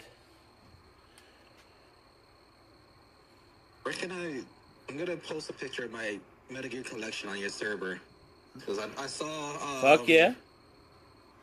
Shadow say how much of a fan you are. Where can I put it? Sam Lloyd, David Zaslav's doing a good job for WB. Now that's the joke unto itself. That's meta as fuck. I'll put it in media. So you can also look at it as well. Okay. Dude, SJ Ranks, that is the best setup for Backlash ever. The swinging hooks on, like, the big scaffoldings. That's easily the best Backlash setup. Because they had that in the graphic too, like the swinging hooks, and they varied up the swinging hooks every year. Like one year it was like a straight up like fish hook. Next year it was like a meat hook that had like the curvature in it, and then the next year it was like a more jagged one. It was like a more jagged hook. I love those. I love that design. How much is Nick a Metal Gear Solid fan? He's a bigger Metal Gear Solid fan than me. I will admit that. He's played through more of the Metal Gear Solid games completely than I have. I have played through the original Metal Gear Solid and Metal Gear Solid 2. I played through a lot of Metal Gear Solid 3.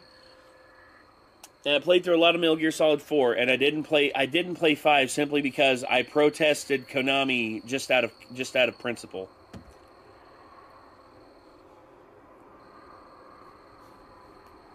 Do Drunk Terminator? Hold on. Like, I'll do Drunk Terminator, then I'll do Drunk Buzz. It's like, okay.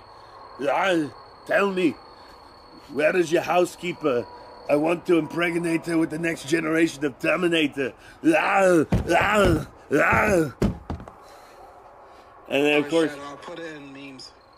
Drunk Buzz Lightyear, like, to infinity. And be... Sorry, can I try that one? Sorry, can I try that one again?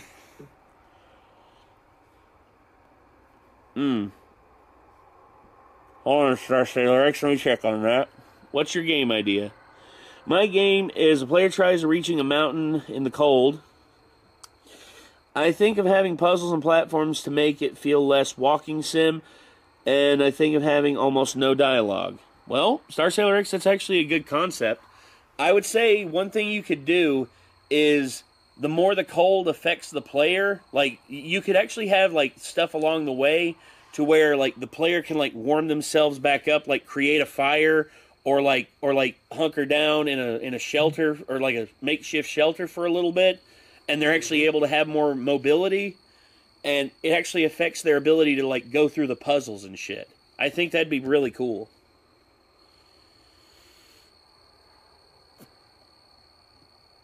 Olympia, dude, are you serious? You want me to do a drunk African Mexican? Hold on. So basically, you just want me to do Lupita Nyong'o. Hold on. Well, that's the thing.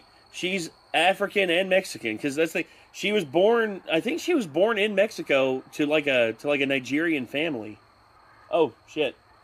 Hey, Fro. Oh, it's Nikolai. What's good, my man? Hey, Fro. Hey, look, everybody. It's Frodo. Frodo, say hi, buddy. It's a poop rat. It's a poop rat and a big old pity. Hey, Ashy, how you doing? Oh yeah, I'll let you see them, Rick. Hold on. Let's see. Here you go. Hey, Fro, say hi to Rick. Hey, Fro. Yeah, he's a good pupper. And here's Ashy. Ashy. Look up, buddy. Hey. Oh, good boys. Huh? Yeah, he free grazing like a freaking cow. He's a land seal. You'll have to forgive him. He's a good boy. I'll also send it to the Nick too. Oh yeah. Nick's a good boy. Yeah. Here's Nick. Yeah. Nick's a good boy too. What a good boy. Yeah. There's Nick, everybody. So y'all can see him. And there's the dogs down there. Y'all can see them too, I guess. I hope you can. But yeah. Also, Rick, Nick, how many Metal Gear Solid games have you played through? Everything except for the portable ones and 5. Okay. So yeah, I guess you got him beat there, Rick, because he hasn't played through 5. Yeah, I played Ground Zero. All of these. You played. Show us that again, Rick. Go ahead. Hold on. I can barely see. It's not very bright. There it is. Oh shit. Yeah, that's his Metal Gear Solid collection. Like literally everything. Yeah, it's literally every MGS game. Hell yeah. That's sick, bro. That's dope. That's fucking sick. Hell yeah, Rick. We started making Vampire the Masquerade characters, and I didn't know I put more into firearms than I meant to, and my game master told me that means I can do Revolver Ocelot stuff. That's awesome. And say, if you ever get into like wanting to do a tabletop RPG, Rick, you could do that, and you could be Revolver Ocelot. You're pretty good. Yeah, you're pretty good, Snake. I love the feeling of reloading during a battle. Bro, I used to have a revolver Nerf gun, and I used to twirl it purposely.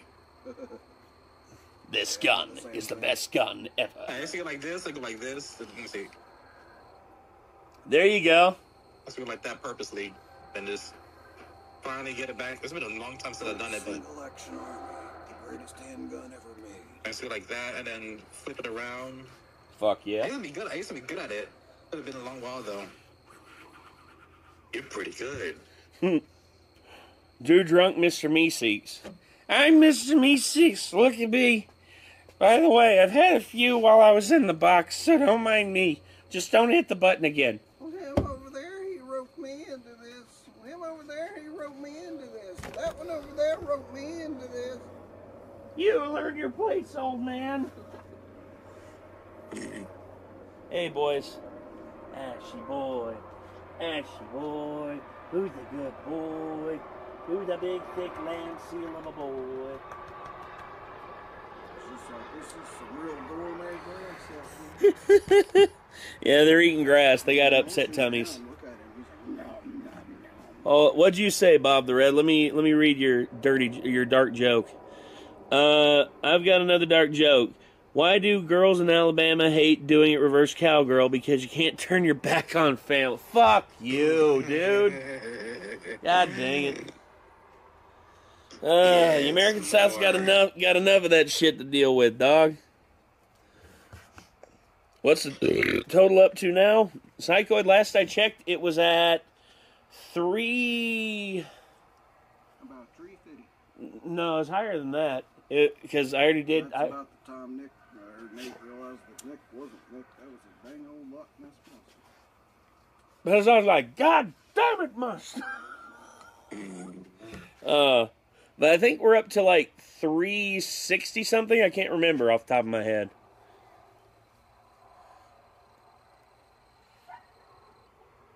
What do you call a bad circumcision? What is that, Spin Dash? Oy vey. Dude drunk Homer? Homer's drunk all the time. Like, so just Homer Simpson? Like, oh, hello, Poppy Rick. How are you? I'm doing good. Speaking of bad circumcision, I saw like some scammer like tried to talk to some dude, and it's like, "Are you circumcised?" And it's like, "I could be." It's like, "What?" I could be.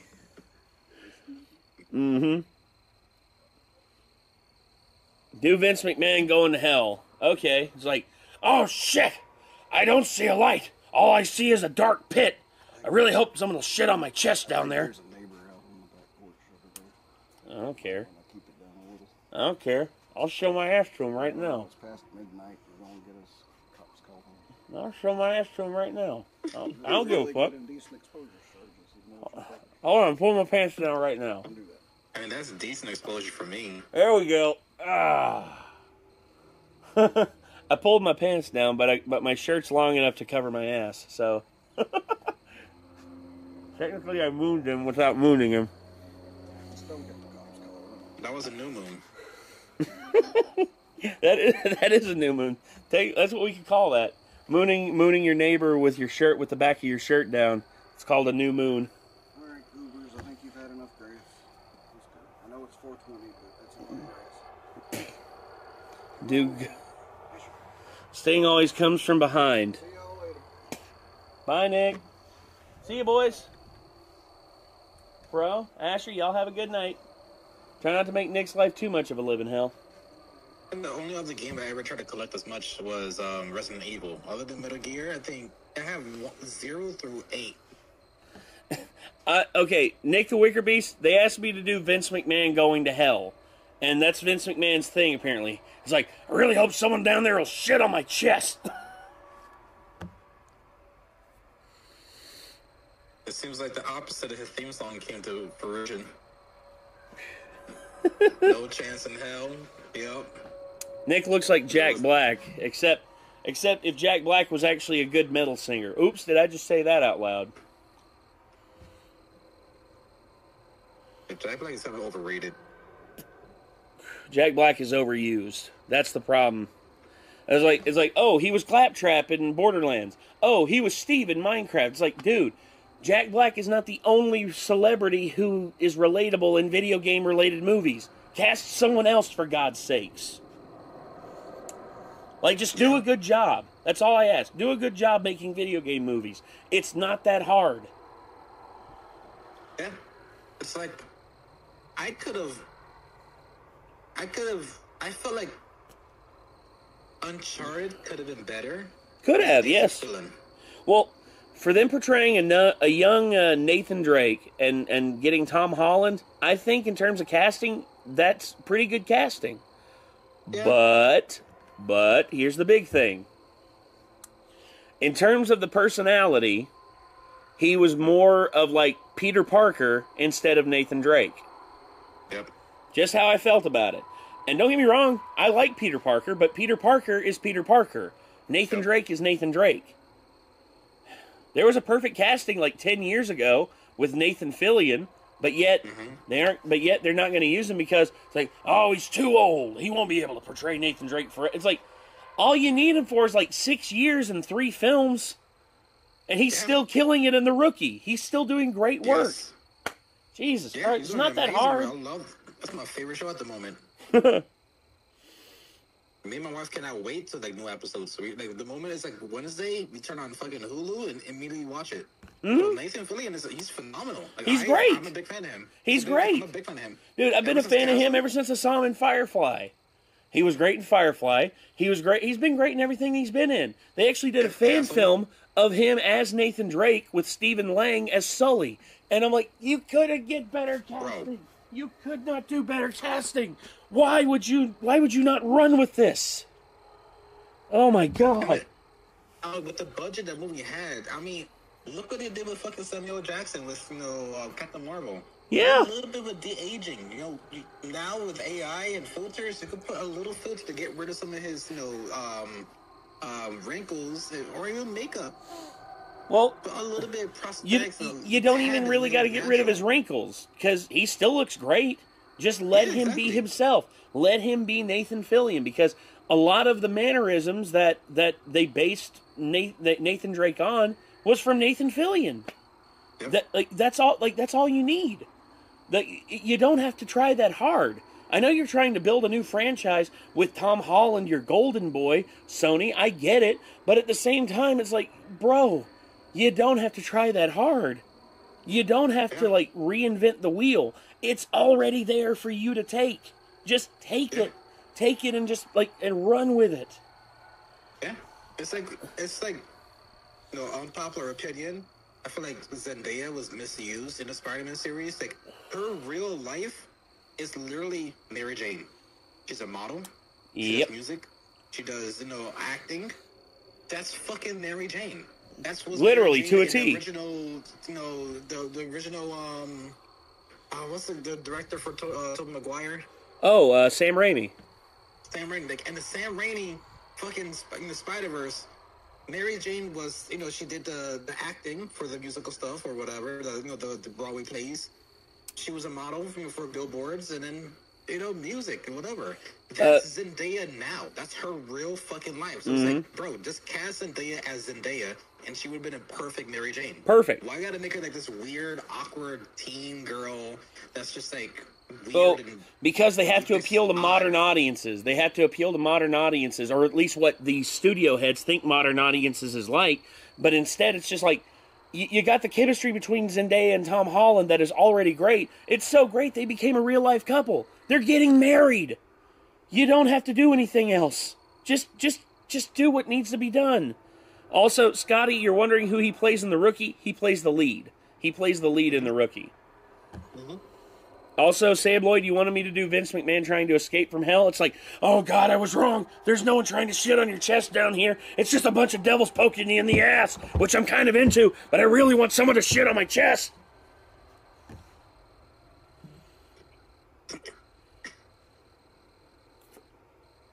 Hey, Nate, really quick request. I'll try, Jester, but keep in mind, you're dealing with semi-drunk Nate, and he's not in the best state of mind to remember shit. Oh yeah, the Conan the Barbarian trailer. I'll check that out here in a minute, Hernan.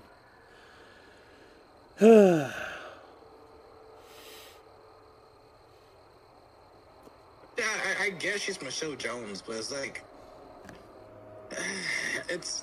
Well, once again, you can still make that work as MJ. She doesn't have to be Mary Jane, but she can be the MJ of that... She is the MJ of that universe. They've already established that in No Way Home. They already established that she's the Mary Jane of that universe. And of course, you know, I know Kirsten Dunst portrayed Mary Jane in the Sam Raimi ones, which is like the baseline for what these movies have been based off of. And of course, we didn't get a Mary Jane in the Amazing Spider-Man ones with Andrew Garfield. We were going to. It was supposed to be Shailene Woodley, but they cut all of her scenes out in part 2, which I thought was stupid. Mm-hmm. Because Shailene Woodley's a good actress. She's a really good actress, and she was like white hot at the time as like a star. And having her as Mary Jane, I think, is like great casting. But once again, just dude,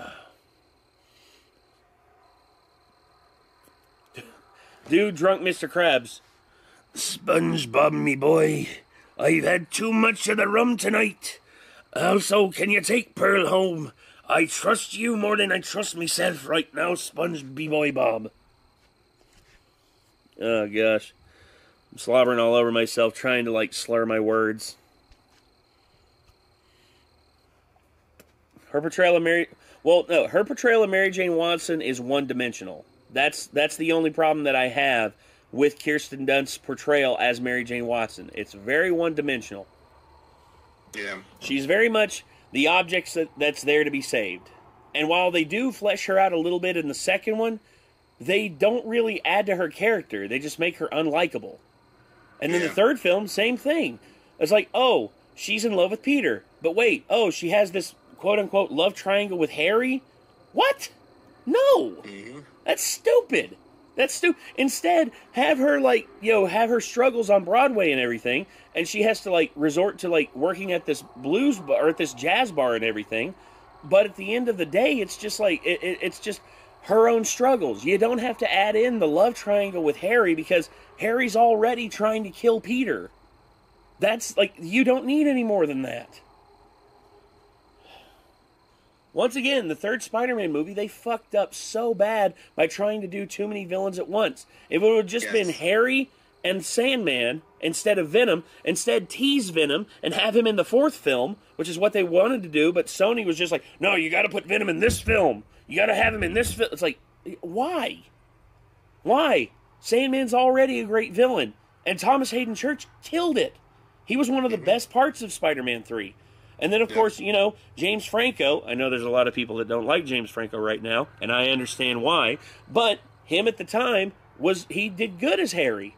And I think him and Peter having that rivalry where Peter basically just, like, has, like, that spat against him, I really think that it could have been something good. Also, Venom deserved better than just being a random meteorite falling in the middle of Central Park and just like, oh, all of a sudden he's just a thing now. It's like, no, the buildup of Venom is so great. That's what made it so good in the comics and the TV show. It was so good.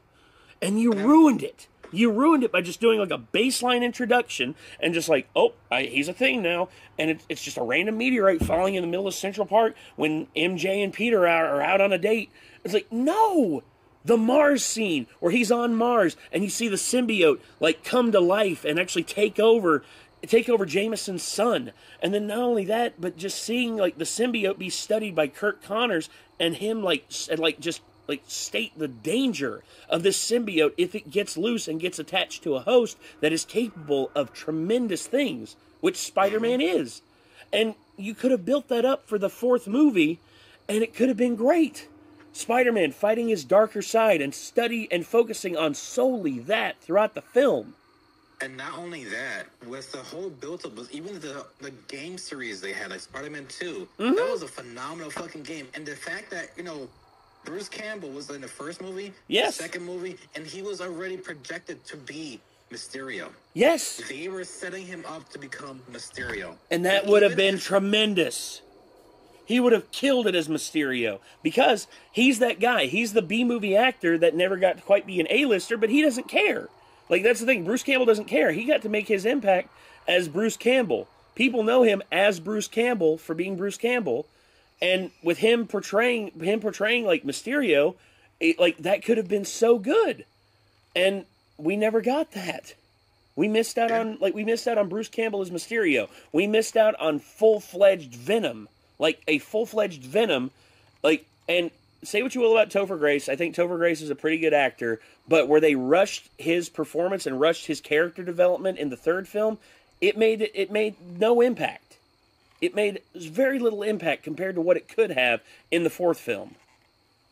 Jesus, so many things that could have gone right, but yet Sony, because they can't help but just fuck the shit out of every property that they got because they want to just make money now. They don't give a fuck about like any development or anything like that. They just want to make money now. So they're just going to fuck the shit out of every IP that they got, thinking it's just going to make them a quick buck. That's like Kraven the Hunter, dude. Yep. Oh, my They God. ruined Kraven the Hunter, dude. Kraven the Hunter in the comics is such a great villain. Such an anti-hero. He's an anti-hero and a villain. Like, he portrays both great. The PS5 in Spider-Man 2, he was a phenomenal villain in that one. Yes! I'm sorry, but when your video games do a better job at portraying Venom and Kraven the Hunter, and your movie studio, which is headed up by a bunch of people who don't know what the fuck they're doing, and the only people who do know what the fuck they're doing, you don't even give any power. That's just like, what's their names? The guys that did the Spider-Verse films, like with Miles Morales. Miller and, like, Christopher Miller and, damn, I forget the other guy's name. But those two guys, they headed up the Jump Street movies, you know, the 21 and 22 Jump Street movies. They headed those up, and they were adamant that they wanted to do the Spider-Verse films, and they wanted to do it in that style, and look what happened. It's the most successful property that Sony has. It has done gangbusters for establishing Miles Morales as a Spider-Man. Yep. It has done so much. There are so many people out there that see Miles Morales as a Spider-Man now, and not just Peter Parker. He's not just Peter Parker's backup. He is a Spider-Man in his own right. Yep. And they've done such a great job. That is why whoever is the person doing storyboards for the games need to be in charge of the movies. I agree. Oh, Phil Lord. 3. Yeah, Phil Lord and Chris Miller. That's the two. Those are the two guys. They're the ones who spearheaded and produced the Spider-Verse films with Miles Morales.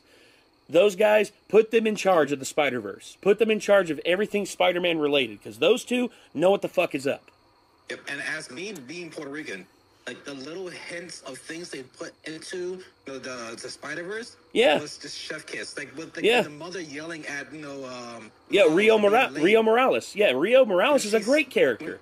She's an amazing character. And you see the Puerto Rican flag when she snaps. That's a very authentic Puerto Rican mom thing to do. Yes. My mom, when she's pissed off, she snaps, she claps, whatever. But she's like, hey, I need to go to work. I need to go to school. You gotta get up. You gotta get up. She always snaps.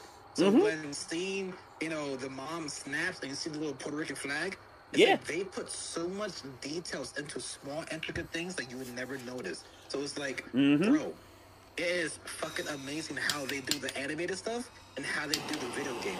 With their live actions, other than Sam Raimi, in the first 2 films, that's it. Everything else has been fucking flopped. It's because, again, Sony rushes the live action stuff, which makes these directors who make perfect stories rush and fuck up. Because Spider-Man 3, the game itself, having Lizard, having all these characters, even Spider-Man 2, the game with having Mysterio, that was an amazing boss to fight against on this PS2 games. Yes. But it's like, if they would have done shit more smart, yes, that means we wouldn't have had Andrew Garfield as Spider-Man. By the time Amazing Spider-Man 2 came out, we would have had Spider-Man 5 or 6. Yes. With Sam Raimi's. But it would have been worth it. Like, yes, Andrew Garfield is an amazing actor, and he was a great Spider-Man. Tobey was I would say Tobey was a better Spider-Man, while Andrew was a better Peter. Agreed. I agree with that 100%. Because they both have their pluses and minuses. They both have, their things that make and break them. And I think Tobey, overall, there was so much more to tell with Tobey Maguire as Spider-Man getting older and becoming in his 30s and realizing that, maybe I have to pass the torch off to someone else. And maybe by Spider-Man 6, his 6th film as Spider-Man, you introduce Miles Morales introduce Miles Morales and have him come in as like the next step and carry on the torch and become Spider-Man. Yep. That's what was needed. That's what was needed with the Tobey Maguire Spider-Man movies, because there are so many villains that they could have touched on, but they never did. And yeah, that's why I feel like Sony needs to just, at this point, with all these movies being flops, they need to sell to Marvel. Or at least have some type of contractual thing where it's like, listen, we're going to hand you the IP, but we're going to keep 50%. You do what you want to do, but we just want residuals. And fair enough. And they don't do anything. All they got to do is hold on to partial of the IP, let Marvel do its things, they collect, some type of royalty, and they're good. Because even with the whole new Daredevil, Reborn coming out, they even hinted Spider-Man in that show. Yes. And their main thing they would love to do, because they already confirmed that Daredevil is going to be a yearly release. So how it was back in the days where seasons come out every single year, next March 2026 is going to be a new season of Daredevil. Let it be Daredevil, let it be Punisher, let it be, apparently they're trying to get their hands on Iron Fist and Luke Cage and Jessica Jones. Dude. Whatever they're doing, they're going to try to do a yearly release on New York stuff, because there's a lot of shit to do in New York with Wilson Fisk. If I had to make a choice, please, if I had to keep anyone from those, Mike Coulter as Luke Cage. Please keep Mike Coulter as Luke Cage. Please, for the love of God, because Mike Coulter was so good as Luke Cage. He portrayed that so good, and I love Mike Coulter. He is such a great actor. He portrays, and I was looking forward to them portraying the duality of Luke Cage in the series with season 3, but they never made it, because Luke Cage became sort of like this figurehead in the underworld, because he realized that he could do more good as like the figurehead of the crime syndicate than he could as a hero. And you could have him with that for a while and see where it goes. And Mike Coulter is really good at portraying the duality of it, because he's played villains and he's played heroes, and he's really good at that.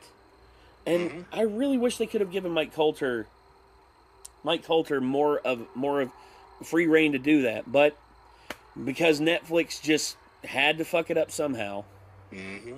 Just like they always do. It's just, there's so many things, like even with DC, with Marvel, with all these shows, whatever, or movies. Again, the games and animations are always top tier, but it's like, the live actions, it's like, okay, how can we fuck this up more? Well, okay. So, to change the subject a little bit on this, Rick, The Legend of Zelda. I've talked about my theory on this and what they should do for the Legend of Zelda, like a Legend of Zelda movie series, which they're wanting to do. Nintendo's talked about it, and they're working on like doing it like CG. And as much as I know that people would love to see Majora's Mask or Ocarina of Time or Link to the Past put on screen, I would love to see that. But you know what I want? I want an original story. I want an original story in the Legend of Zelda Continuum told as a movie series. Like 3 movies, 2.5, like make it an epic like Lord of the Rings. Make it an epic like Lord of the Rings, and do 2 to 3 movies with Link as a semi-silent protagonist. You don't have to have him say much, but he can have like little things that he can say that won't interfere with his character development as a silent protagonist. And then, of course, just have him like, in the first film, have him like just discover the threat of Ganon, and at the end of the first film, Ganon is revealed, and basically he understands that this is going to be what he has to fight going forward. Second film, Ganon just takes over. Ganon takes over, and he basically just turns like the world of Hyrule into his personal playground.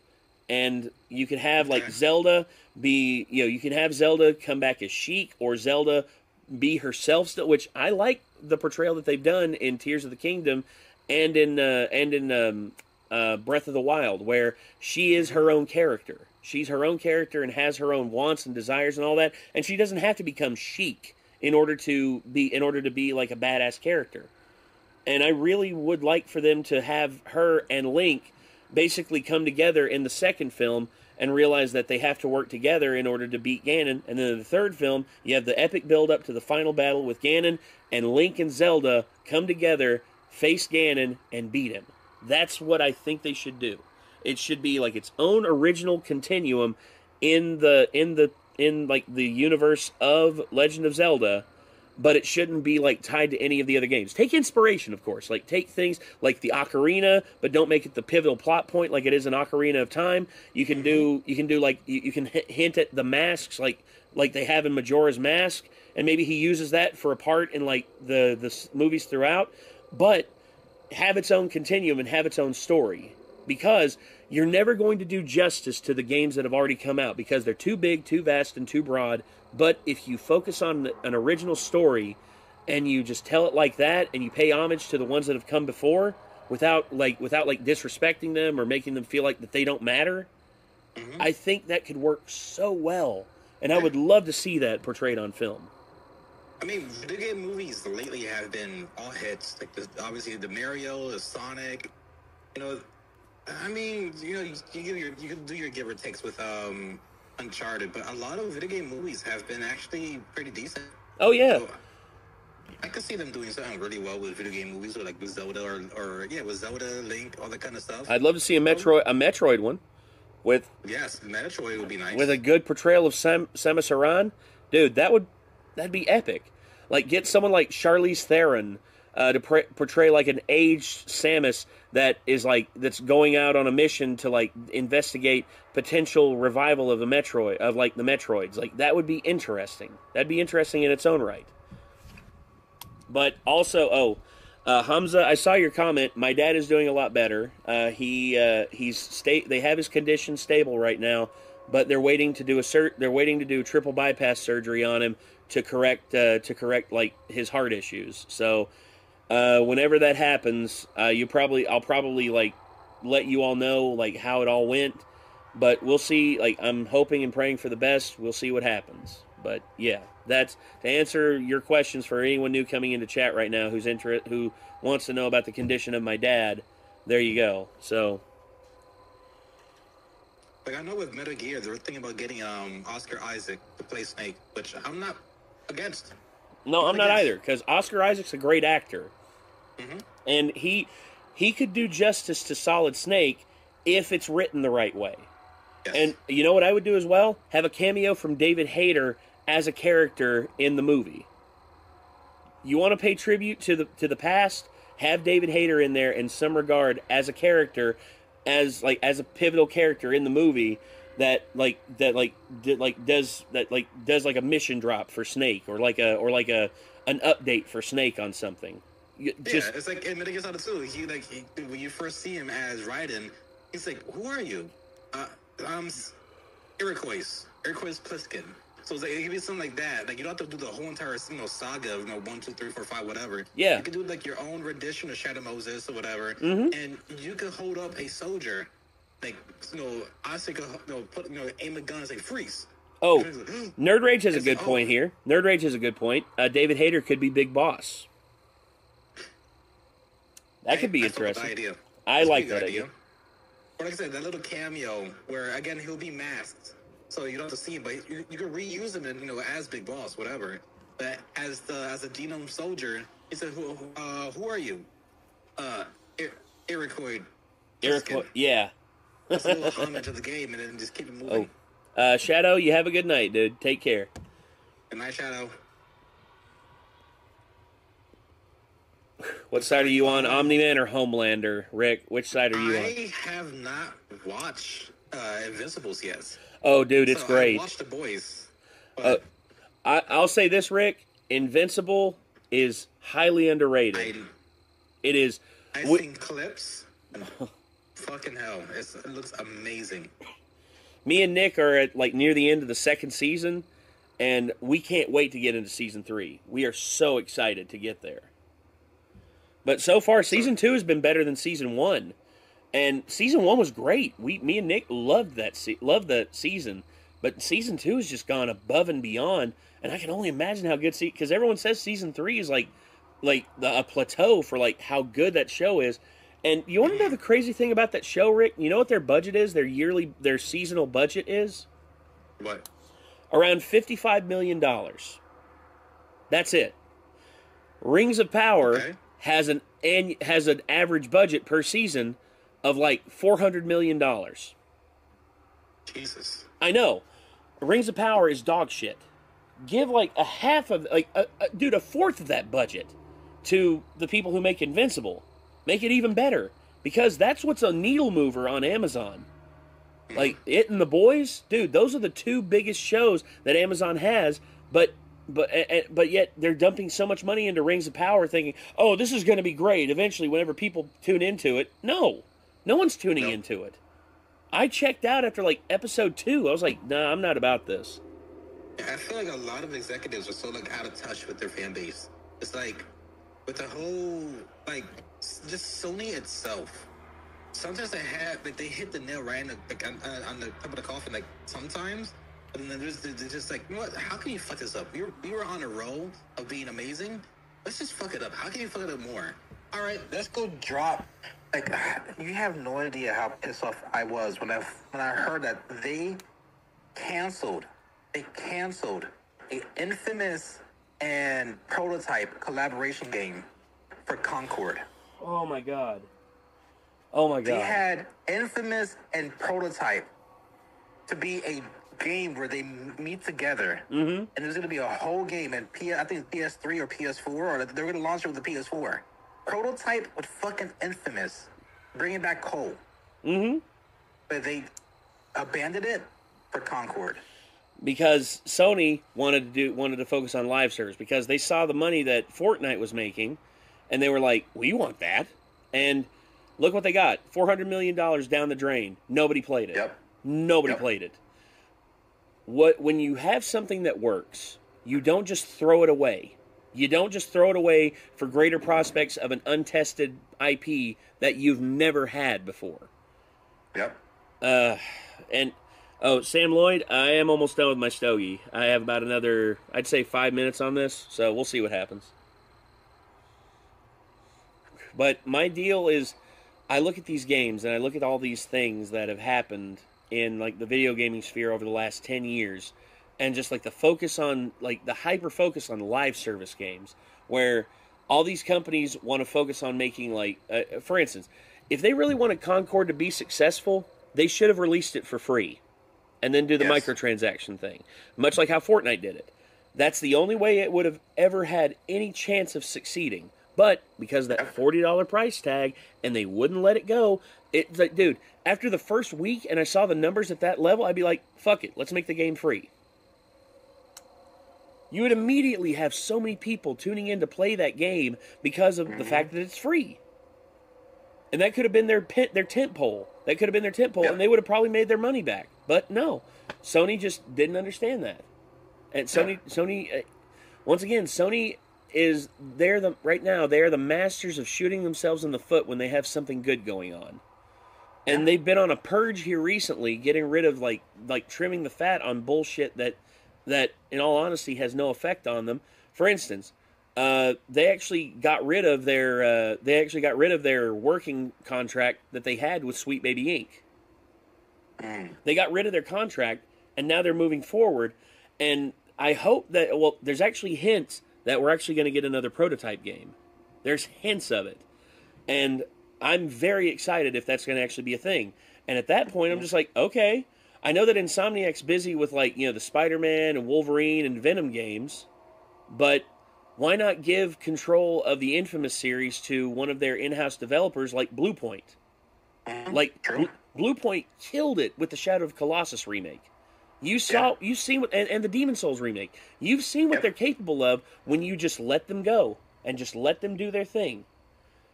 Let Bluepoint have control of the Infamous series and let them come up with their own ideas, their own stuff. Have Cole come back as the main protagonist, and just run with it. And then if you want to do that Infamous and Prototype crossover, you will have the opportunity down the road. You just got to build up. You just have to build up hype for it by releasing games that people want to play. Yep.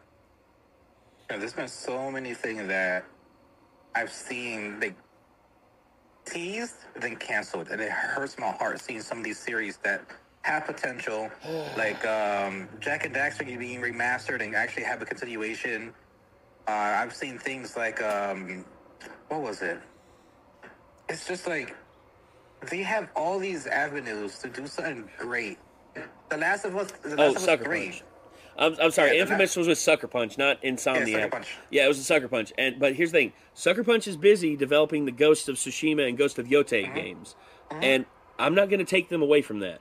I am not going to take them away from developing the games they want to develop. But instead, Blue Point, they don't have anything right now. Blue Point doesn't really have anything main on their docket that they're focusing on.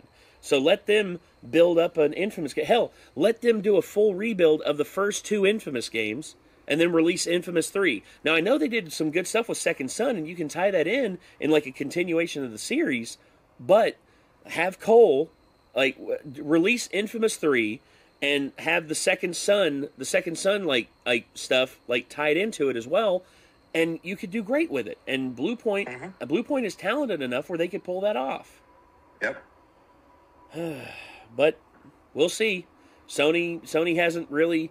So the only thing that Sony's done is like their first party IPs that they're still good with.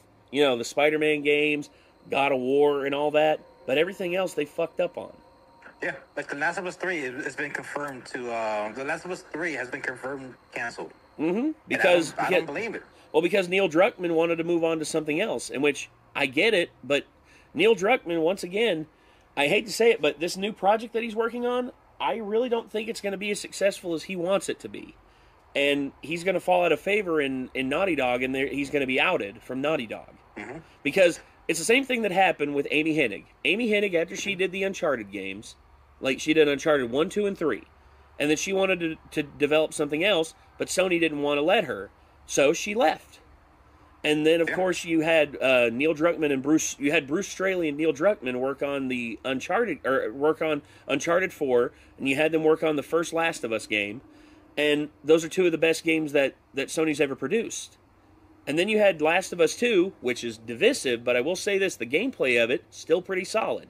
But yes, I agree. But the game was too long. The game was like 10 hours too long, and it focused on all the wrong shit in terms of the story. So I'm gonna do a fast little recap of a TikTok I saw with a guy saying, "I'm gonna fix the Last of Us 2 story, to where a 3 could have been better." He said, obviously, Joe. Spoiler alert for those who don't want to hear Last of Us 2 story, whatever. Give you 3 seconds. 1, 2, 3. So obviously, Joe passed in the first 30 minutes. The main character, the first one, everybody had a strong connection to him, and then just like that, boom, done. This person on TikTok said, "This is how you can make the story better." Obviously, you switch between characters. You go playing Ellie, then you play Abby. Ellie, and then you play Abby. Go back and forth. But people already had a huge disdain on Abby initially because of how the scene in the beginning went with. So people were purposely letting Abby die. Again, people didn't know who the fuck Abby was. They heard her backstory. All right, I get it, whatever. But this person said, imagine if you would have left Joe passing away towards the end. Yes. 100%. What they do was Abby leaves to get, obviously more supplies and this, or she runs, she runs away with it, like basically what she did. But she went on her own. And that's when she encounters Abby, and they actually form a friendship. And then they tell each other stories about, a guy came to my, the place I was staying and killed my father. I'm trying to hunt the father down, and I'll hunt the guy down who killed my father. And you start to actually relate, and then that's like 10 hours into the game. You're just you're actually adventuring with each other. You get closer. They become very best of friends. And then that's when Joe pops up and say, "Hey, I found a couple of you guys. You ran away from the base for far too long." And then she hears, "Wait, who's this guy? Oh, this guy has been, he saved me. This is Joe." Joel, yeah. And that's when she just like snaps and kills them. And then now you're trying to hunt her down. And then at the end of the fight, when obviously she leaves her alone for the fight because whatever, that made no fucking sense. But imagine how much more of a conflicting feeling you will have if you would give the option towards the end of the game. Do I kill Abby or do I let her leave? Because you already spent the whole entire game, with her, and you already built that strong connection. But then he's like, "Fuck! But I love Joe. I love Ellie." But I got to the point where in this game I've got so in love. I fell in love with the character Abby. What the fuck do I do? Do I let her go? Do I fight? Do I do this battle? It will pull more heartstrings compared to just first 30 minutes of the game. All right, she kills Joel, and then now you're just like, now you're gonna let her live. But if you would have built up that hate, then at the same time, there's no hate because you actually love the dynamics of like them two hunting together or working together. So it's like, what do I do? Yep. And here's my thing that I had with it. I don't have a problem with Joel dying. I don't. I do have a problem with how they let his death literally be just for shock value and nothing more than that. Yep. There was no catharsis. There was no nothing. It was, and here's the thing. I know there's people out there who say, well, that's the point of it. It's not supposed to be like this. But at the same time, Joel's character deserves a little more respect than that. And he deserves to like have a portrayal of him as a human character where he made a decision that was his and his alone, and everyone else is suffering the effects from it. And Abby and her like disdain for Joel because of what he did to her father, and then of course as well, you have Ellie and her like love for Joel, even though it's strained in the second game. I mean, her and Joel, like that was the building block of the first game, and of course the passing the torch to Ellie, I don't have a problem with. But just how they did it and how they portrayed it, and just like this emphasis on like portraying like the pursuit of violence as like a wrong thing. It's like, oh, it's so wrong to go for violence. It's just like, I'm sorry, but in the apocalypse, 'tis a savage world. And there's nothing you can fucking do about it. And everyone out there who's just like, well, violence is wrong, violence is bad. I'm sorry, dude. Violence is the law of the fucking jungle. And in that world, that's all that fucking matters. Period. End of story. And Joel, him basically, I would have it to where Joel actually puts up a fight against Abby, and Ellie's like trying to get there to like save Joel, but then Abby, because of like the help that she has, she gets an upper hand on Joel, and then like about 3/4 of the way through the game, she kills him. And then that sets up the final battle between Abby and Ellie. And then, of course, you get the choice at the end, like you were saying, to let... And there was no choice. It's basically, you let Abby live because, fuck it, why not? It's like, no. Ellie is driven by her pure like, desire for retribution. She wants retribution for what happened to Joel. She wants retribution for what happened to her friends. And as well, she deserves it. And there's so many things that you could do that could make the story much more impactful than just like shock value. And then it's like revenge is bad. Pursuit of revenge bad. It's like, no, dude, come the fuck on. Give me a break. Everything you dealt with in Last of Us 1, with all that they survived, just to die from 4 guys or 5 guys. Plus, you faced a whole town of fucking infecteds and a town of, like one guy that kidnapped Ellie, and you went against the whole entire person, kidnapped one guy, went fucking, whatever the guy's name, I will find you and I will kill you. David. Yeah. So, like, he went all John Wick on the ass. Yeah. Against a whole village of people. 20 plus people. Yeah. And then 5 people is what took him? First off, Joel would never put himself in that predicament. Joel, it was a complete and total disrespect of his character, because Joel, as trusting as he was, like, given how things went after the first game, he would never put himself in that situation. Him and Tommy would never put themselves in that situation where they would be at risk of being overwhelmed by a group of people. Instead, they would literally look to, like, separate themselves and segregate themselves from these people and put a barrier of defense between it. Like, they would literally have their guns trained and, like, ready to shoot at any given point that these people look like they're about to do some shady shit. That's their characters. Tommy especially, dude. Tommy ain't afraid to fuck a motherfucker up. Yeah. And Joel, I mean, of course you could have the tease of that, but again, like, I just think that the shock value that they went with was not the right move. And it just betrayed the whole thing that was The Last of Us. And once again, there's no uncasting the die now that it's been cast, but we can always dream of a better timeline. All right. I'm done with this. I'm going to head back inside, so... Alright. And maybe in the next 10 years, we'll get like a remastered or like a remake. Mm-hmm. Maybe. Here's the hoping, Rick. Hold on. Let me get the torch back in here. Let me scoot the trash can back over. There we go. And now I'm heading back inside, everybody. Oh, boy. All right. Oh, I'm sideways. Now I'm upside down. Shit. I'm like sideways for you, ain't I, Rick? Mm-hmm. Boo. Sorry, everybody. Okay, we're heading back in. Oh, forgot to turn the light off. Let me get that. Okay. Okay. Yeah, 2 episodes on Max. He's punished for it.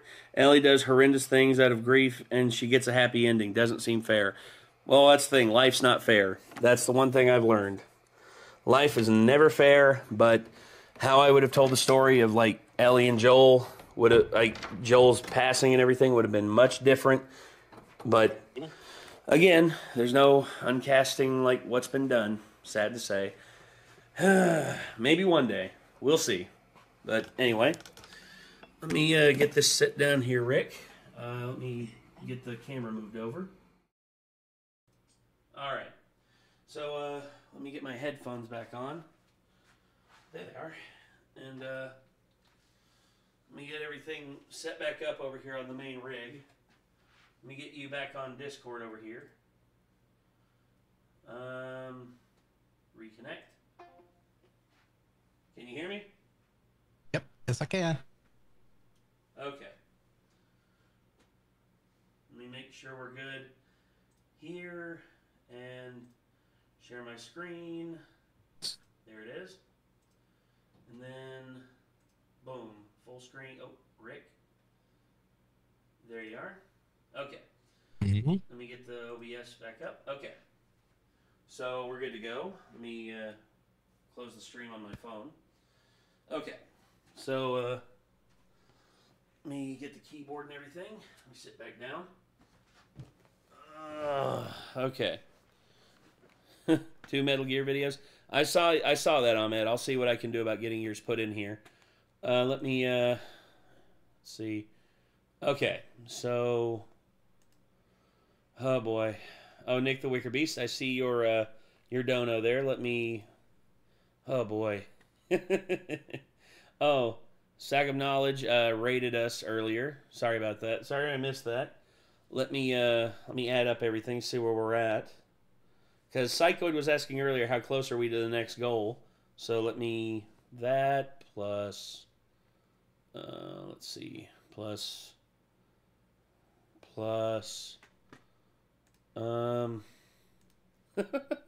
Nate, read my comment. Hold on, Scotty. I'm trying to get everything set back up here. I'm so sorry.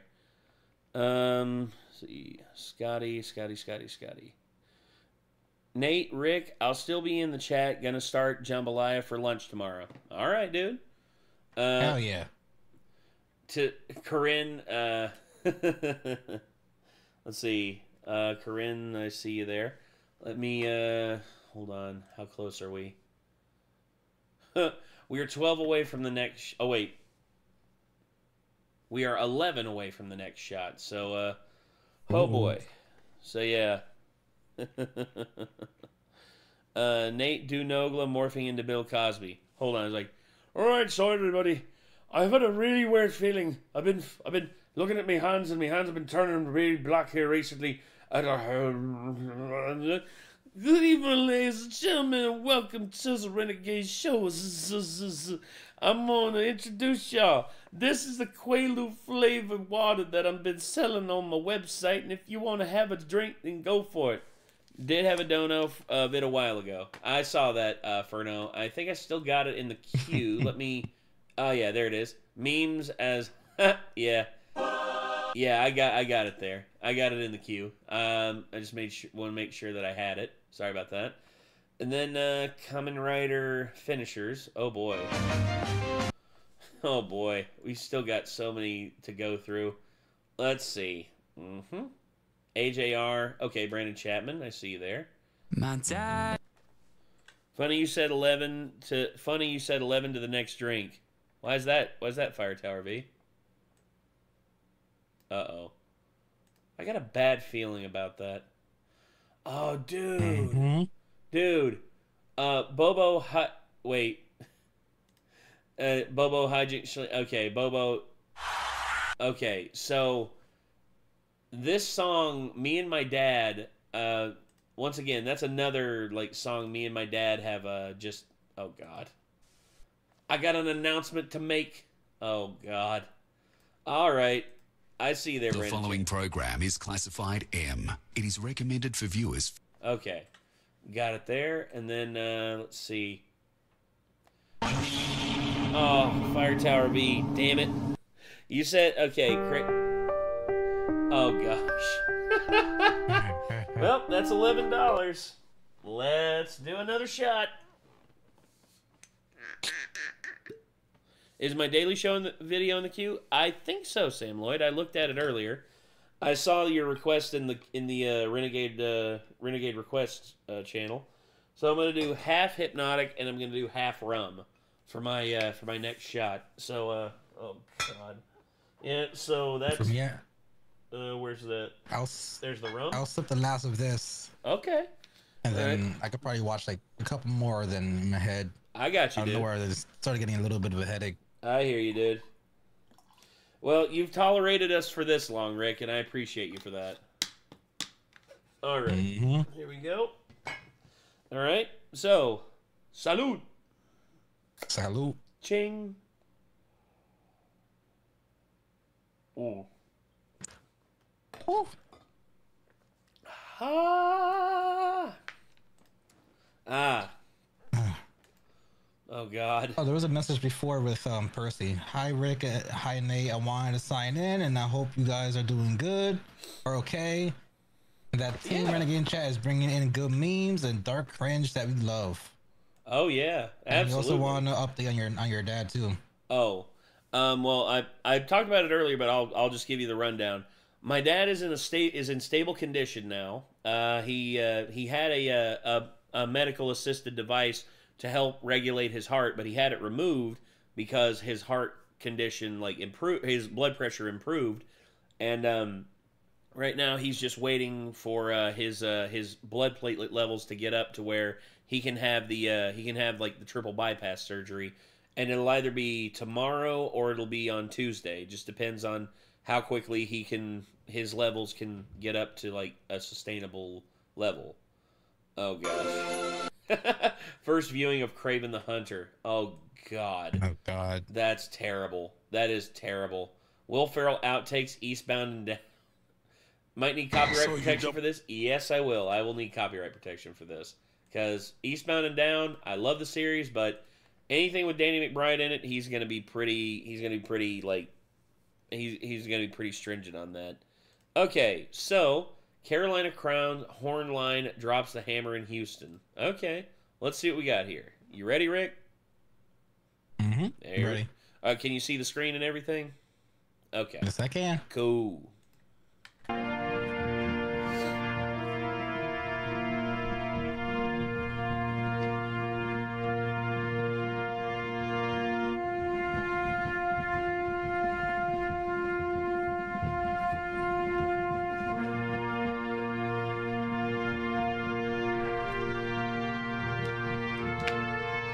Yes, Nick the Wicker Beast. I got it pulled up. It's in the queue. It should be here soon.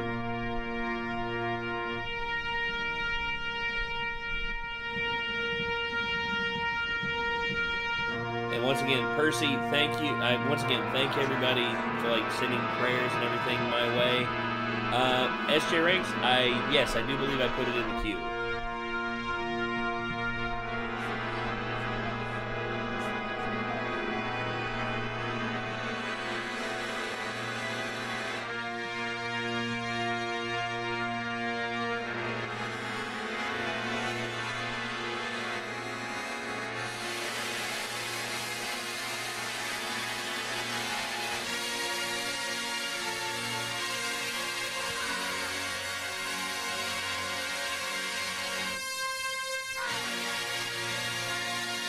Damn.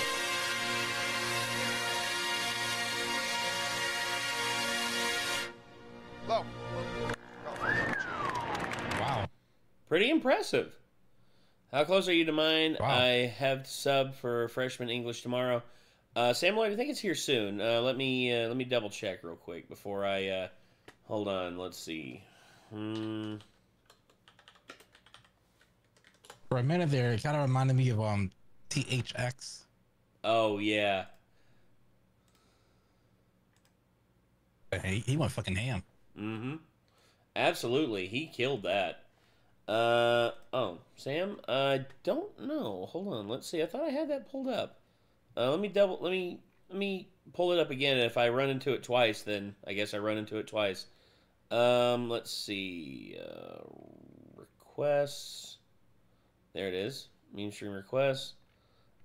Sam Lloyd. Oh yes, Daily Show theme. Dog on Fire. I've got that pulled up. Let's see if I can get that pulled up here and put in a.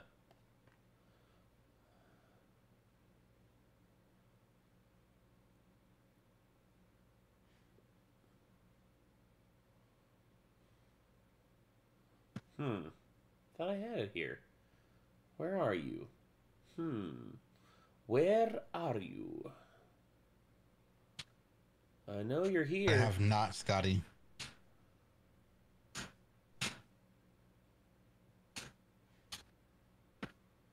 Oh, shit. Turns out, Sam Lloyd, yours was next in the queue. Yours was next in the queue, so, yeah. Let me go ahead and get that one going. Oh, boy.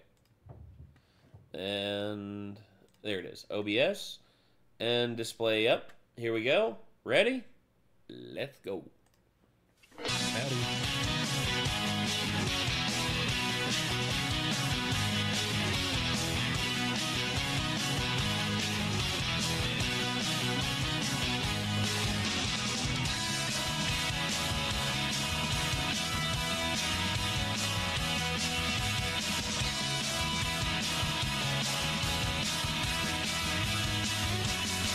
Oh yeah, the Can-Am Monsters video.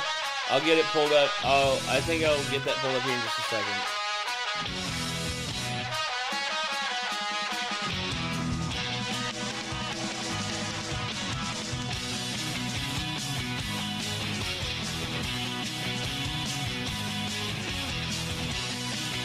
Hello, everybody. Welcome to the Daily Show. I am John Stewart.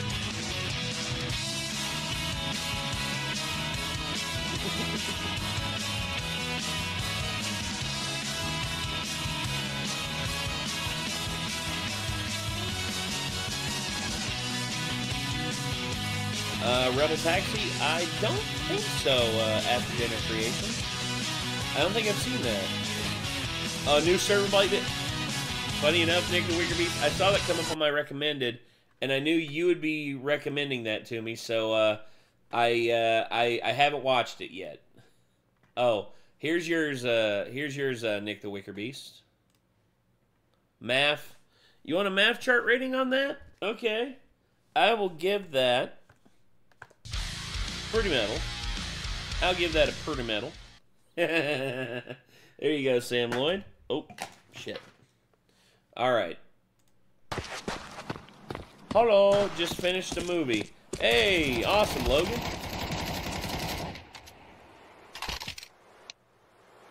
GG. As a matter of fact, there it is right here. The new server blight one that you were talking about there, Nick the Wicker Beast. Oh, man. Oh. I've had that happen to me before in Rainbow Six. Oh, God. Dr. Eggman's announcement. The following program is classified M. It is recommended Casino for viewers Royale. 15 years Fuck and yeah, over. that's a good one. We recommend the What'd you use think of of the it, Logan? parental lock system. I come to make an announcement. Shadow the Hedgehog's a bitch-ass motherfucker. He pissed on my fucking wife. That's right. He took his hedgehog fucking quilly dick out and he pissed on my fucking wife and he said his dick was this big. And I said that's disgusting. So I'm making a call-out post on my Twitter.com. Shadow the Hedgehog, you got a small dick. It's the size of this walnut except way smaller. And guess what? Here's what my dong looks like.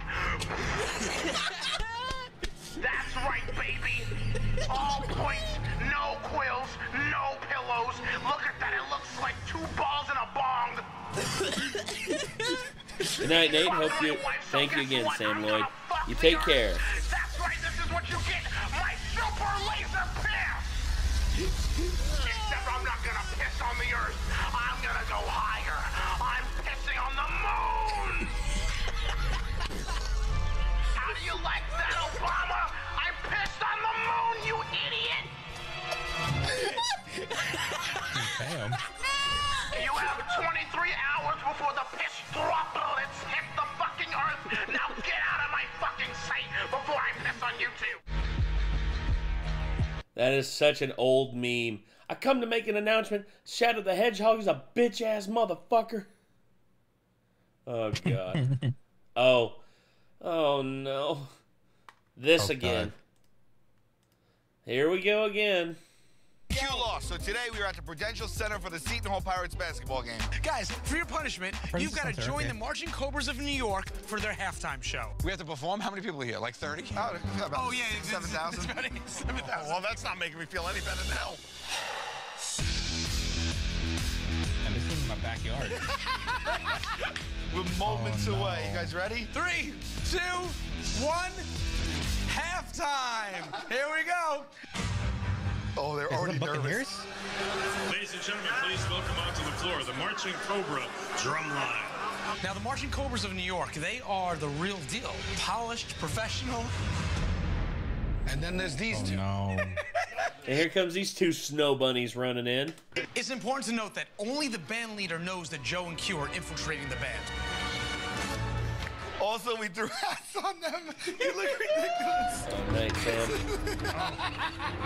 My balls.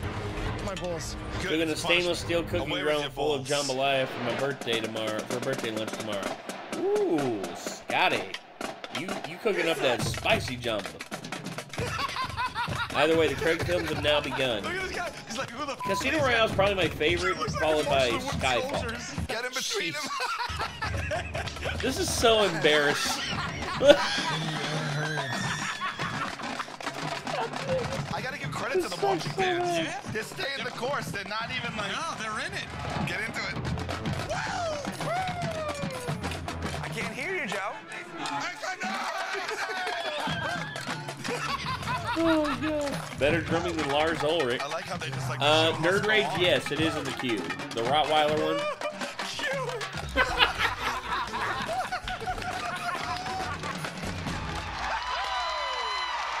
Oh my God. This hurts, dude.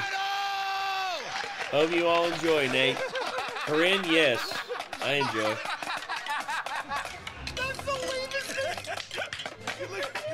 Hey guys, also, you're gonna be dancing next.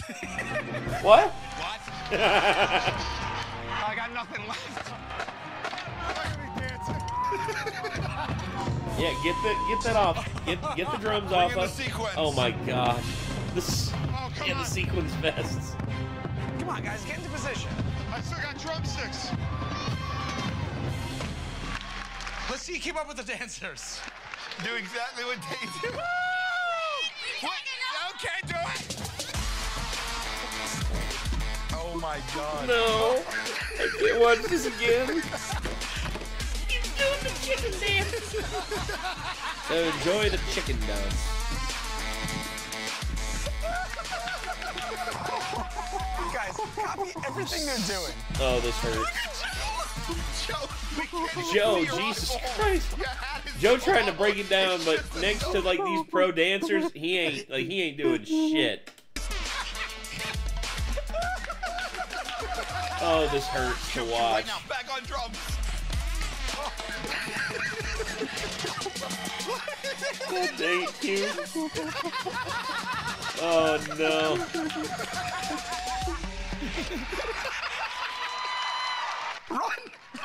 Run for your lives. Get the fuck out of there. Oh, God. Oh, that hurts. That hurts so bad.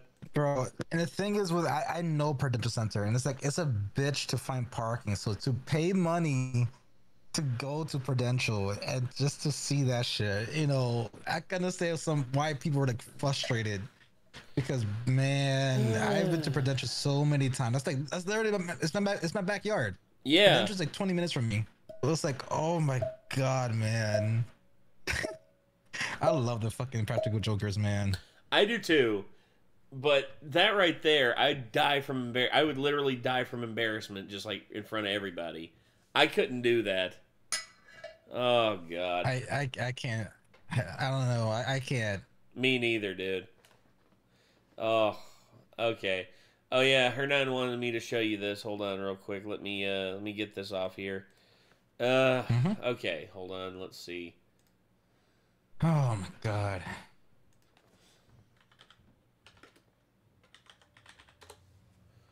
Where's it at? Okay, there it is. Oh my gosh. All right. Objection! Oh Jesus, I hit the wrong thing. There we go. Oh my god. So yeah, unorthodox opinion, Bond movies, rated PD over G, and G. Tomorrow Never Dies. It's okay. Gonad the Ball Baron. What grieves me most is that you murdered my pets. Pets? They were monsters. Hey, Rick, Nate and Rick, did you enjoy it? Yes, Corinne, we enjoyed it. Thank you.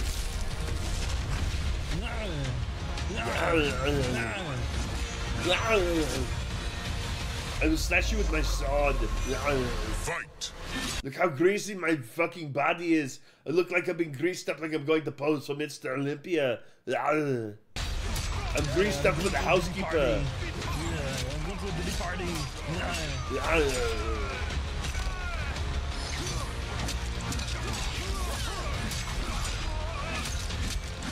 Don't run, bitch. I'm going to fuck you up.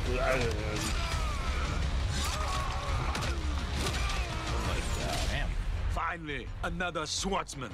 You seem way too excited for this fight. Another swordsman. Yeah.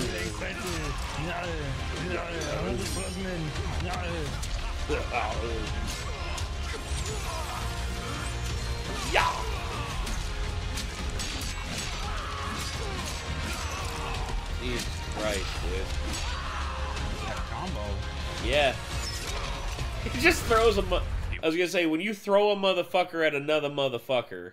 Beware of Shang Tsung. He is a snake. You're excited for the electrician because Rick has never seen him before. He's a good one, Rick. He's a good content creator.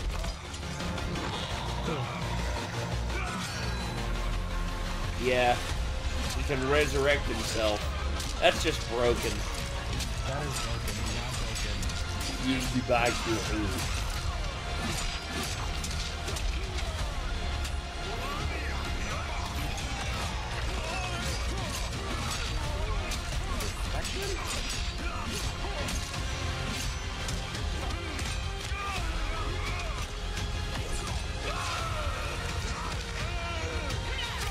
Oh yeah, the fatal blows. Whoa. And then, yeah. Conk. Oh. Finish him.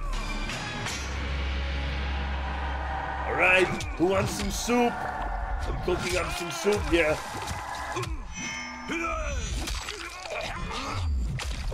Ah.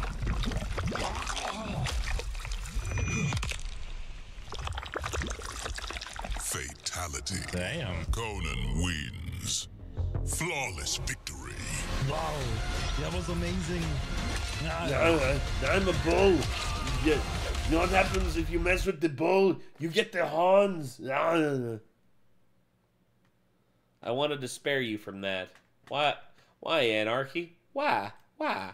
Why would you do that?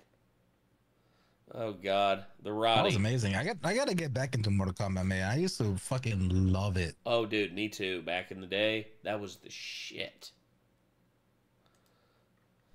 He needs a Band-Aid. Now, a lot of you guys know that I live next door to a kid named Michael. And a lot of you guys know that I really didn't like going over his house that much. And that was for a couple of reasons. For one, his stepdad was a dick, and he would never let us eat or drink anything in the house. What do you think, I'm feeding the whole neighborhood? I don't work 23 hours a week at a goddamn Home Depot, so you can sit around and drink all our Mountain Cooler Capri Suns. And for two, they had this big-ass Rottweiler named Nathan. Now, who the hell names a Rottweiler I'm Nathan talking to begin Nerd with? Rage. That's a people's name. Okay, You can confuse the cool, shit out of cool, somebody if Anarchy. you're not careful. They'd be ordering a pizza on the phone and shit. Yeah, I need a large stuffed crust with pepperoni on it. Oh, God damn it, Nathan, stop licking your asshole. That's a bad Nathan. You lick your asshole on your own time. Oh, sick. Dude, I think this guy's son's licking his own asshole. Really? Wow.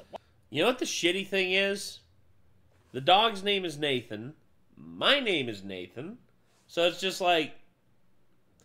It's like... Bro, stop talking about me. Like, how do you know what I do in my private time? What a dirty little bastard. True. Now, this dog was big as hell. He was massive. If he was on a Pokemon card, you bet your ass he'd have 120 HP at least. He'd be strolling around the house looking for something to bench press, looking like a goddamn bodybuilder. Hey, you guys want to rub baby oil on me and watch me flex in the mirror? He was a big dog, but it was a nice dog. He was super friendly to everybody. Everybody except for me, that is. I don't know what it was, but as soon as I walked into Michael's house, Nathan would be like, Who the hell's this punky Brewster-looking bastard? Michael, I don't think your dog likes me too much. Well, what makes you say that? I don't know. No reason in particular, I guess. So needless to say, Nathan wasn't my biggest fan. And frankly, I wasn't the biggest fan of Nathan either. Gotta get up at 7 this morning, set my alarm for 6:45. Okay, well, Corinne, you have yourself a good night. Thanks for coming up. But on one particular Anarchy, day, yes, I had your to go over boosters Michael's are house. still in the And that was queue. because he rented the movie Rush Hour on VHS. And if you were 9 Good years movie. old in the late 90s like I was, your ass loved Rush Hour on VHS. So we're sitting on the living room floor. We're all excited and shit. Even the dog's over there pumped up like, Oh, yeah, Rush Hour. That's what I'm talking about. So we start watching this movie, and we got this big-ass bowl of popcorn in front of us. Oh, is that my Orville Redenbacher that you're eating? God damn it, there you go, feeding the whole goddamn neighborhood again. And everything's going great until Michael spills some popcorn on the floor. That's when Nathan comes over, and he's like, Oh, is that floor popcorn? Floor popcorn's my favorite. And he starts eating the popcorn off the floor. So Michael tries to stop the dog from eating the popcorn by slapping him on the ass. Stop eating that popcorn, Nathan! And right when that happened, Nathan looks up at me like I was the one that slapped him in the ass. Did this punky Brewster bastard just slap me in my ass in my own house? This dog comes flying at me like a goddamn ninja turtle. I turn around and try to run, but the dog chomps down on my left ass cheek. I start screaming and shit. Bad Nathan! Bad Nathan! Nathan, don't you bite me in my ass! Take your teeth out of my ass cheek! Wow, he really is a dirty little bastard, isn't he? So I'm scuttling over to the front door. Nathan's still Conan versus teeth Kratos deep in my would be left sick, ass cheek. Scotty. Meanwhile, Michael and his stepdad are still watching Rush Hour without a goddamn care in the world. Hey, do you think you could beat up Jackie Chan? Hell see yeah, you I can next beat up stream, Jackie Corinne. Chan. I work at You have Home a good Depot. one. I can do anything. I'm trying to open the door over here, and that's when Nathan decides to bite me in the back What of did the you head. think So of at the this Conan point, I'm trailer like, there? oh, okay, this is it. What did you think of the Conan trailer there, Rick? What I've been seeing with the new characters that they're putting in, like the crossover stuff, they're all fucking OP as hell. Like, they seem like they'd be like fun as hell to play with combos, and once you learn their mechanics, that's one thing I missed about like Mortal Kombat and like Injustice. Injustice 2 was the last thing I played, and I was fucking broken in Injustice with Aquaman. Aquaman is like, broken. I used to have a 98% combo where it would knock you down to basically almost dead if I were to like land it successfully. So I was one of those people. And sounds about right. If I ever get back into Mortal Kombat, I feel like I will like devolve back to my sweaty self, which I don't mind. Sounds about right. I might do it one day. Who knows? I hear you. I'm gonna die via fucking Rottweiler. How fantastic. Somehow I get free, and I run out of Michael's house like the goddamn building's on fire. The back of my head's bleeding, as well as my ass cheek. I walk into my house looking like I just stormed the beaches of Normandy and shit. What the hell happened to you? Somebody kick your ass? It kinda looks that way, doesn't it? I got mauled in the back of my head, and then Nathan bit me in the ass cheek. Nathan bit you in the ass cheek? What kind of fucking friends are you hanging out with? Like 2 hours go by, and Michael comes over to my house. Dude, what the hell happened? Well, your dog attacked me because he thought I was trying to sexually actually saw them. That's what the hell happened, Michael. You didn't even get to see the end of Rush Hour. Yes, I know that, Michael, and that's the worst goddamn part. I'm never coming over your house again. Not as long as you got that goddamn dinosaur dog. And that's the story of how I became a cat person. Now, you'd think that to this day, I would be super paranoid of Rottweilers, since, you know, one of them did try to kill me in my friend's living room. And you would be correct in that assumption. But the thing is my wife is a big dog person. And she pretty much told me, oh, to hell with your traumatic childhood experience. We're gonna get a dog. And it's gonna be a big-ass Rottweiler. So there he is. Look at him, looking all ferocious, ready to rip my face off. Look at those eyebrows. You can't trust those eyebrows. Now, of course, we had to name this dog when we got him. And I could only think of one name that would be appropriate. And that name, of course, is not fucking Nathan. Are you serious? You really think I'd name a dog that? No. His name is Otis. Something more appropriate. Because who the fuck would name a dog Nathan? Yeah. Seeing that dog, if a dog attacked me. Dog dick. I'm smoking dog dicks up in here. Oh my god. Nerd Rage, thank you for Bite that. Me? Thank you. Bite me, I'm smoking your dick. Oh. Let's see. Nobody clip that, please. Fuck. Please, nobody clip that. Please, nobody clip that. Don't clip that. Be nice to Rick. Be nice to Rick. He's a good one. Let's see. I'm looking for like other short ones to like knock out real quick so that we can send you off with a bang. Oh god. I could do 3 short ones. 3 short ones? Okay. Let's see what we got here. All right. So oh god. Oh yeah, there's the Lindsey Sterling one that Shogun sent in. Oh, the Zelda inspired one. Yeah, that one's a good one. Excuse me. Oh boy. That'd be an insane God of War game. Kratos versus Jesus. Who would win, the ultimate healer or the ultimate damage buff? Excuse me. I'm pretty sure the next God of War is supposed to be Egypt. That's what they're saying. Oh god. Okay, so wait a second. What was that? I think I just got a. Oh, that was Nick. Nick went out to go smoke. He's late to the party. All right. So, Karma is a horse with a gun. Oh god. Where am I? Grandpa? What are you doing here? Chris, welcome to the Skull and Bones Society. This is where the most powerful men in the world are groomed for their futures. Every president, every CEO, every douchebag named Ryan Seacrest. The Skull and Bones Society has been a part of my family for decades, and we want you to become a member. Really? Okay, wow, Star Sailor X, I'll show him before he leaves. Excellent. You get your own stock portfolio, a percentage of the 9/11 Victims Fund, and the best medical care on the planet. You'll be kept as healthy as a horse. So, how's that leg doing? Great, never better. Good. Why don't you try putting some weight on it? Sure. Yes. Oh, that's good. That feels good. Very strong. Sorry, Thunder. I gotta put you down. How's your leg, huh? How's your leg? You ready to race? Huh? Pretty accurate. I miss Family Guy. I miss funny Family Guy. Mm-hmm.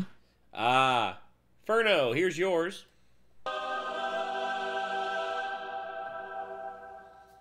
Oh, let me get rid of the copyright blocker.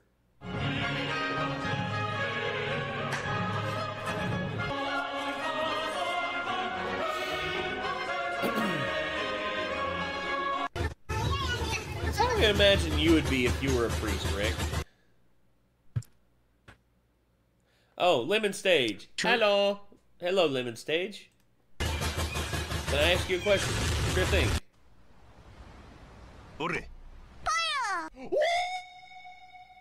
Bye, Charlie. Enough. It ain't over till the fat lady sings.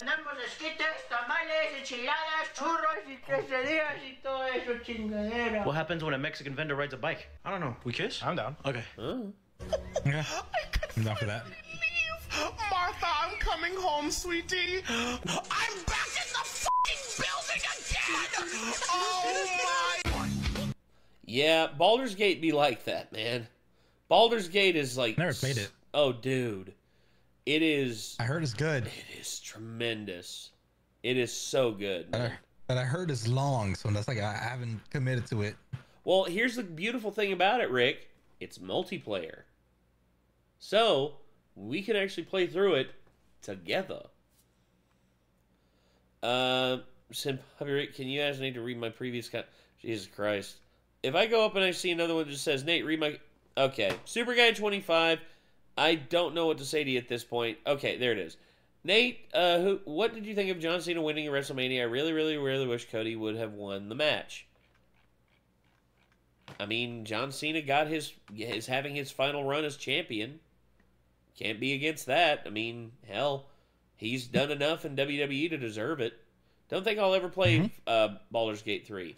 I will. Do you know why? Because I love D&D. I don't mind. I love fantasy. And also, I love the fact that the modding community is coming together and they're building custom campaigns in Baldur's Gate 3. And the producers of the game are 100% on the side of the modders. Comes after 1, 2, what comes after 2, 3, what comes after 3, 4. I hear Jefferson bells ringing, roaring cavalry choirs singing. I hear Jefferson bells ringing, roaring cavalry choirs singing. I've also invested millions of dollars from my tobacco and enterprises to build very large needles and very small camels. Unless I'm completely missed the message of the Bible, somewhere in here is my ticket to heaven. Okay.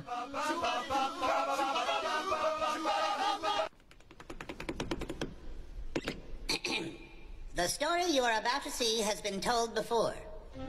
A lot. And now we are going to tell it again. But different. Okay. I believe that. The past was pretty straightforward with like Easter.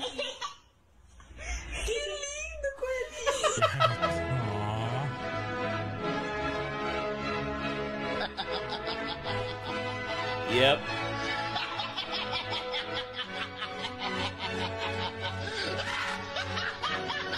It's time to buy.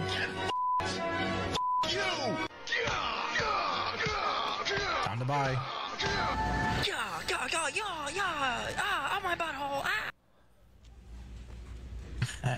Excuse me.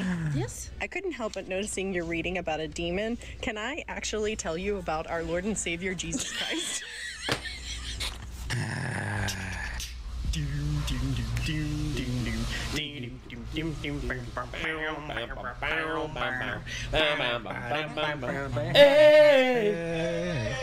What? Gosh, I hate resurrection tropes. Me too.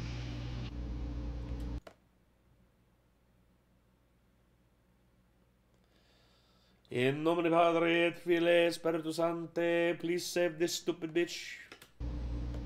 En nombre del Padre de Jesucristo. There you go, En nombre Rick. del Padre. Yes.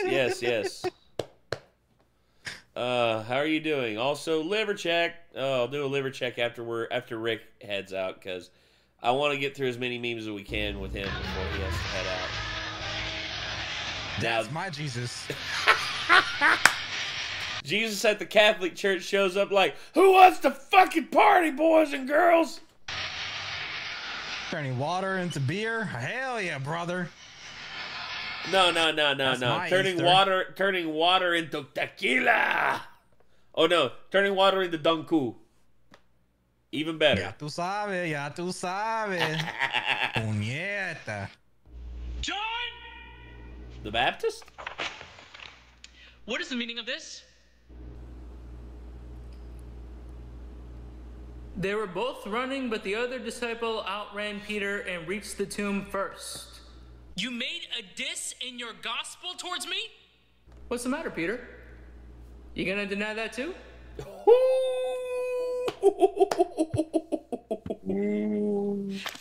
whoa, hey, Peter. Look, we both know I'm faster than you. You can't catch me. That's it! I thought you weren't Catholic anymore.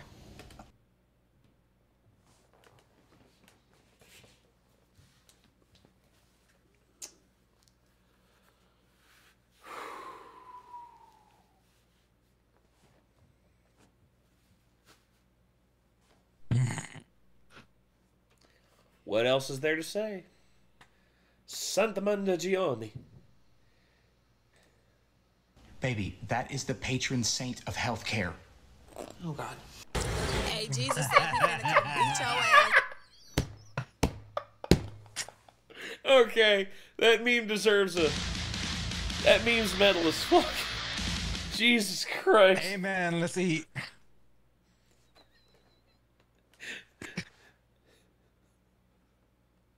Oh, God. Luigi. For heaven's sake, let's eat some cake. Amen. Amen. That's why.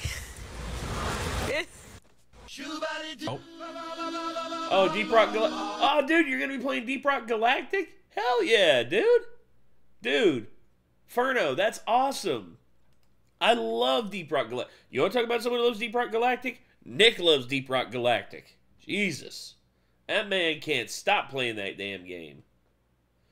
Hunter becomes the hunted.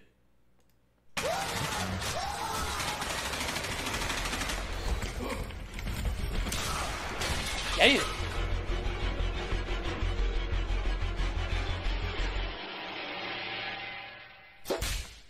Back up before I turn you to rabbit stupid!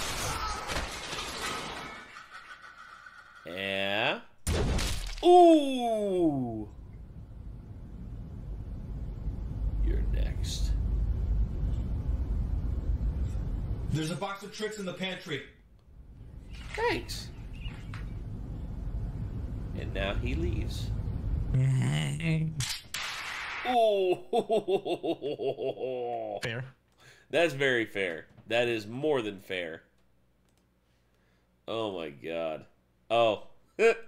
Around. Every now and then I get a little bit terrified, and then I see the look in your eye. Turn around, bite eyes. Every now and then I fall apart, and I need you now tonight, and I need you more than ever. Damn, I'm Pommy. gonna go ahead and just. Yep. Shit. Where's my lighter? Damn, I forgot. Actually, did I bring my lighter down here? Damn it, I left it upstairs. Shit. Oh well. Hold on. This'll do. There you go. Yep. Oh God. Okay. Let's see what's next. Oh, Lindsey Sterling. This is the Zelda medley. Let's see what we got here. This is from Shogun.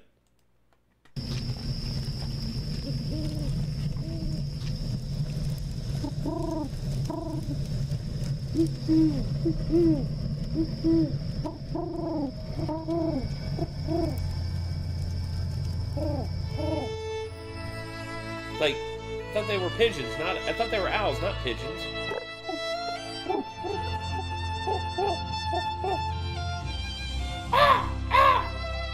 Okay, who invited the crows? I can't do it. What's I'm not that? gonna pick it up. What's I up? was trying to do like a morning dove.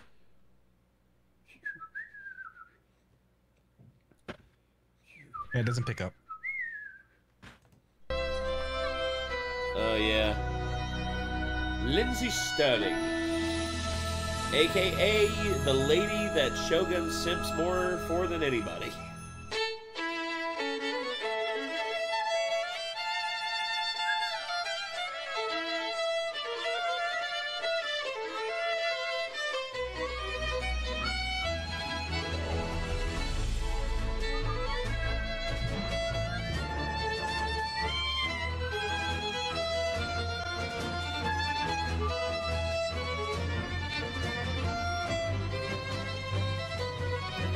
Yeah, well, so's Micah. Micah is obsessed with Lindsay Sterling. As he puts it, oh yeah, one of my future ex-wives. For me, I was obsessed with Taylor Davis. Oh yeah. Okay. When I was single, I had my trio. My all-time trio. Salma Hayek, Halle Berry, Christina Hendricks. Okay. I called them my Neapolitan trio because, you know, you have the very like rich redhead with Christina Hendricks. You have that sweet chocolate with Halle Berry, and then you got that caramel twist with Salma Hayek, and I'm just like, true. Of course, that ain't the case now. Now all my flavors are Kate. I'm all about that. Demi Moore? I can see Demi Moore, but personally, I just like Christine Hendricks more. I love them curves, man. I'm a lover of curves. What else do you think I'm with Kate? Jessica Alba.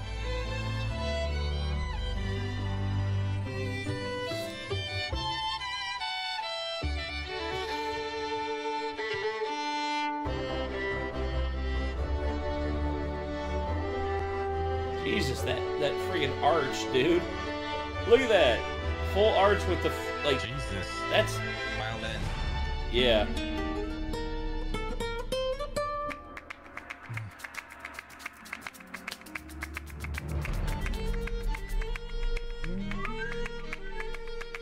Yeah, the Gerudo theme. Yeah. Or not Gerudo, but, was I right? You're right. Huh? You're right. Oh, okay. Gerudo Valley. Yeah. Yep. I remember I learned to play that on guitar a long time ago. I want to learn this valley.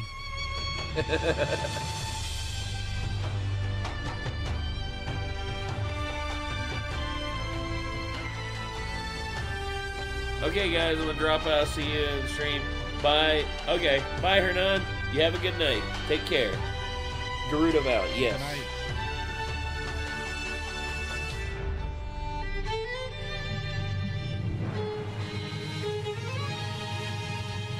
Heading to bed. Good night.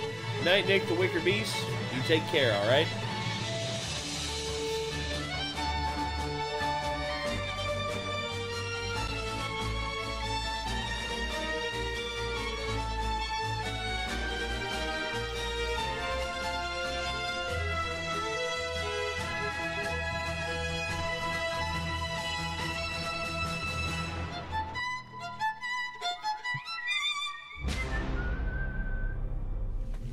That was good. That was really good. Beautiful. All right. Well, let's see. How many more you think you got in you, Rick? I'll do 2 more. Why not? 2 more? It's Okay. 228. Yeah, it's 228. I can do 2 more. It's like 235. Okay. So let's see what we got here. Okay. Also, stars. I'll probably look at the Discord when I'm in the shower. So I'll look at the name there. Okay. So that's fine by you. So time for some classic cartoons. Here we go. Text Avery Funny Moments number 4. Hey, you! Get out of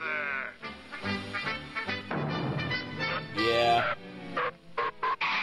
You know. While in the field, consult your scout book, be honest, and do a good deed daily. Now, good luck, and may the best scout win.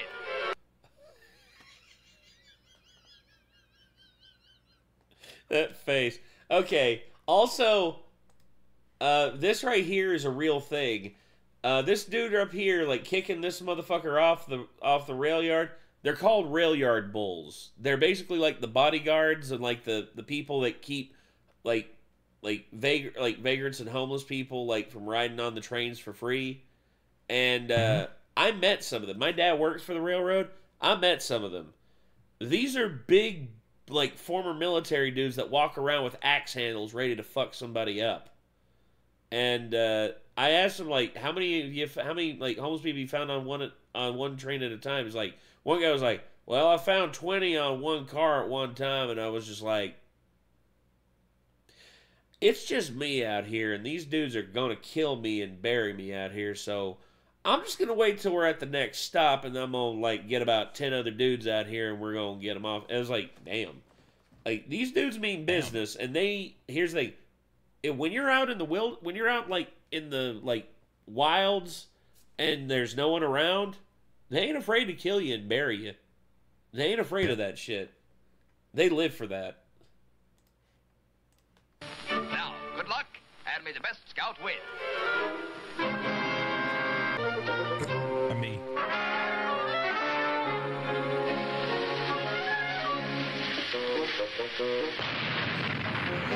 Lightning never strikes twice in the same place.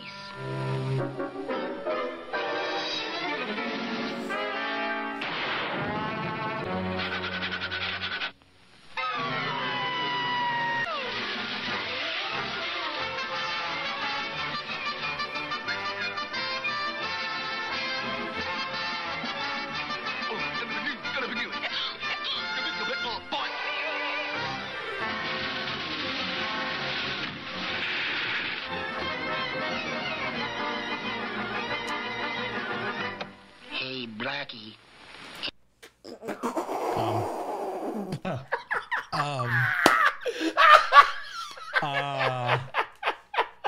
Droopy, what the fuck, dude?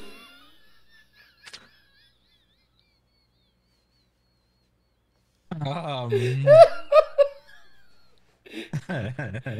gosh, Droopy saying that, I'm just like, oh no, oh no. Any more babes in there?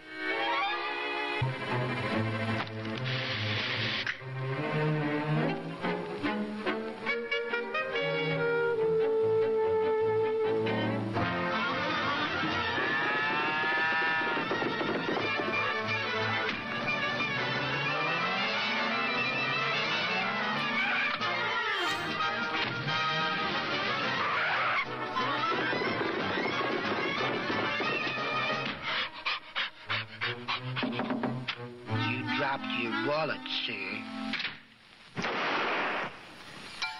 Damn.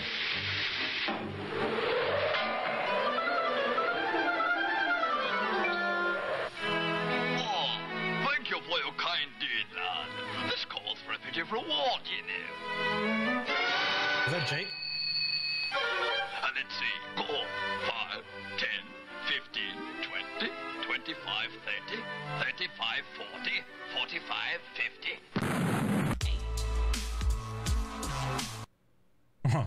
I'm sure you saw the final frame of that. Yes, that's all. Like my face was like that.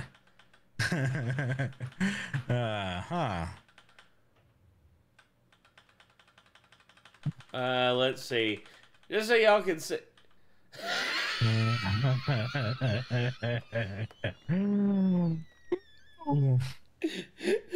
Oh god, it's two crackheads. It's like two crackheads trading like old baseball cards or some shit. I've seen a lot of people who were like that at the Penn Station by me. God of mercy. Oh, that's too much, dude. I can do one more. All right, this is the last one. 'Tis the Black Knight.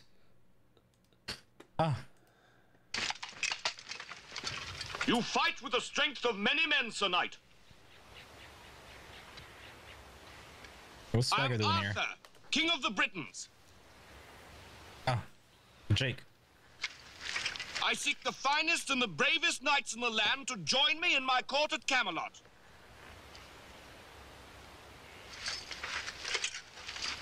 You have proved yourself worthy. Will you join me?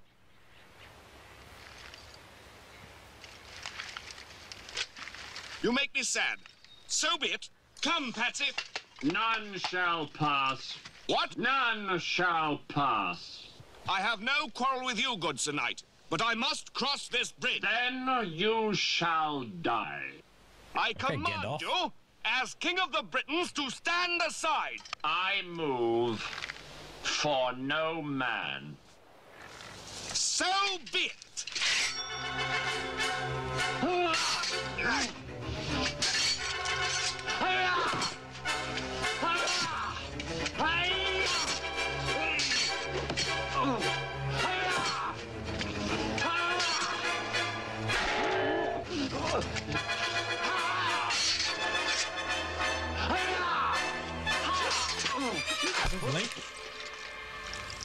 Now stand aside, worthy adversary. 'Tis but a scratch. A scratch? Your arm's off. No, it isn't.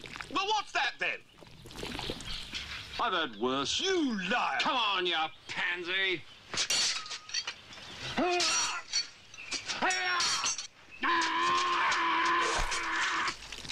Victory is mine. We thank thee, Lord, that in thy mouth. Come on, then. What? How about you? That's so You're bad. indeed brave tonight, but the fight is mine. Oh, had enough, eh? Look, you stupid bastard, you've got no arms left. Yes, I have. Look! It's just a flesh wound. Look, stop that! Chicken! Chicken! Look, I'll have your leg. Right! Right, I'll do you for that. You what? Come here. What are you going to do, bleed on me? I'm invincible. You're a loony. The Black Knight always triumphs. How about you? Come on, then.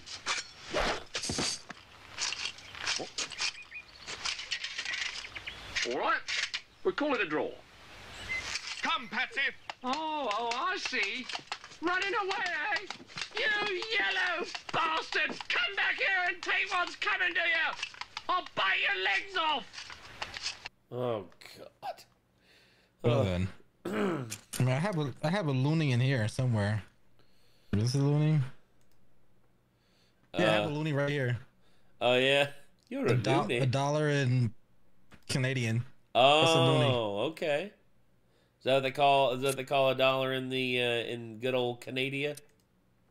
Yep, and then a $2 one. This is a toonie. Oh, okay. So there's a loony and I have a loony and a toonie. Oh my God. Okay. I have a lot of weird shit for some reason. So yeah. A lot of people were wondering about your Metal Gear collection. Hold on one second. Let me I was gonna show that real quick. Here we go. Yeah. Look at all that. Look at all that there. That is all of Metal Gear Solid, or the Metal Gear franchise that is owned by Rick. That is impressive. Yep. Yep. And I'm currently trying to get the Japanese editions. I have the Metal Gear Solid 3 in Japanese. Oh, I'm gonna get Substance of Metal Gear Solid 2 in Japanese. Then I'm gonna try to get my hands on Metal Gear Solid 1 and 4 in Japanese. Gosh. Oh boy. I may look calm, but in my head I've already killed you 3 times.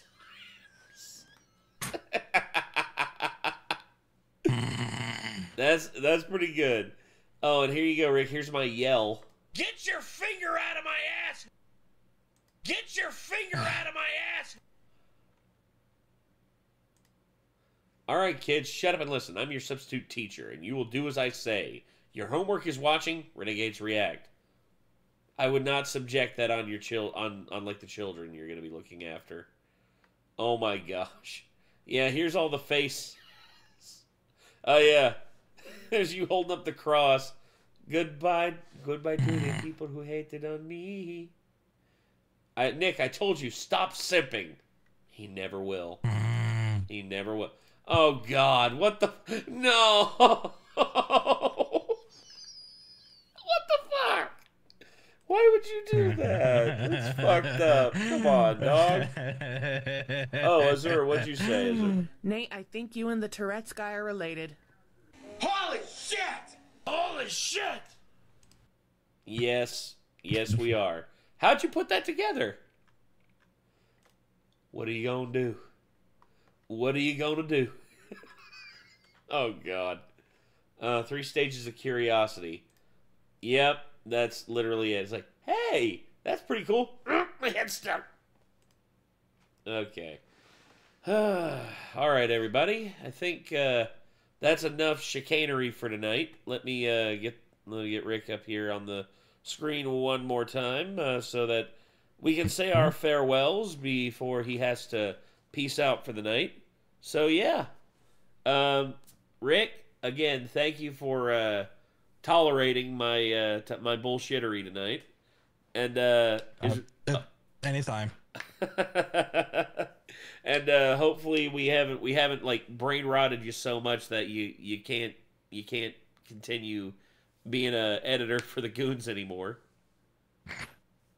They're already brain rot, so it's like I'm good. Fair. I already have one brain left. Well, brain cell. See, I can't even talk. I only have one cell left, so nothing y'all could do that they can't do.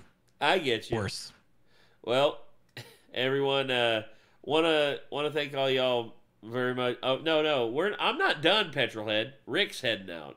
I'm staying. I'm done. Yeah, Rick is done because he's got shit to do. Me, I got nothing better to do than waste y'all's time. So, all right, everyone, say farewell to Rick. Rick, once again, we will see you again, hopefully, and I guess everyone, take care of yourselves. Yeah. Love you guys. Hope all you guys have a good night. So on that note.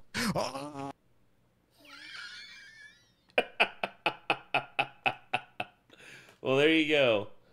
Rick is officially heading out. Have fun editing for the Goons. I hope he will. I really hope he does. All right, so it's just me now. So I will continue on with our stuff here. Hold on. So we have AJR here. This one is from Brandon Chapman. Let me go ahead and get this going. Here we go. Ready? I mean, do you want to co-host with me there, Logan? Because I can get you on Discord. Hold on, let me get this closed out real quick. Hold on. Oh. So yeah, Logan, if you want to, here we go. I can initiate a call with you real quick.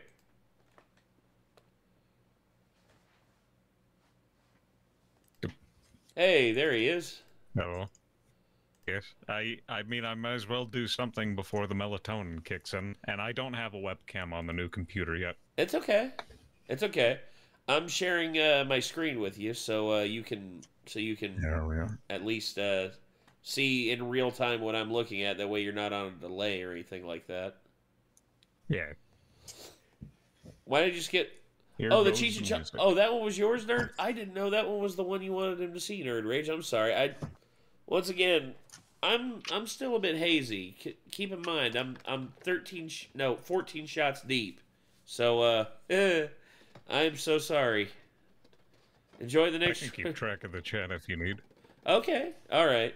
I'm so sorry about that, Nerd Rage. I'll show it to him next time we do a video or we do a recording session. I'm so sorry about that. All right, so we have here.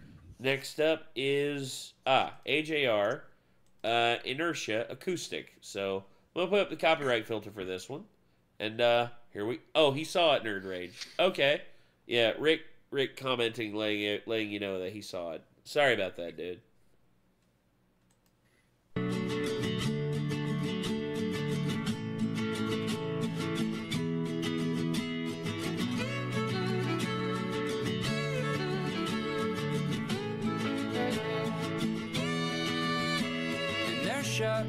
I've worn the same skinny jeans since I was 15. It's probably nothing, inertia. My friends say that we need to read my comment shirts. Okay. I'll see if I can't make those. Bluffing, but don't you like it bigger, better, but you do what you can. Don't you like a little better when you don't understand? You need reactions to I was gonna save the planet, but say what there, Logan? We need reaction starts at blank shirts. Yeah. That's true. Super Guy 25 would be proud. Yeah, he probably would. Object in motion. motion, I've lost all emotion. My two legs are broken, but look at me dance. An object in motion, don't ask where I'm going, 'cause where I am going is right where I am. Where I am going is right where I am. Inertia, you said you'd break up with her. I miss Caleb too but there, she Scotty. met your family and dating's the worst, yeah. Inertia, now you're not in love anymore, but you'll stick it Yeah, you'll out see him in for the like comment section at 20 random. more, saying, don't you like it bigger, better, but you do what you can. Don't you like a little better when you don't understand? I was gonna say the planet, but today I got Turkey plans. Sam. I remember that This is one. just what I am. I'm an object in motion. I've lost all emotion. My two legs are broken, but look at me dance. An object in motion. Don't ask where I'm going, 'cause where I am going is right where What's this song called? Ronick? It's called Inertia, and it's the acoustic version by AJR.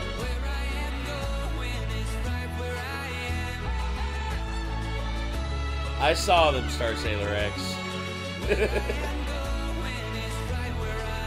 Starlight Journey by SA Music. I wanna move out of this town, Okay. but everyone knows me and packing is tiring. Inertia, I said I would start working out, but I'm fucking hungry and screw you, I'm trying. Inertia, I wanna be big like my plans, so why am I so tiny and why am I so mad? It's inertia.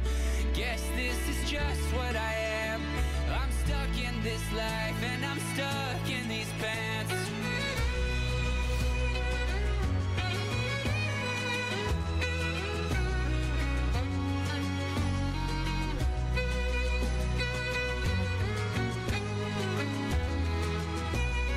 I'm an object in motion. I've lost all emotion. My two legs are broken, but look at me dance.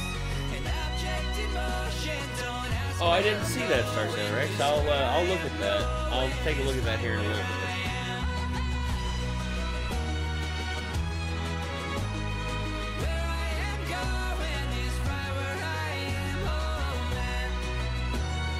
Oh God, really, Scotty? Well, whenever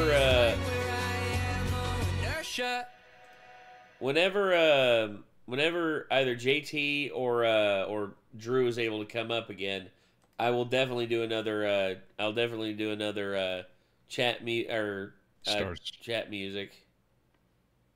Star Sailor X wants to know a math or riff. That I'd give a riff. I would definitely give a riff on that one. That because it just gives a feeling of just familiarity to me. Let's see. Well then, on to the song that no matter how hard you try, you're gonna end up singing in a Scottish accent. Well, I mean, these guys are like impossibly Scottish, so it's hard to avoid. Let me make sure that. Oh yeah. Okay, I'm looking for that one from. Okay. I also thought of the warmth idea for the game.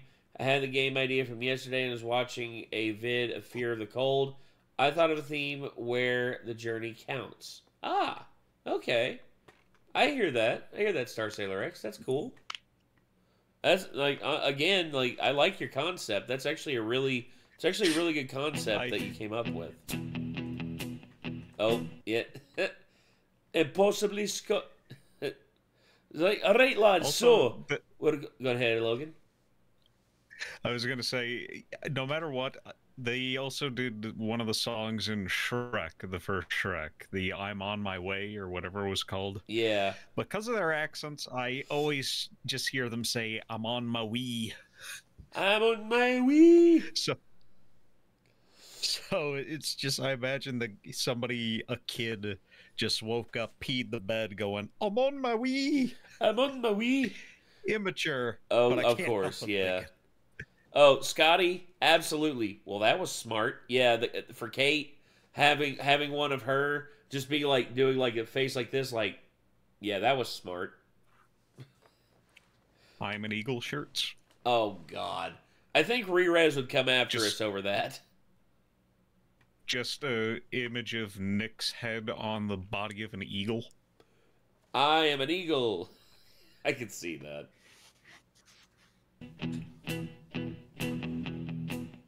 When I wake up, well, I know I'm gonna be. Personally, I think if it was just ham, it was just like the ham or the chicken without any massive prep, ham, but chicken, like if I like deep fry some chicken, oh dude, I prefer that big time. Yeah, I know I'm gonna be the man who's heaving to you. But I would walk 500 miles. I would walk 500 miles.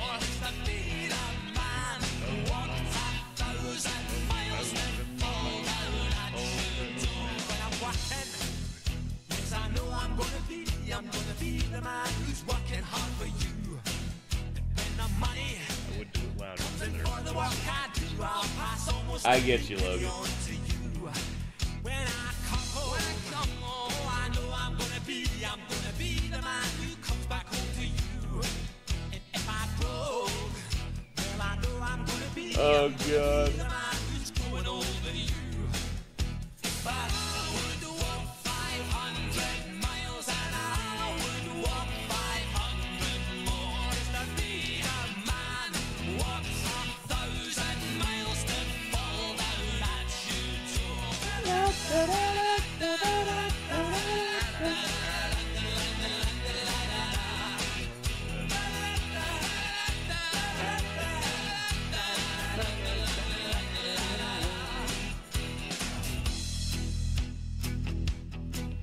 When I'm lonely, well, I know I'm gonna be the man who's lonely without you. And when I'm dreaming, well, I know I'm gonna dream about the time when I'm with you. When I go out, well, I know I'm gonna be the man who goes along with you. And when I come home, yes, I know I'm gonna be the man who comes back home with you. I'm gonna be the man who's coming home with you. But I would walk 500 miles and I would walk 500 more just to be the man who walks 1,000 miles to fall down at your door.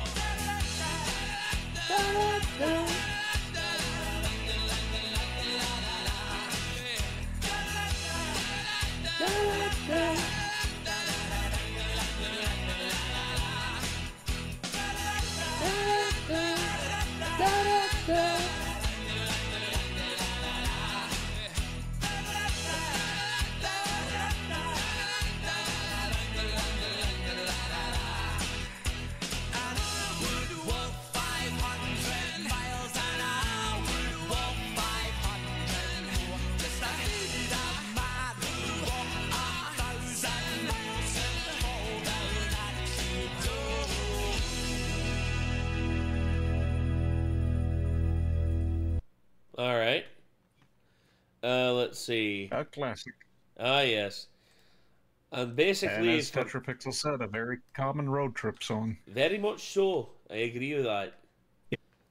If there was a compilation album just called Road Trip, it would be on there. No doubt about it. Mentioning that, I wonder what else would be on there. Oh, Hold On Loosely by 38 Special. Like, every time I hear that... for a road trip? Yes. And also China Grove by the Doobie Brothers. Just that opening riff. I just see me and my dad just like coasting down the highway.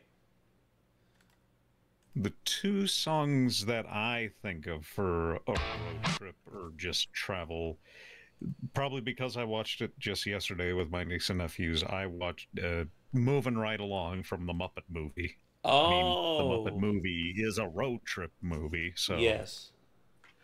And I forget the name of the artist, but the Holiday Road from the first Vacation movie. Hold on, let's see. Lindsey Buckingham? Oh yeah, Holiday Road. Yeah, Holiday Road with random synthesized dog barking at the end. Yeah, that was a little weird, but yeah, I get what you're saying. It's the 80s. They just learned what synthesizers were. Let them have fun. No, I get that. I get it. I understand it. There's such a weird sound to 80s synth, but it's enjoyable. Weird. Well, everyone was trying to mimic the Roland Jupiter because that thing was the classic of like the 80s. Like everyone wanted to sound like that. Like that was the one that was on like the Beverly Hills Cop soundtrack and just all over the place. It was so good.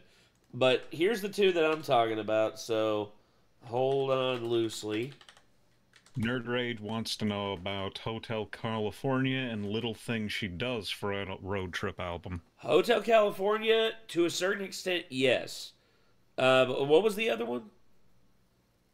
It was Every Little Thing She Does. Oh, yeah. I could see that one, too. But right here, this one just... Yeah. This is, like, just starting up the engine, just...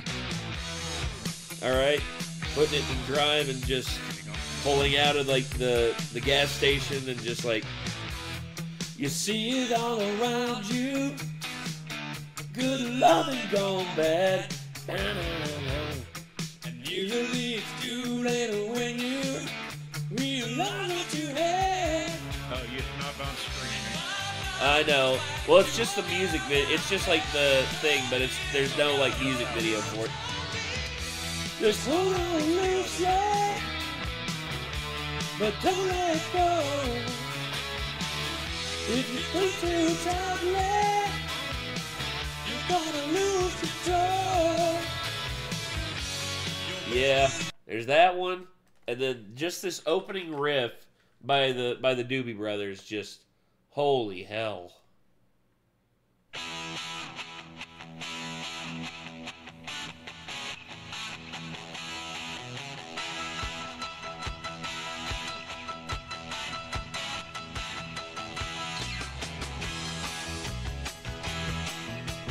I remember I learned to play this on guitar. It was one of the first like classic rock songs I learned to play on guitar.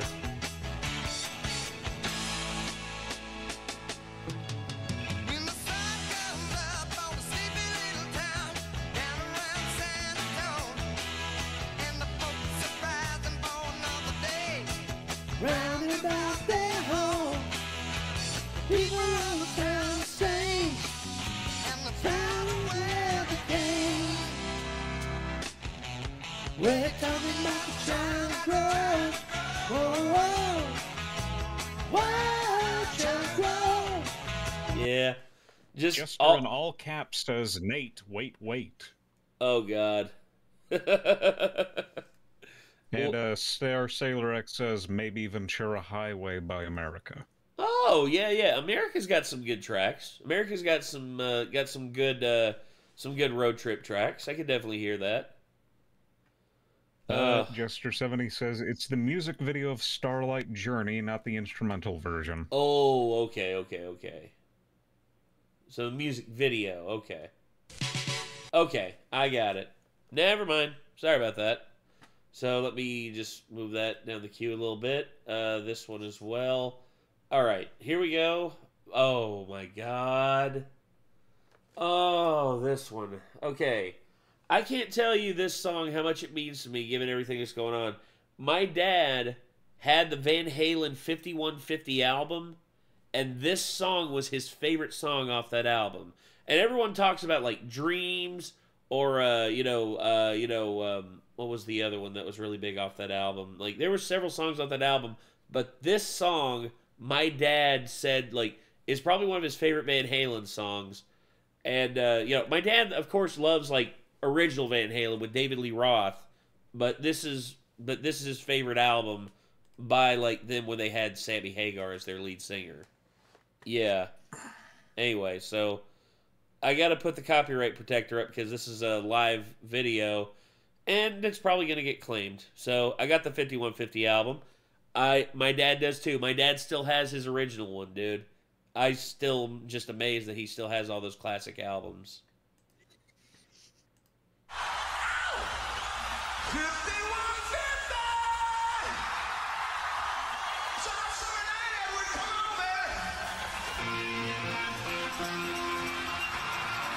Eddie with that fucking like cigarette trapped at the top, like in the pit guard or in the neck board. Dude, I love that.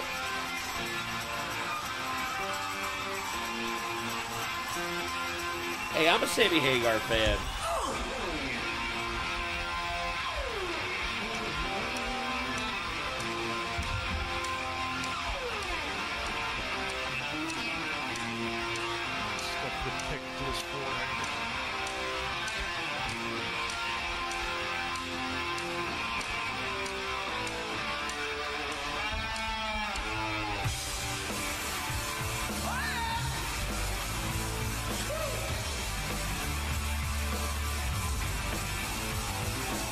Oh, Why Can't This Be Love? That was the other one off this album that was really big. Dreams and Why Can't This Be Love? This song got some love, but this is my dad's favorite song off that album.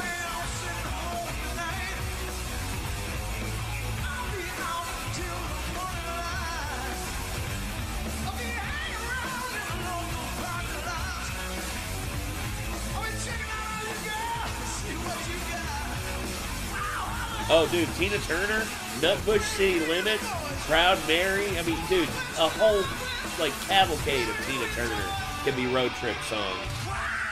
Dude, come on, man.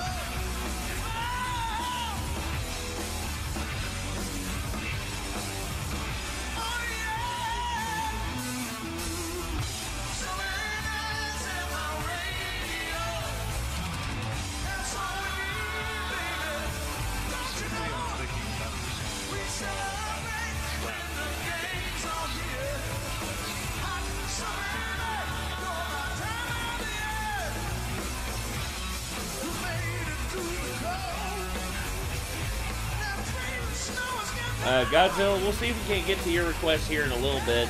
It's just, we still got a lot to do, man.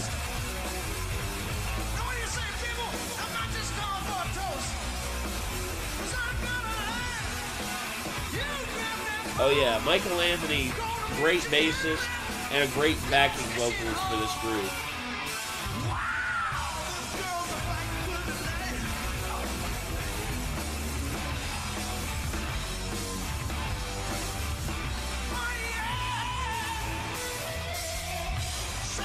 Oh, all right, Steven. I can do that here in just a little bit.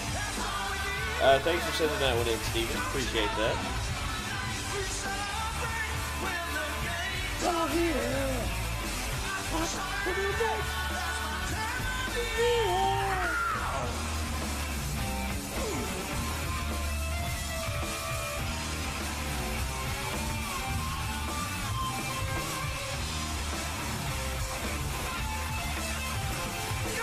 I remember that song, Petrolhead. Dave Mirror BMX 2. I remember that. Oh my god. Journey for road trips, and that seems to be a no-brainer because they're literally called Journey. Yeah, well, okay. I will never forget the first time I saw the movie Vision Quest, and Only the Young came on. I was like, that's a road trip song. Period. End of story. And you know. Of course, Journey, Separate Way. You want to talk about a great song for like a night drive? Separate Ways is like the best night drive song that Journey has. I would also say that Who's Crying Now would be another one that could be a good night drive song. Like, it just depends. Like, they have different moods. Some are for the day. You know, like, I would say Only the Young. Let's see. Don't Stop Believing. Good night, Percy Dennings. Oh, good night, Percy. You take care. All right. You have a good one. Thanks for tuning in, dude.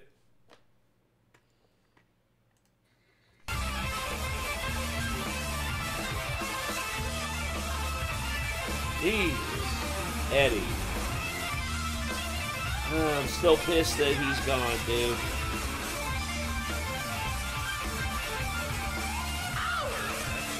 Fleetwood Mac, yeah. Several songs by Fleetwood Mac are good road songs. Go Your Own Way is a great one. I would also say Gypsy is a pretty good one.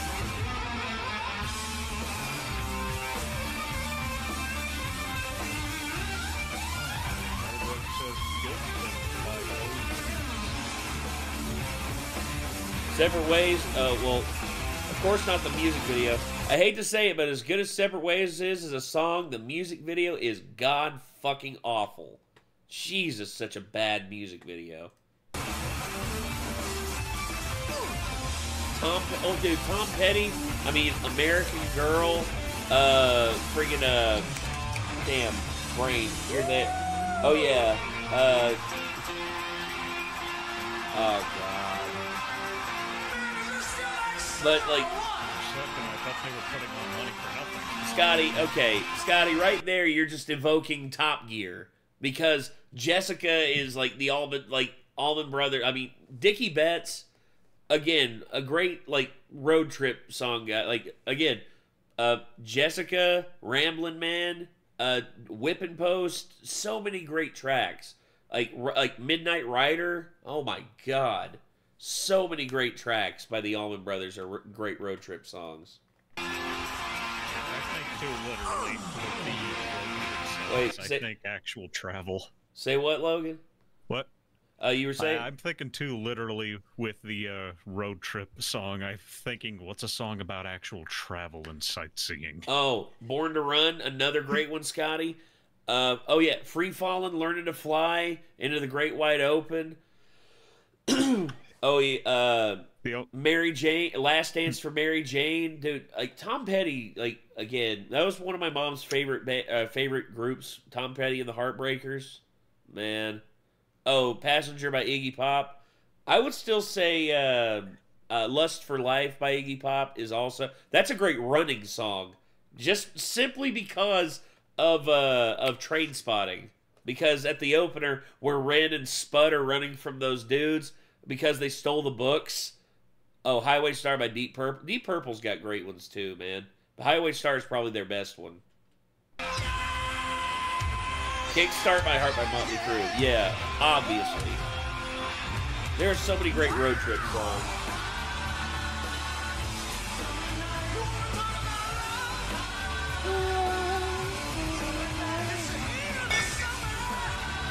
Well, Jumpin' Jack Flash, Rolling Stones. I would say Start Me Up is a better one. Oh. Woo! Dude, my neck's crackling like a freaking Cracker Jack box. Bohemian Rhapsody is a pretty good one.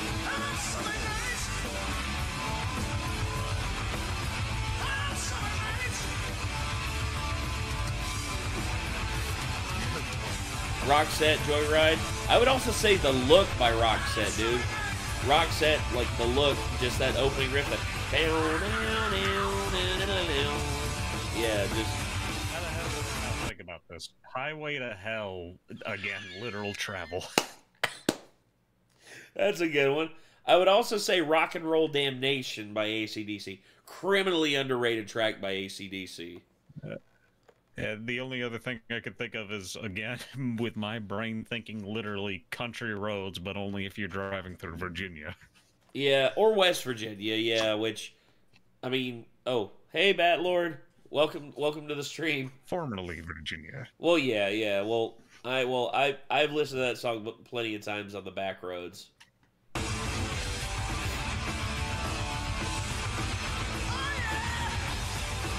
Detroit Rock City, that's also a pretty good one. Although, it is kind of like crazy that that song's about a fan dying on the way to a Kiss concert, and he dies in a on-road collision. Nerd Rage, I often try to forget Life is a Highway is a song. I don't acknowledge it as a song anymore. Ever since Rascal Flatts ruined it. It's not that I hate the song, it's just I'm sick of it because when Cars came out, that's all people were singing. And I got annoyed with it also just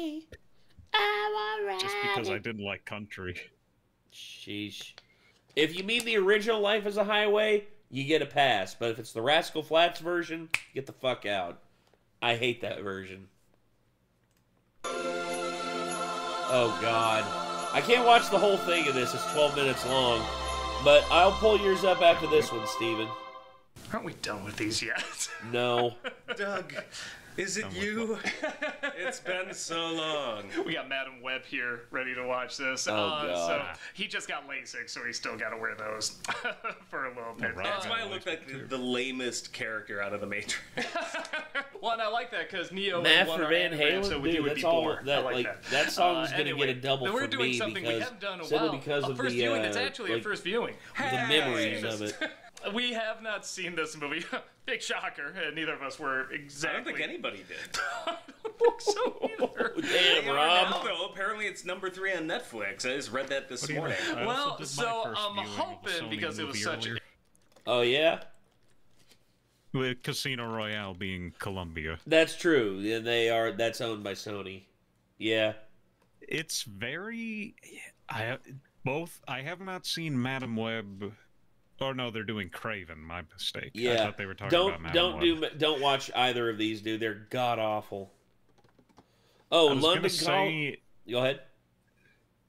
I was gonna say, at the clips I've seen of Madam Web, as well as just watching Casino Royale and even other Sony movies, the product placement for Sony products seems really awkward in their movies. And I guess also with Madam Web, all the Pepsi all over the place, her just twiddling around at the can without ever drinking it. Yeah. God, product placement in Madam Web is just, it's ridiculous at that point. Scotty, London Calling by the Clash, that's a good one. I would also say, like, basically, like, you can listen, like, to a lot of, like the Ramones. I would say the Ramones, like, Blitzkrieg Bop's a pretty good one, too. But, yeah. Anyway, sorry. A theatrical disaster, and so was Madam Web, and so was Pepsi Morbius, and to some extent, the last Madam Web was, you know who did the effects for those a commercials? masterpiece of a disaster. I don't know. This is our first viewing of It was Industrial Light and Magic. Timeless Masterpiece. ILM did the friggin' effects for them? For Pepsi Man commercial. Yeah. Oh, my God. Graceland by Paul Simon? Oh, yeah. That's a pretty good one, Scotty. I forget how many years ago, but somebody made a mini documentary about Pepsi Man, and they contacted people at ILM, and they got high quality masters for the commercials instead of 2040p old 2007 uploads. Really? That's crazy. Yeah. I love that. I'd have to look up immediately right now. Pepsi Man documentary. Batlord, if you're wondering how much I've had, 14 shots. 14 shots, and I am I'll have to do a liver check here in a minute, but we'll see. Holy shit! It's not a mini documentary; it's a straight up documentary. How long is it? An hour and 10 minutes long. Whoa! An hour and 10-minute long doc about fucking Pepsi Man. The Secret History of Pepsi Man. Documentary by Devnal. Yeah, I know what I'm watching later. Oh, God. Hunter. Yeah, I thought it was. They should just change the logo to Sorry. Not an hour. With these movies they're putting out. What the? Hunt for Red October? Yeah. Okay. Not a bad start. I love that music. Can I just hear the soundtrack to Hunt for Red October and not watch this movie? I'm okay with that. Honestly, can we just watch that movie? Yeah. That movie's amazing. used to love that profile term when somebody goes like that. Это частная зона.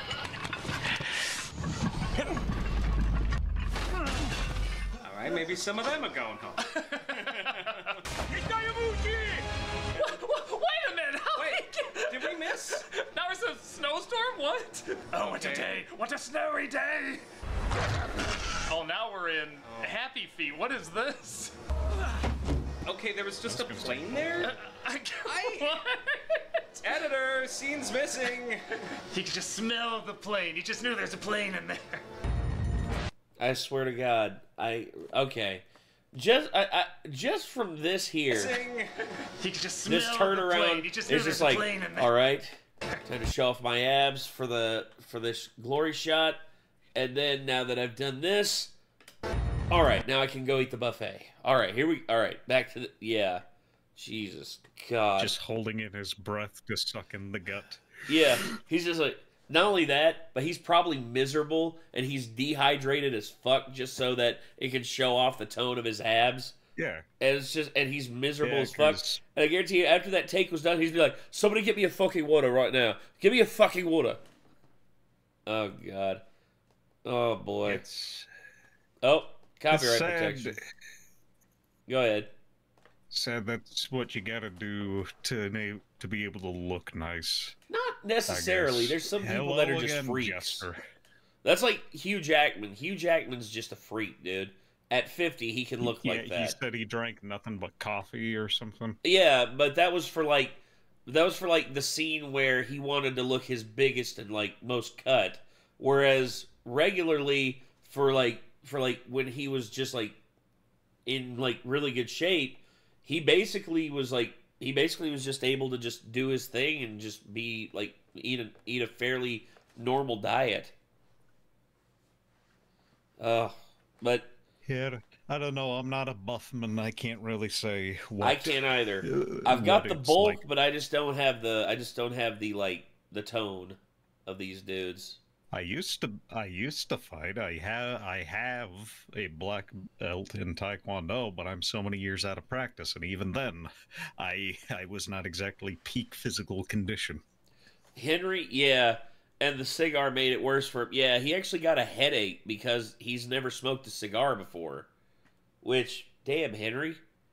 I mean, stogies ain't that hard.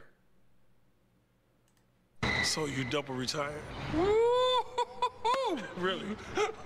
Can you feel the tension in the air right now? I know I can. I can feel it all the way down in my plums, getting all swollen with a light blue hue to them, fresh and juicy, ready for the picking. Huh? Gay! All the school children are lining up. Craig can't hold it together. Craig's about to break. He's like in the sack lunches. Hey, that plum looks good. Can I trade it for your Twinkie? No, these are my plums. I want to bite into that plum and let the juice spill down my chin. You know what I mean? All the while, everyone's saying, Oh, brother, this guy stinks!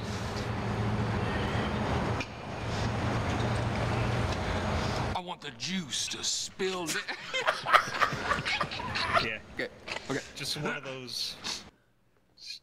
See how long the actor can go without breaking.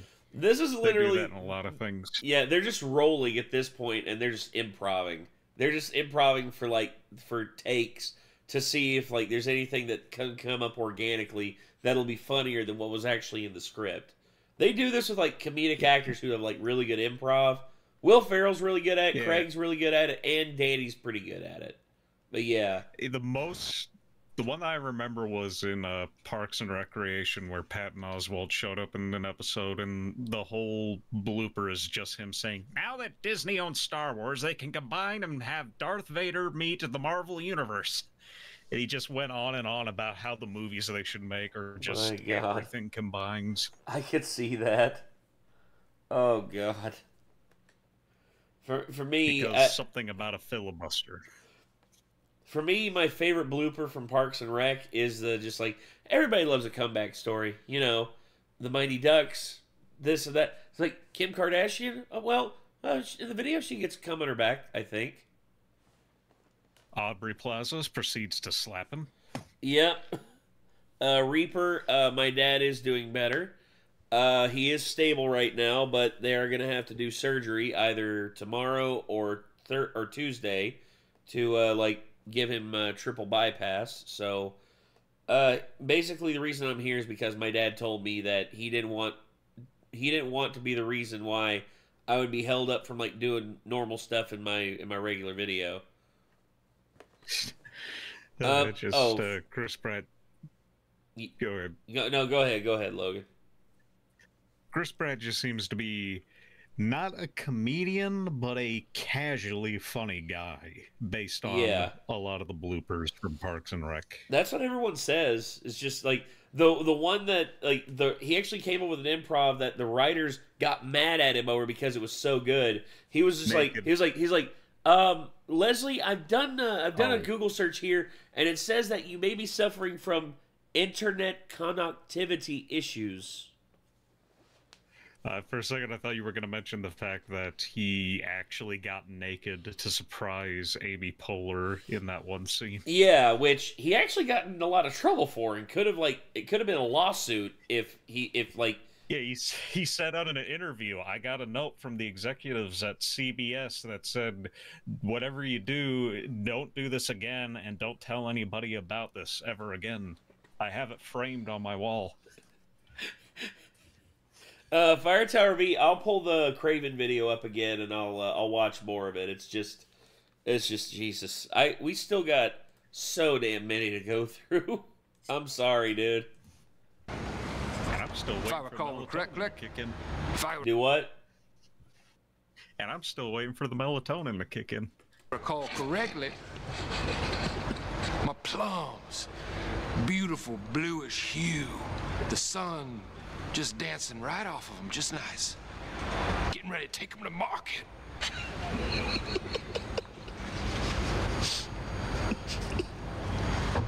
I can feel it down in my plums.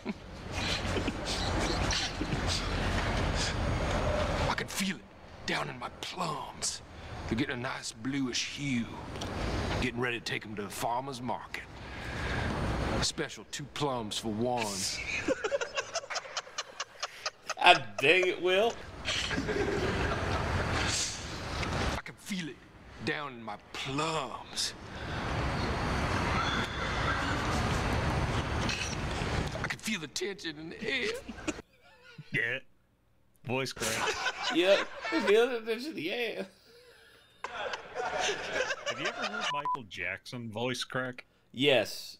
Oh my god. Yeah, that video is funny. There's I don't even know what he was singing. He just went, "Ow."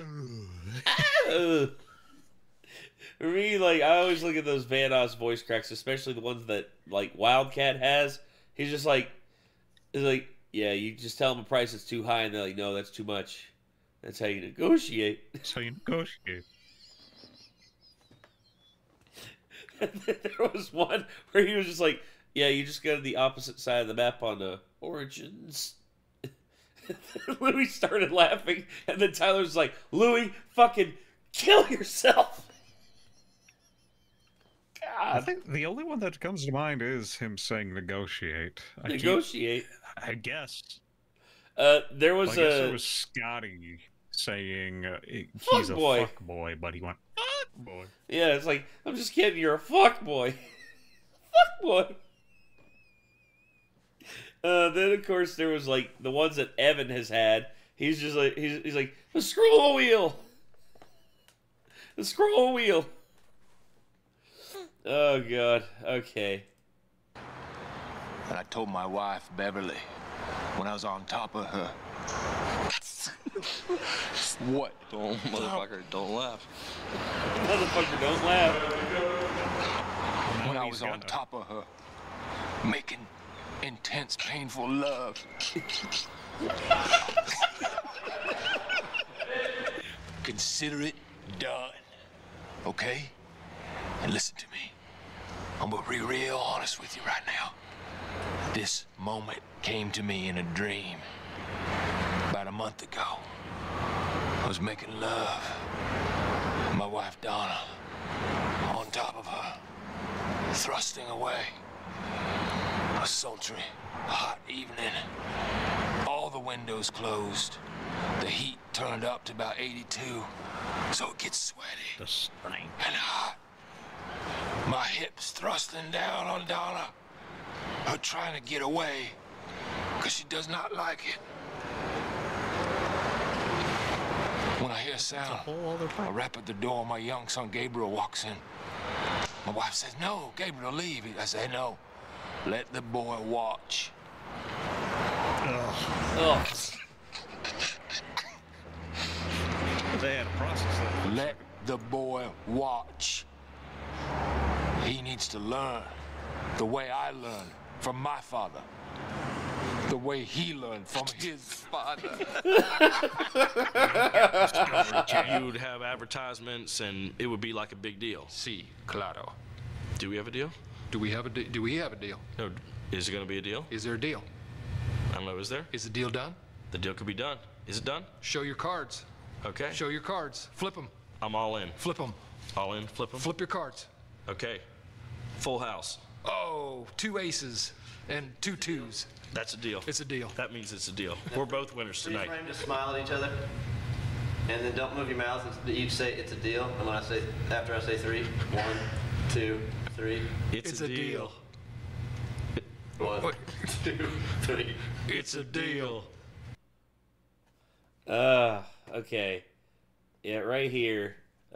Juice to spill. We now go into the inner thoughts of Craig Robinson at this very moment. Hey, where are the white women at? Sorry, had to do it. Ah. Hello. Oh, copyright Hello protection. from Right On Orlando. Are we at a theme park? Yeah, but it's a very different one. It is Jungle Gems, located in Cincinnati, Ohio. There's 2 locations, but it's a theme park, it's a grocery store, it's an adventure, so let's go. This is one stop that you will not want to miss in Cincinnati. As you can see, when you walk in, there's a giant monorail leading you in, and you can feel, well, you can't feel, but you can hear the jungle. One of the coolest things is the bathrooms. Oh, great. I've always wanted to take a shit in front of everybody. Think they're porta potties, but they are not. You get free outhouse photos. But yeah, if you want to get I know women and men written on a horror movie. I know Craig Robinson from The Whitest Kids You Know, and I also know him from well, Hot Tub Time Machine, of course, and then I also know him from The Office. Say again. The Office. Oh, The Office. Yeah, he was in The Office. What was the movie I was just thinking about? Oh, Zach and Miri Make a Porno. Because it's just... they literally were asking... He was, like, talking about his wife. He was just like, yeah, me and my wife, we do all this stuff. And then Zach is just like, what would you do if you could go back before you met your wife? What would you do right now? He's like, I would masturbate and live alone. My wife is the bane of my existence. I hate that bitch. I think, and there's Mike tested it out. It was him. A scene with him that was the hardest I laughed at in The Office. It was one of the cold opens, and they went up to him and was like, "Hey, it's your birthday, right?" "What? It's not my birthday." "Well, on your calendar." "Yeah, today's the anniversary of my grandma's death or something." "Oh," but then Michael and a bunch of others come in with party poppers going, "Yeah!" Oh. They're all cheering, going, "Yay!" And then it just shows him looking right at the camera with tears coming down his eyes. That's fucked up, dude. That's fucked up. Well, that's what I'm going to show you the map. Yeah, this place is so big and has so much going on. Oh, good morning, Dave Apostle. Good. So you can Guten see Morgen. it's split down into all the different areas, and you can see it's also got like the little landmarks, I guess you could call them, around the store. Are the crazy pieces of theming that you can Have see I ever been to a carnival? Are you never There's been, even like Scotty? a- Oh, dude, you're missing out, dude. quiz on there There's to a lot of fun actually you could have at carnivals. keep you busy while you're going around.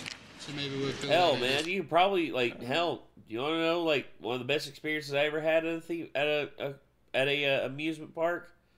I was like out. I went to throw away something in the dumpster behind this. You know, it was behind this old like kiosk where they sold food. I went back there to throw away a can, like a can or something like that, and I looked, and there's a homeless dude shitting in a bucket. Yeah. I'm not joking. I'm not joking.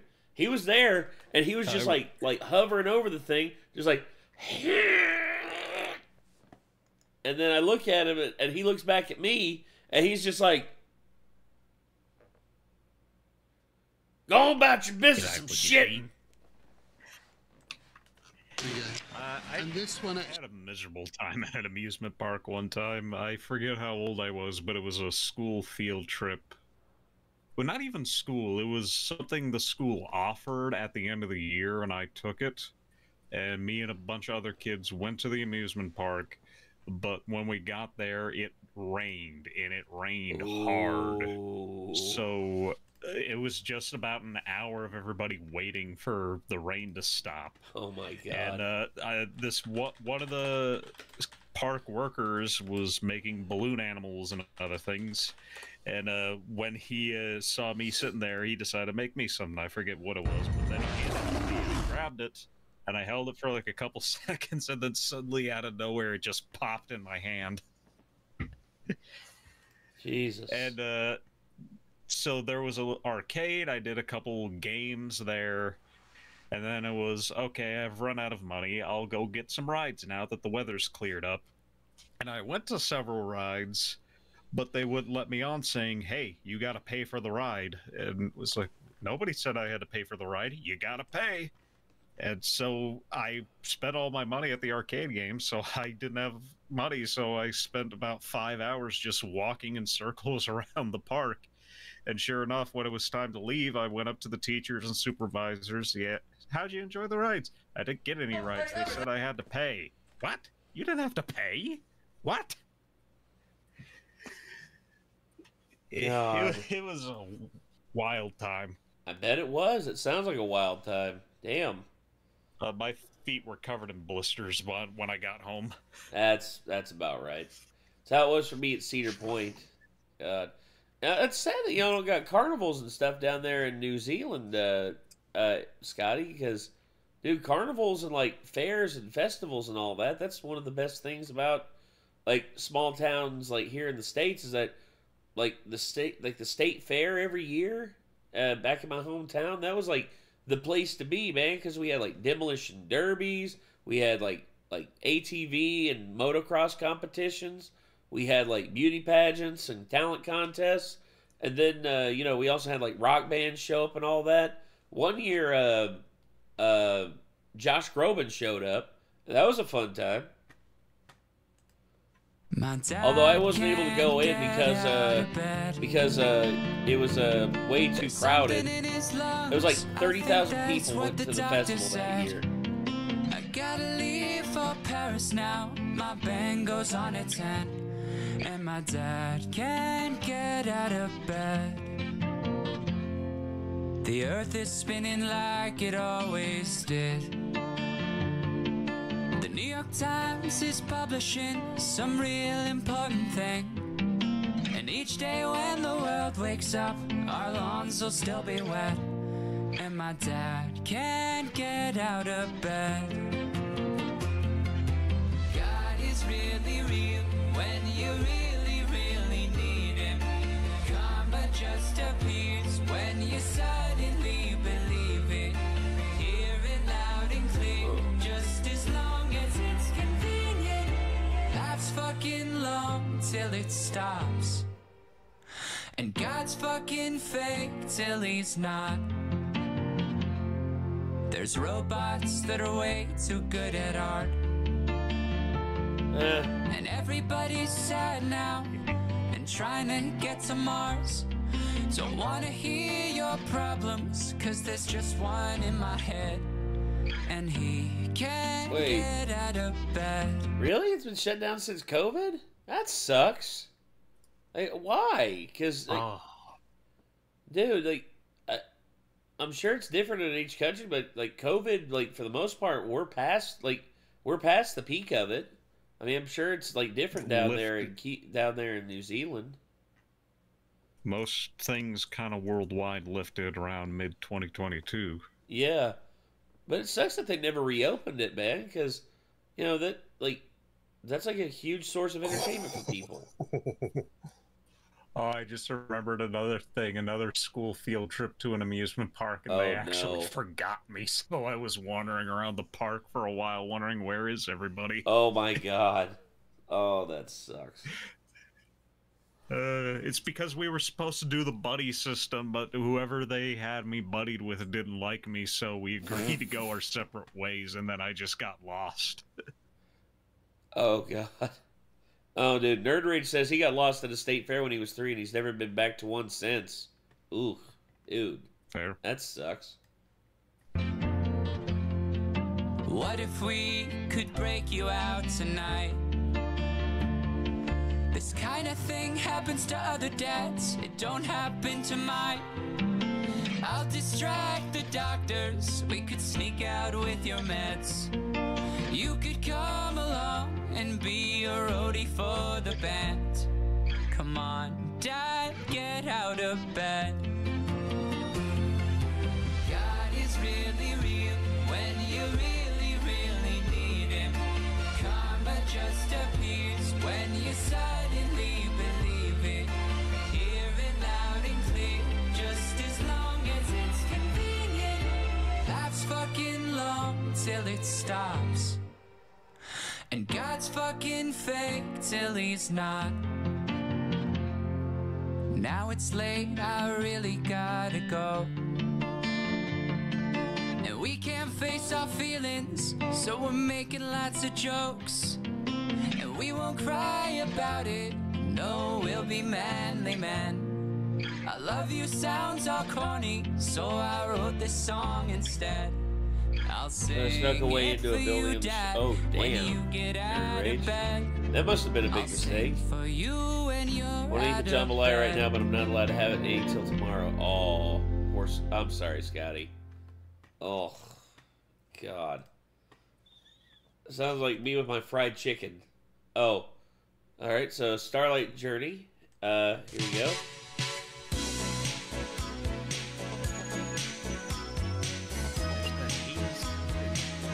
What was that, Logan? There's that 80s synth again. Yep. A lot of them are really good at emulating the Jupiter and the Prophet as well. That was another really good one. I wish I could have got my hands on.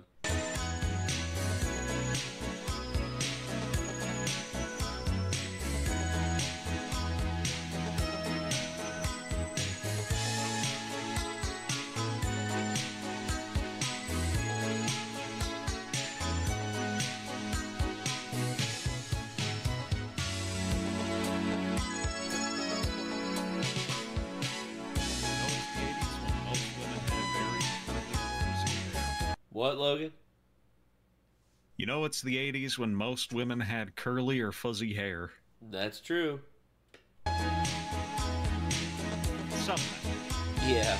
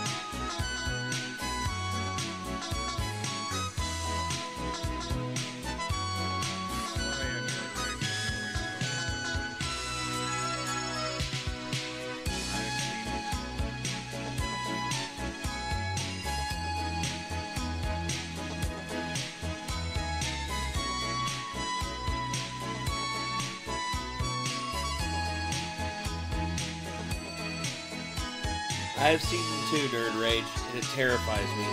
No more mullets. It's mostly on teenagers. I know. That's the terrifying thing, Logan. They're either got those mushroom haircuts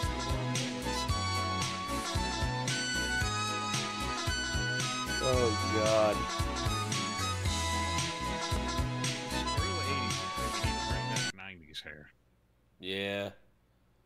Especially, I like the hair women in the 90s had. Yeah, I agree. I like it better than the 80s, that's for sure. That big kind of wavy.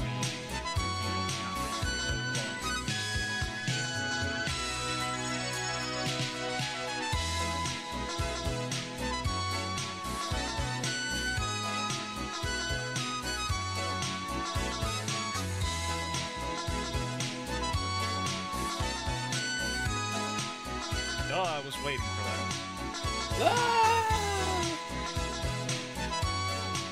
I was just thinking to myself, when are these people gonna mess up big time and just fail?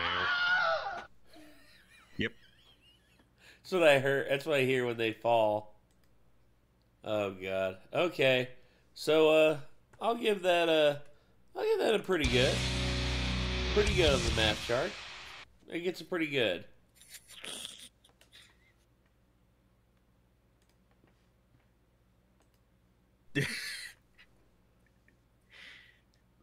Oh no. I'm just... Not going to be able to watch the whole thing of this, but I'll watch a good portion. Nemesis doesn't say much throughout Resident Evil 3, except stores. There's gotta be some fun stuff there, right? Let's go for it. Naturally, there are spoilers ahead.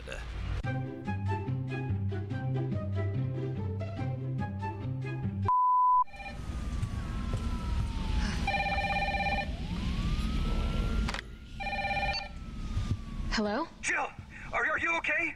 Brad, is that you? Listen, you gotta get out of there. What are you talking about? I don't have time to explain. You gotta get out of there right now. All right, let me grab my... Oh, yeah. Always wanted to say that. Hey, Jill. Sorry about that. You okay?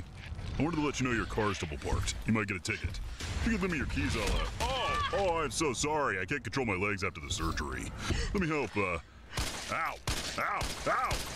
Just want to help you. Please quit it. Ow! Ow! Ow! Ah! You have a spider on you. I'll get it. Hold still. Oh, it's quit not on moving. Stop Jesus. it. Jill, the spider, it's gonna bite you. Yeah, that door's not going to Please let me help. help you with your car. Oh, my bad. Sorry about that. Just throwing the door out for you. Hey, you hungry? Want to grab a bite? Is that a no to dinner? Jill? Jill? Screen. Oh no, just the Wait. copyright Oh, protection's fuck. on, not Damn the it! screen. Oh, motherfucker. Whoa, the floors in this place are weak. Still got that spider on you. Let me help. All right, I promise I'll be gentle. Look, I'll use Mr. Wiggles. He's a good spider swatter. What? Where are you going? Get back here. Trust me, it's really big and could be poisonous. You're gonna be happy when it's gone. Ah! Why would you do that? Mr. Wiggles! Maybe I can reattach it. Jill? Jill! It's okay, I'm not mad. It's okay. I think I can get it reattached. Yeah, I got it. No, it fell back off. Night, Jester. We'll You keep have a good working on night. it. Found you. Get back inside, silly. It's cold out here. All right, now seriously, hold still. I'm gonna get it this time, I promise. Damn weak floors. Turned No, I think I can fix that if I do some rearranging. Yeah, he of did some for a structural second. support. Let me just shove this along like this. Sorry, I slipped. All right. Shove it like this. It should cause the walls to, wait, I think I made it worse. Ah! Oh, I'm okay. Jill, you all right? Don't worry about me. I'll catch up. Yeah, this Nemesis is dumb. Yes, he is. And he does sound like Joe from Family Guy. It's like, I say, he's like, hey, Peter, I think you double parked. Hey. I still think my favorite role Do what? I still say my favorite role of Patrick Warburton is when he was in the M&M commercials. Yeah. He just sees them eating M&Ms. So what are you doing? You're eating M&Ms. So are you. I'm not an M&M. You don't eat your own kind. It's not right. And then they just swap bags. Yeah. God. Alright, so he wanted, like, Steven wanted us to react to the first minute of this. And I have a copyright filter up because it is WrestleMania related. Oh, look at the cute kid. Take it away! Oh, what a great scene to have her back! Well, she had 2 belts. I needed something else somewhere. Will you say hi? Aww, that's cute. Did you want to tell them anything? She want to tell you about a skunk. Hi, everyone. Hi. Aww. Any questions? That's going to be hard to follow, but we'll start off with our first question on the left-hand side. I'm sorry, she wants me to tell you about the skunk. So, we're at home, and we were in our guest house, and we had a couple of friends staying over, and her daddy had left the door to the main house open, and a little skunk went past, and we were very worried that the skunk was going to go into the house, and thankfully he didn't. Which wrestler is that? That's Becky Lynch. About the skunk. Oh, that's too cute, man. That's too cute. A little kid who's like, I saw a skunk.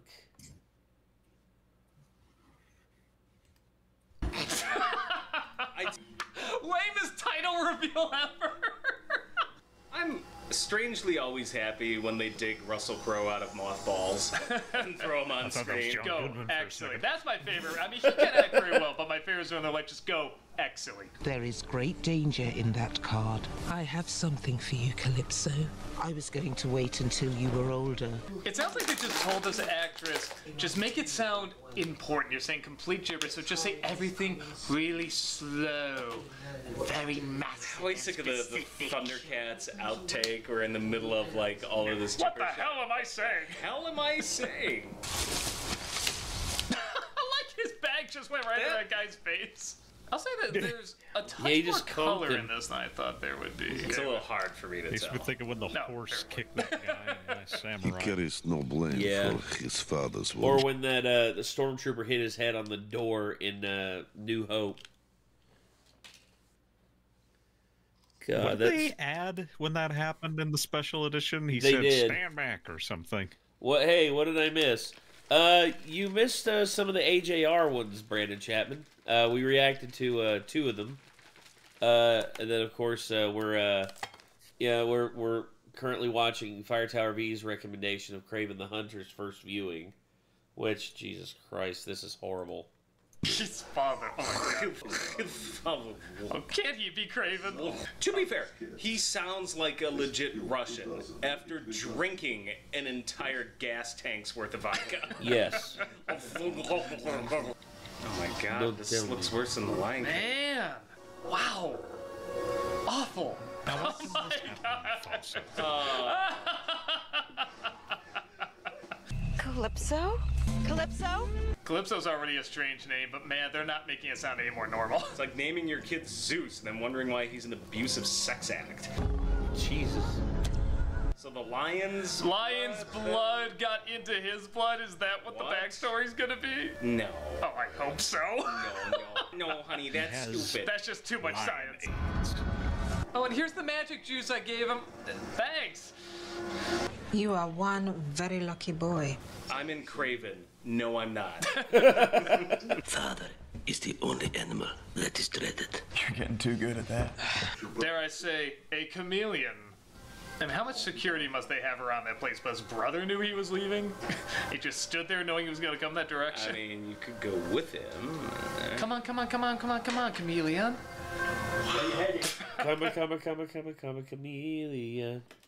I'm ashamed of that too. You on the run? Yes. Come on. What? That's how it works. Oh yeah, have, super like, easy. $1,000 on it. I ain't doing this for free. Oh, this is gonna be great.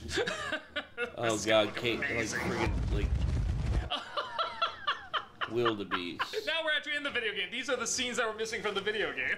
This strikes me as a movie in terms of how it looks. I'm Really? As a movie? You know, I was amazed to say that too. It sounded weird leaving my mouth. But this strikes me as a movie that, with the color correction, I'm looking at now saying, all right, it's kind of vibrant and everything, but in like 5 years, I'm going to look back and be like, this looks awful.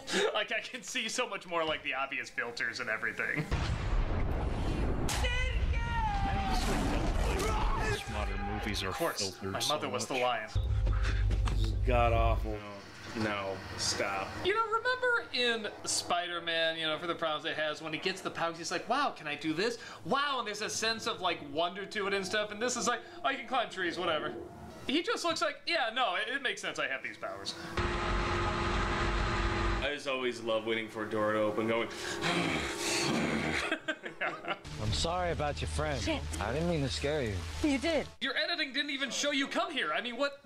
I grew up watching my father put evil into the world. Wait, what accent was that for like 3 seconds? Yeah, he's going in and out of accents here. Evil in the world. I was in the DA's office in New York for 7 years until I couldn't take it anymore. This is like a really boring first day. I was gonna say, like, you know how some people Like need zero like chemistry, instant chemistry? This is the opposite. Like, chemistry is just kicked to the side from both of them. Like, chemistry wants to come out, and both sides are, whoa, no, hey, no, don't go anywhere near that.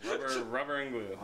Oh my god. They're saying it was the hunter. Faster than a cheetah, cunning as a fox. This is how the movie was pitched. In fact, this was the guy who pitched it. He just Yeah. put himself in the movie, came in exactly dressed like this. And Sony's like, I don't know, he looks like a dork. He must know what he's talking about with this comic book shit.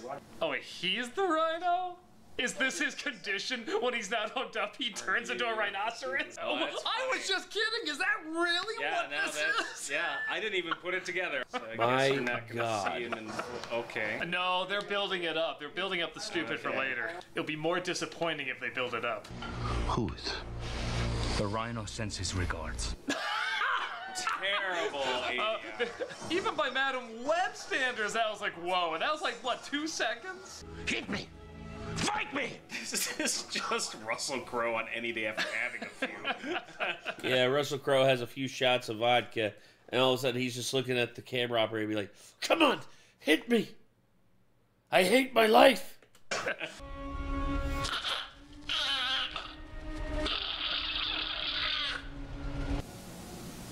How do you do that without laughing?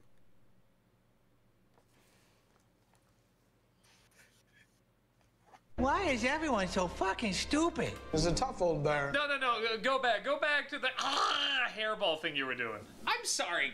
Sounds better than my Rewind it. dog. Yeah, no, I I need to just want rewind to make sure I saw that. Yeah. Sounds like a dying cat. Donald Nikolai. He's a tough old bear. What just happened? That what can't be. was that? That can't be the original tape. I think we're in Oz. I just don't know what this world is. I'm still getting over what I just saw. I don't know if anything's gonna top that. There's been some weird shit in this. That's a good shot. You see hints of trying in this. People who worked on this Hints of trying. wanted another job after this. I'll give them that. That's how most people were after they saw this movie. They just Yes. found a patch of grass, just lie down and just stared at the sky. Sounds like the dog But not coming out of the Craven proof. pond. Do what? Says Scotty Demon King. Scotty Demon King says, sounds like the dog coming out of the pond. Ugh. Ugh. Look what they did to him. Don't throw the finger away. I'm putting together. It's like, Craven proof. it's like, son, I have a gift for you. Oh, you shouldn't have, father. It's like, oh, it's the It's like, oh, no, it's the finger. Oh. Oh, okay. Look what they did to him. Don't throw the finger away. I'm putting together my trophy. Let's go put in the lion's mouth. Oh, for God's sake. Try movie. What are you Jesus Christ, why? doing? I can't believe Oh my. Wow.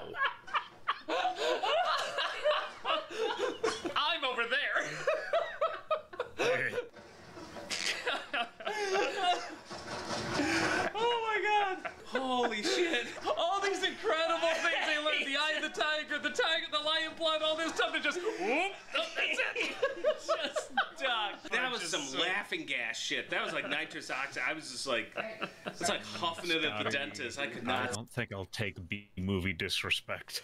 I actually like that movie. B-movie, I actually like it better than this. Stop. You're like the reporter from Batman '89. Yeah, no, that's what I was like. We've got Craven. I don't know about that. Wow, he really took a while to turn around there. I don't know about that. Like, quick reflex. Professor Miles Warren. Developing a procedure to increase strength. You know, isn't everything's supposed to increase strength, but there's a side effect. It turns you into a bee. Like, something stupid like that. It's very impressive how bad that effect is. Oh my god! Oh, it looks so awful! No, that's really there. They really trained an animal to do that. It looks just so real. I mean, that thing looks like it could host a Saturday morning cartoon. That is just so ridiculous. Yeah. My mentor was one of the greatest assassins who ever lived. Do what? That leopard looks like he wants to sell me cereal. Oh gosh. It's great! They're grossly misadvertised. I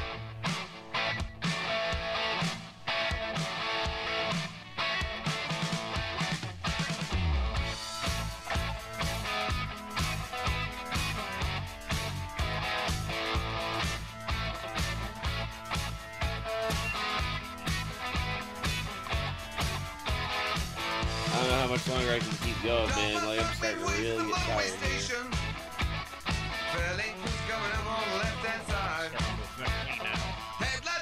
Do what there? Yeah, possibly saying the melatonin's finally starting to take effect on me. I hear that. I guess we'll see. I'm gonna keep at it, so hopefully I'm able to get through it good enough.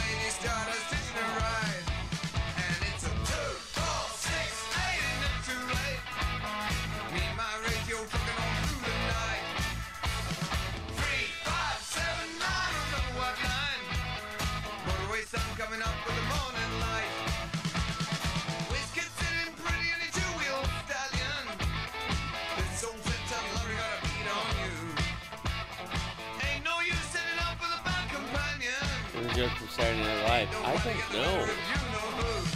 Yeah, I can't. I really don't know.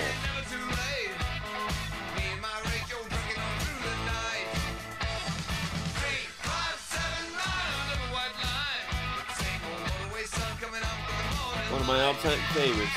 I hear you, Petrolhead. I hear it.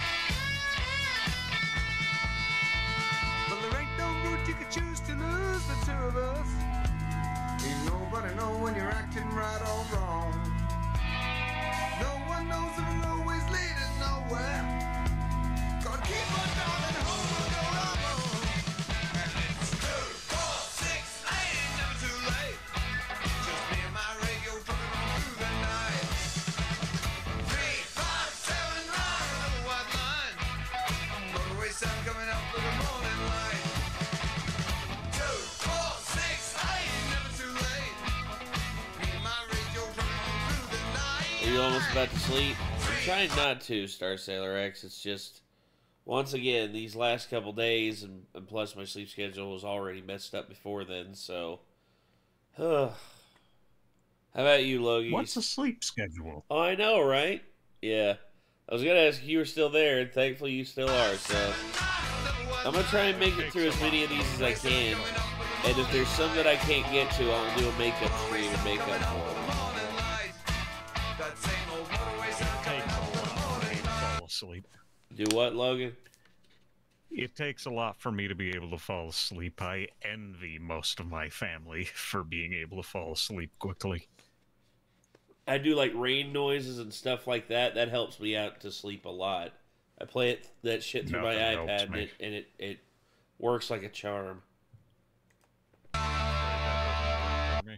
Never does.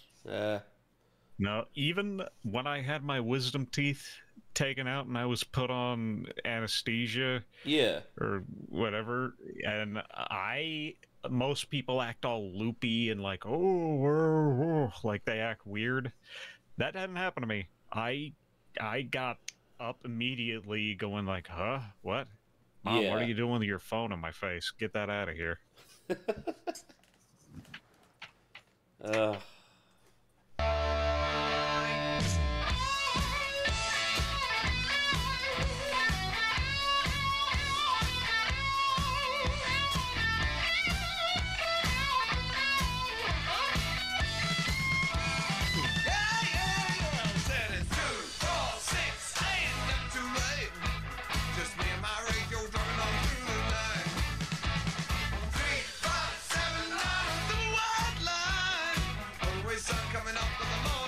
Are you sure about that, Scotty?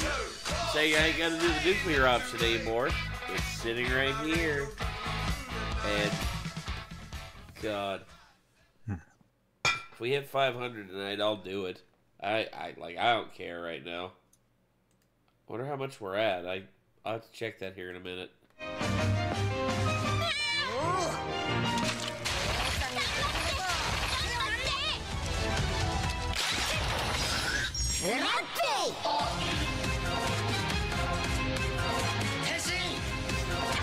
And shitty go-go, baby. Oh, math? Okay. I will give that. I give that one. Pretty metal. That was pretty damn good there, Petrolhead. Thank you for the recommendation on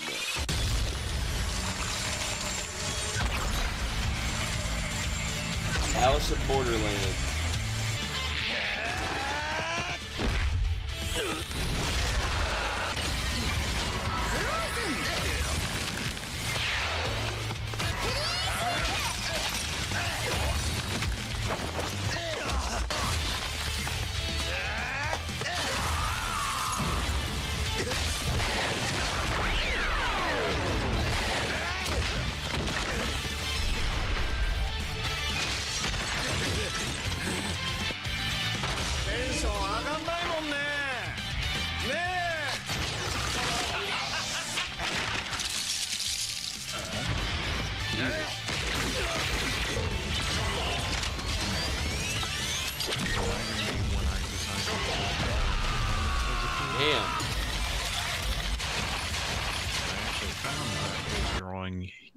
I forget how long ago. Alright, now when I was growing up, the internet was still... Yeah, pretty shitty. Now when I was growing up, the internet was Anarchy, still very I think much... this is your last one. I can't remember. in its infancy. And being a kid at that time, I had no idea what the internet even was. What? The internet? Who the hell's the internet? It wasn't until one day I was in school in the computer lab, and I watched a kid bypass the firewall and look up cheat codes for the Sony PlayStation. Well, holy hell, after that, I was hooked. I mean, sure, it was dial-up back then, and it took 47 minutes to navigate 3 web pages, but I'll be damned, that kid unlocked Sweet Tooth on Twisted Metal 2. If that's what the internet had to offer, sign me up. So I started hoarding all those AOL trial CDs that they'd send you in the mail like some kind of maniac. I got 40,000 hours of free internet. Nothing can stop me now. But that didn't make a difference because our computer at home was old as hell. I mean, the thing was built when the fucking Flock of Seagulls were popular. Didn't have a web browser or Microsoft Paint or that sweet-ass Space Cadet pinball game that everybody blew ass at. God, I miss that so much. There's just a fucking DOS prompt screen blinking in the... 3D pinball. Instead, I had a Monsters Inc. pinball game. Oh, okay. Hold up. 3D Space Cadet. I think there's actually a... Oh, yeah. You can actually play it online, which I think is really cool. The face? Nobody in my whole household knows how to use the damn thing. How do I make the fun things pop up on the screen? Oh, I don't know. What the fuck do I look like, a scientist? I'm afraid of that goddamn thing. Turn it off. So for the most part, our computer was just stuck in the corner of our dining room, basically a piece of furniture at this point. Well, damn, yeah, looks like I don't get the internet after all. But that's all right, because my friend David had a computer, and unlike my Flock of Seagull piece of shit, his was made much more recently, like circa Lou Bega Mambo #5 time. The trumpet! And what was even better is his ass had roller Coaster Tycoon. And back then, Roller Coaster Tycoon was bigger than Bill Clinton. Everybody in the goddamn neighborhood would go over to David's house and play Roller Coaster Tycoon. Hell, David didn't even exist to us as a person back then. We'd all be hanging out in the front yard like, hey, want to go over to Roller Coaster Tycoon's house? Oh, you bet your ass I do. Hey, do you guys want to go jump on the trampoline or something? No, piss off. We're drowning people in the lake and shooting people off the shuttle loop. But as great as Roller Coaster Tycoon was, it was a total game changer when David's mom got dial-up internet at his house. And I remember that weekend very vividly, because that was the weekend that me and Michael stayed the night at David's house and pirated a bunch of music off the internet. As soon as David's mom went to bed, David looked at us and was like, have you guys ever heard of Napster.com? Napster.com? What the hell's that? What if I told you that we could have, in our possession, every Limp Bizkit and Weird Al Yankovic song known to man? Get the fuck out of here. Even the Nookie? Yes, even the Nookie. Oh my god, I can't fucking believe it. So our asses hop on David's blazing fast 96K modem. Holy hell, why does your computer sound like fucking R2-D2 having a stroke? Oh, that's just the sound the internet makes. What the hell is that, the Russians? Are the Russians attacking? Now, our little asses stole so much music that night, Metallica to this day is probably still looking for a kid in a Scottie Pippen jersey to serve a subpoena to. And sure, it took 45 minutes for a single song to download. Yeah. They didn't keep us from downloading like every WWF entrance music known to man. The Rock says, What a glorious time it was. And I wish it would have stayed that way. But things decide to get a little weird when Michael decides to log into an AOL chat room. I know what you're thinking. What's the worst that can happen with a bunch of children talking to a bunch of random strangers on the internet at 3 in the morning? Well, let me tell you. First off, Michael does what any 8-year-old would do on the internet. He tells everybody that he's a 22-year-old woman. Fuck it, why not? Let's go for it. I'm a 22-year-old big booty woman, and I'm looking for big booty bitches to talk to. Michael, what the fuck are you doing? I'm trying to talk to big booty bitches. What does it look like? I think it's safe to say that nobody was fooled in that chat room. I mean, for one, you got Michael's broken ass second grade spelling, and for two, the choice is yours.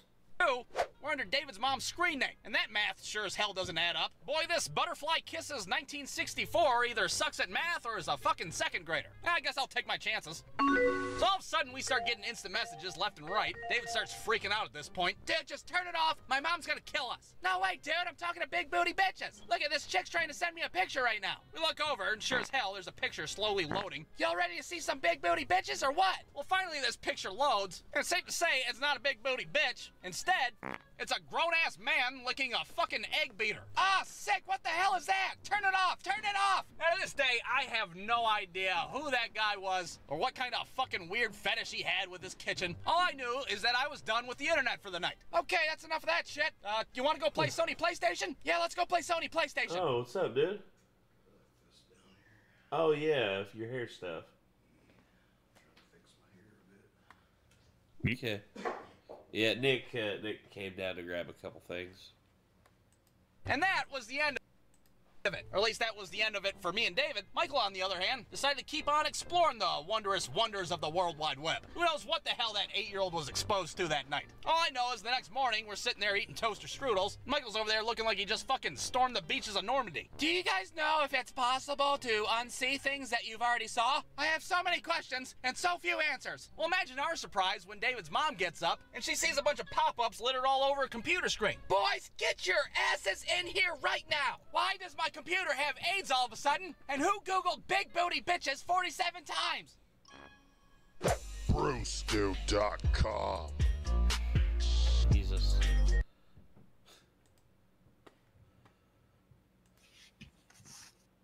Oh yeah, Billy Engvall, jury duty. Right, yeah, it is currently 4. It's way past 4 in the morning. I'm gonna speed run the rest of these. Let's give a round of applause and a great welcome to Johnny Lang.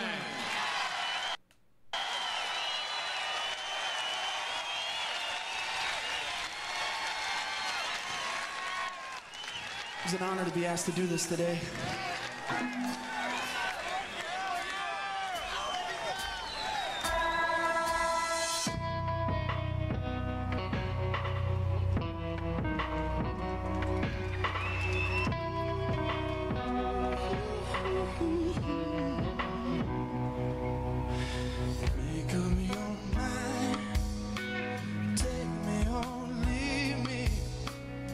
I'd be doing fine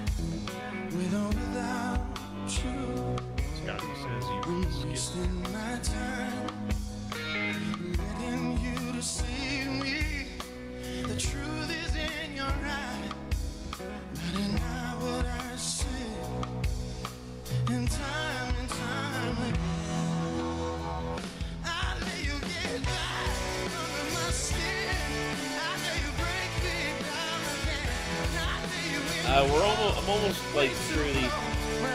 I'll cap them at 1 minute 30 seconds right now. And I think I can manage that.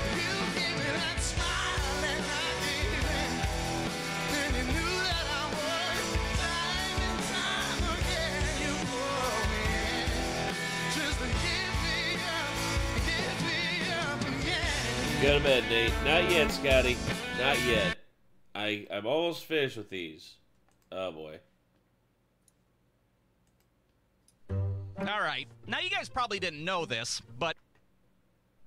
Alright, now you guys probably didn't know this, but my wife and I are volunteer firefighters. And you probably didn't know that because, well, we didn't even know it ourselves. That is until we found out a few weeks ago when we had our idiot neighbor light his backyard on fire. Now, how did this whole thing happen? Well, the night started off normal enough. My wife and I are eating a late dinner. And not that it matters, but it was a particularly good barbecue dinner. Very yummy, very scrumptious. All of a sudden, we hear the boys storming down the stairs like wild animals. They burst into the kitchen like, holy smokes, holy smokes. Do you guys really have to pound down the stairs like there's a fire or something? But there is a fire. Look out the window. I don't care if there's a fire. You don't pound down the stairs. Wait a minute. What did you say? There's a fire? There really is a fire? We look out the window, and sure as shit, we see what looks to be like the fucking apocalypse happening in our neighbor's backyard. Holy hot dogs on a stick. There's a whole fire out there. Oh God, are we being attacked? Is it the North Koreans? All right, everybody just stay in the house. Don't open the door. And most importantly, don't let the dog get on the table and eat our barbecue. We'll be right back. So we sprint out there in a panic, and we quickly find out that, yes, indeed, our neighbor's backyard is ablaze. So we start yelling out to see if anybody's out there. Hello? Anybody home? You, have a situation at hand? Hey, you stupid fucks, your backyard's on fire! But we get no response back, of course. So now, apparently, this whole ordeal is our responsibility. Now, I don't know anything about this neighbor of ours, except that he lives behind us, and he likes to get drunk and have campfires late at night, while he listens to shitty music at a semi-reasonable volume. So we can only assume that he's passed out on the couch right now, totally oblivious to what's going on in his backyard. Or, you know, he might be the fucking thing that's on fire in the backyard. Who's to say at this point? So I run to get the fire extinguisher while my wife calls the fire department. Hello, 911? The world is burning! I'm in the house trying to remember where the hell we keep the fire extinguisher, which, side note, I have to say, in the closet, behind the dog food, and underneath a bunch of bullshit, is a terrible place to keep it. But I grab it and sprint across the backyard like, well, like the fucking backyard's on fire. The whole time that shitty Chad Kroger song from Spider-Man is playing over and over again in my head. And they say that a hero can save us. I'm not gonna stand here and wait. Ha! I get to my neighbor's backyard, and up close and personal, I have to say that this fire's a little bit more than I bargained for. I mean, look at this shit. I'm supposed to deal with this? Where's the fucking Mighty Morphin Power Rangers when you need them? What the fuck? So I let loose the fire extinguisher. And of course, it doesn't do shit. For the most part, it just gives the fire a little fucking tickle. The whole time the kids are watching us through the window, wondering which foreign power just carpet bombed our whole neighborhood. Meanwhile, the fucking dog's annihilating our unattended barbecue. Well, now the fire's starting to spread to our backyard, which is bad news because our pool's right there. And surrounding our pool is our old-ass piece of shit deck that's made out of, like, fucking pirate ship wood, for Christ's sake. That thing's gonna get lit up faster than Aunt Carol on Thanksgiving. We better come up with a plan B, and we better do it quick. And that's when I think, oh yeah, the pool. I can just drain the water out of the pool and point the exhaust hose right at the fire. That's brilliant. But there's only one problem, and that is that the day prior, I fucking drained all the water out of the pool for the winter. Ah, that's a nice dry pool. I'm sure this won't come back to bite me in the ass several hours later. Well, shit, all right, on to plan C. We're gonna have to use the garden hose on the side of the house. That's just gonna have to do. Except there's another problem, and that is after I drained the pool yesterday, I fucking stored the hose in the shed for the winter as well. Oh, god damn it, what a perfect asshole I am. So I dig the hose out of the shed and scamper back. Chad Kroger's still ringing in my ears and shit. I hold on to the wings of the eagles. This fucking song blows ass. I fling the hose to my wife while I hook it up to the spigot. And of course the hose is just not quite long enough to reach the flames. My wife's doing fucking back bends and shit, trying to arc the stream as far as possible. Is it working now? Nope, still not quite far enough. Holy hell, what are you, the fucking exorcist? So, running out of options at this point, I decide to fucking tap dance the fire out as best as I can. Finally, the fire department shows up just in time. Whoa, what is he, fucking river dancing? What the hell? And thankfully, they were able to put the fire out pretty quickly with their big-ass super soaker hose. And it's only then that our drunk-ass neighbor finally makes it outside. Hey, what's all this hullabaloo going on out here? You fucking almost burned burn down the whole neighborhood, you drunk maniac! So, upon further inspection, apparently the neighbor's stack of firewood caught on fire. Now, how that caught on fire, we don't know, because our asshole neighbor denied having anything to do with it. Sir, did you have a campfire tonight? I don't know. I don't think so. Sir, is this your pile of empty beer cans and idling flamethrower?